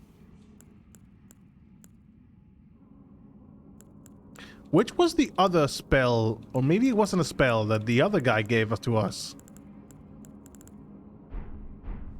Maybe it wasn't. But that fight was clutch. That fight was really clutched. My God. I feel as if you will find Millennia, okay, because you're good at dodging. I wasn't able to dodge every single of his attacks, but watching the animations he does, a few of them, I was able to learn the pattern of the dodges. Because for example, the laser, every single time he was charging the laser, he would do like a...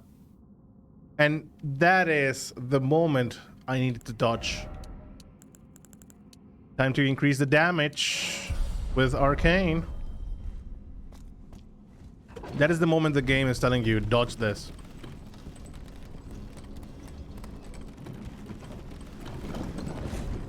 I'm so excited to find Millennia, but my God, I think she's going to be a real pain.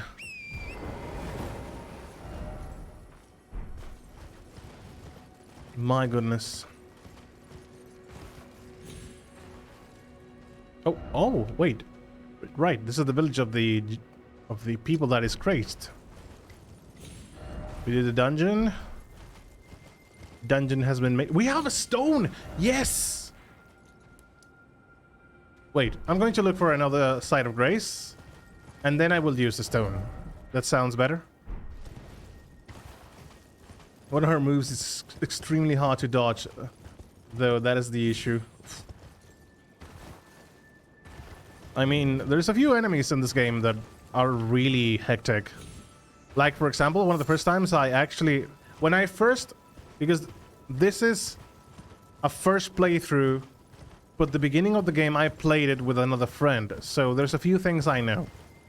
So when I fought, or when we were fighting, how's the name of this guy?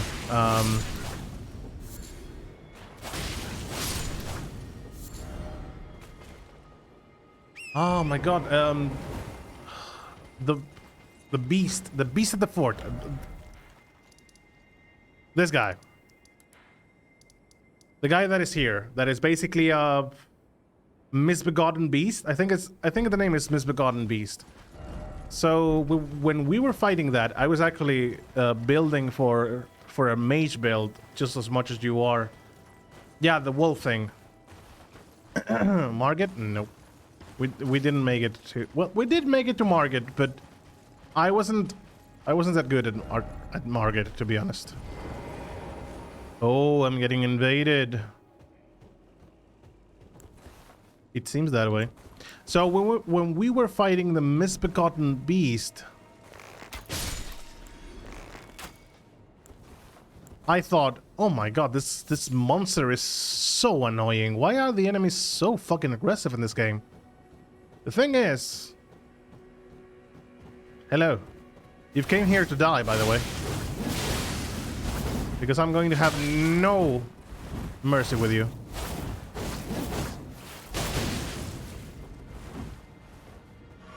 Yeah, heal. I don't mind.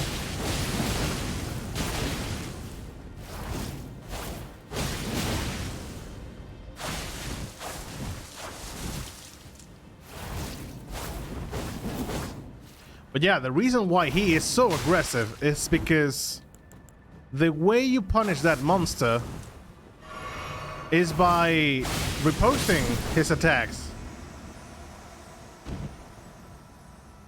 But riposting can be a difficult thing for many people. Sanguine noblehood. Sanguine. That is actually the robe. I like the robe. I don't like the skirt too much, because I don't think it fits that much. But the robe looks lit as fuck, though. Robe of dyed black cloth, featuring gold embroidery, worn by the nobles who serve the Lord of Blood. The grand metallic pattern on the shoulder is a signifier of the noble rank they intend to claim upon the advent of the new dynasty. So, I've seen people, NPCs saying dynasty. Is it not dynasty? I suppose it depends on where you are and how they localize it. But I've always said dynasty more than dynasty. I suppose it really depends on the place. They are working to install. It's a bit lighter, but it gives you more resistances to magic and stuff. But it's drip, dude. It's very much drip. I would say it reminds me a bit of Final Fantasy 15 for some reason. But my god, it looks cool as fuck, bro. Hood of dyed black cloth featuring gold embroidery, known to strike from pools of blood. These assassins are missionaries who... Missionaries come to share the gospel of the accursed blood.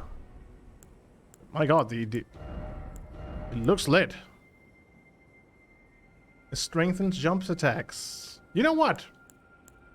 Maybe a bit weaker, but we can equip another helmet that gives us a few more things.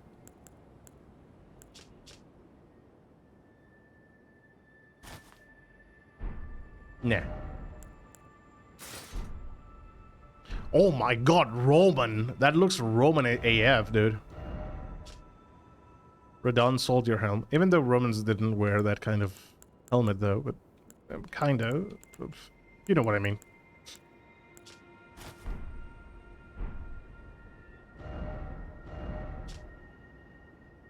Increases the vigor. So, okay. The one I was using is this. So this is less defense, with more resistances to the elements. Drip.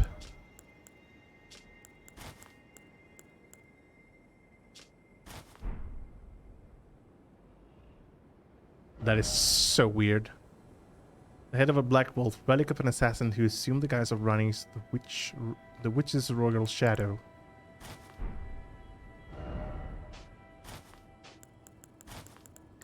So it was these raised a few things. Ooh. Arcane. So yeah, there's a few one of those that are going to lower my resistances quite a bit.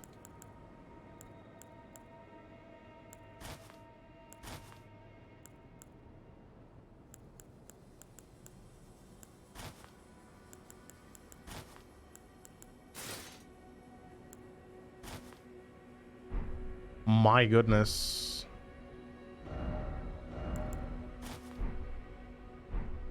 Eh.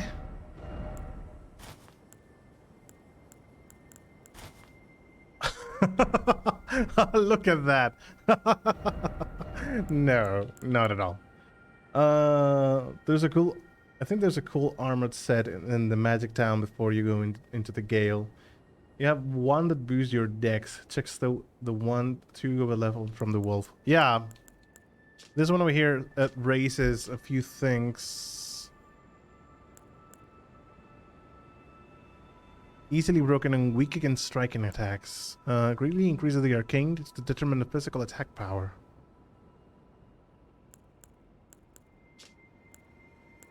I mean, this one didn't give me anything in particular.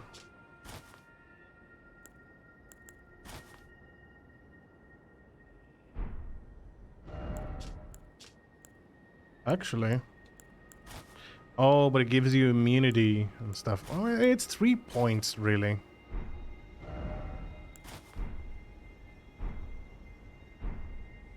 My god. Okay.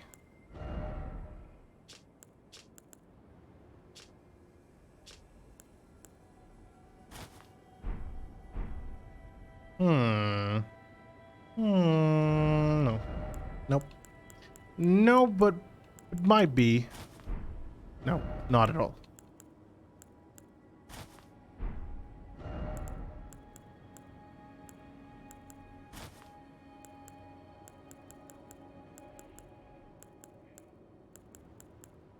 Royal remains. Royal remains?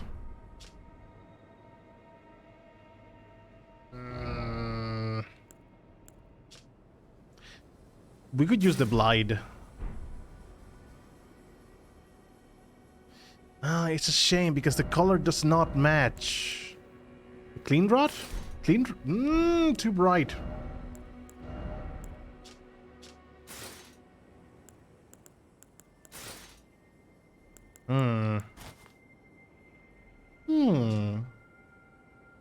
This is just the ones I was using. I could go... I mean, the bandits don't look so bad. The foot soldier, I mean...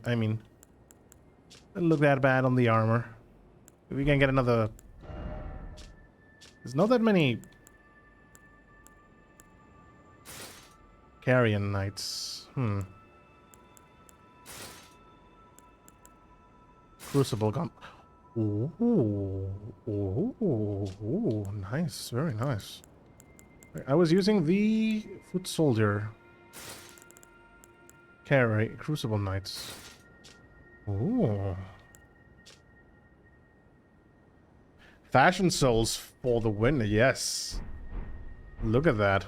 I mean, I don't like the legs. Frankly, I think we can do better with the legs.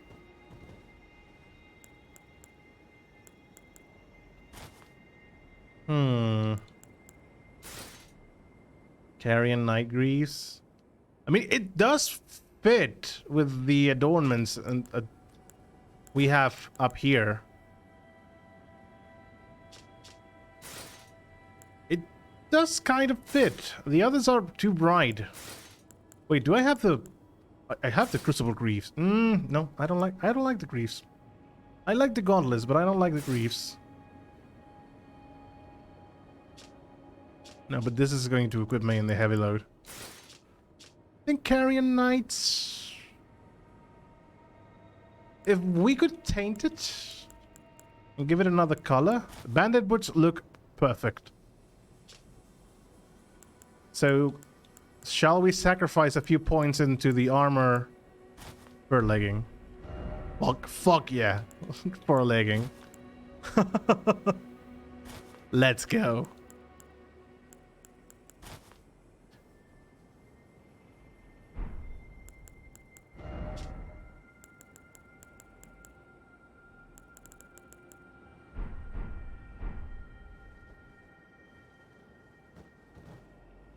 What do you guys think?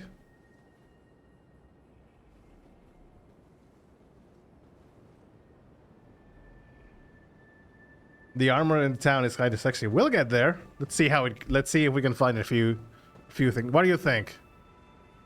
What do you think of this drip souls? I think it's a good change of attires, don't you think?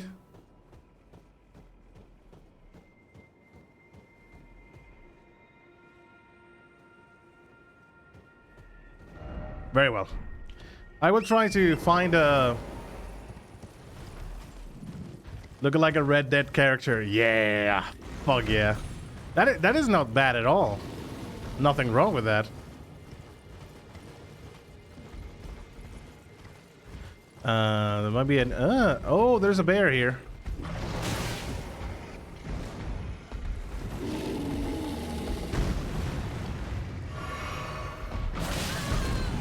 Okay.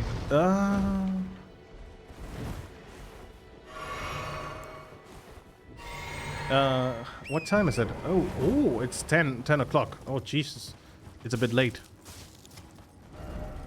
I think what I'm going to do is stop right here because of the time. I thought it was a bit earlier than it is. We can still explore this on Wednesday. So what I'm going to do is going back to the table, upgrade my weapon, and then we're going to call it quits for today. We have drip, dude. Then we have a lot of things. Chamber you hear for spirit.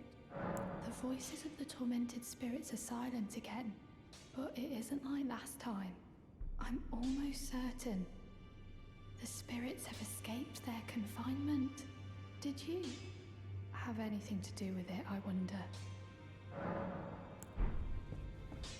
Hello, good sir. Well, I took you no matter it. Lay out your arm.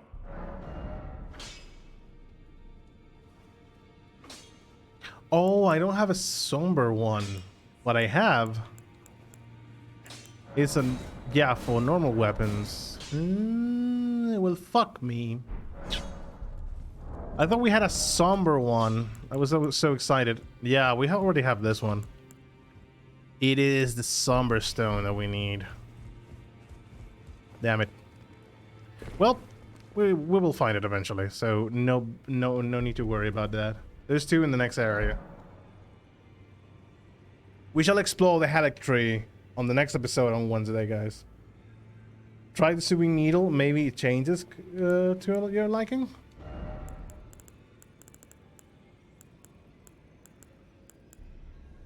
It seems that I cannot equip. Nope. Doesn't seem to have.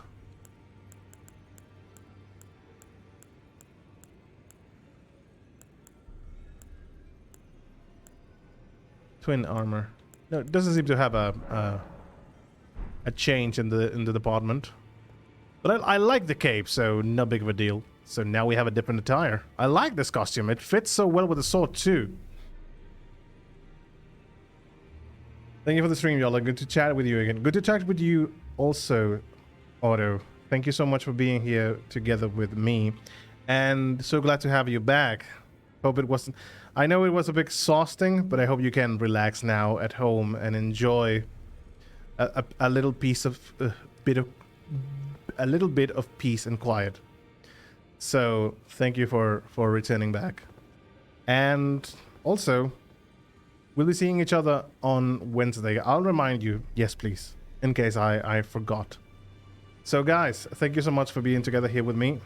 Iris, Otto, Redis, Papo, Blue, thank you so much guys. It really means a lot. I'll be seeing you guys on Wednesday with a bit more of Elden Ring. And we shall continue with the Halleck tree. Great stream. Thanks for the advice. Hopefully, I'll be able to catch a few of your streams, Irish. So, I'll be expecting that. I'll catch you next time, but do a raid. Might do a raid, yeah. Why not? Let's do that. 7 people here. Let's go do a raid. Sounds very good to me. I go to Twitch. Let me mute here for a moment. You guys might not be hearing the game. I'm going to search for people that are playing Elden Ring. Just like I was doing. Okay. Sounds fair to let's see if I can find someone that is doing content around.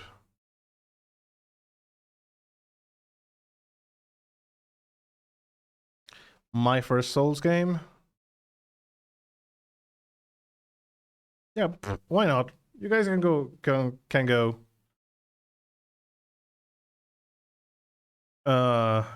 Take her a hand. Add it.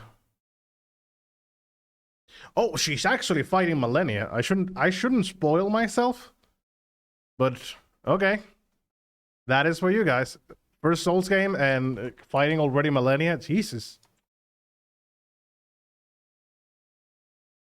Giving it best.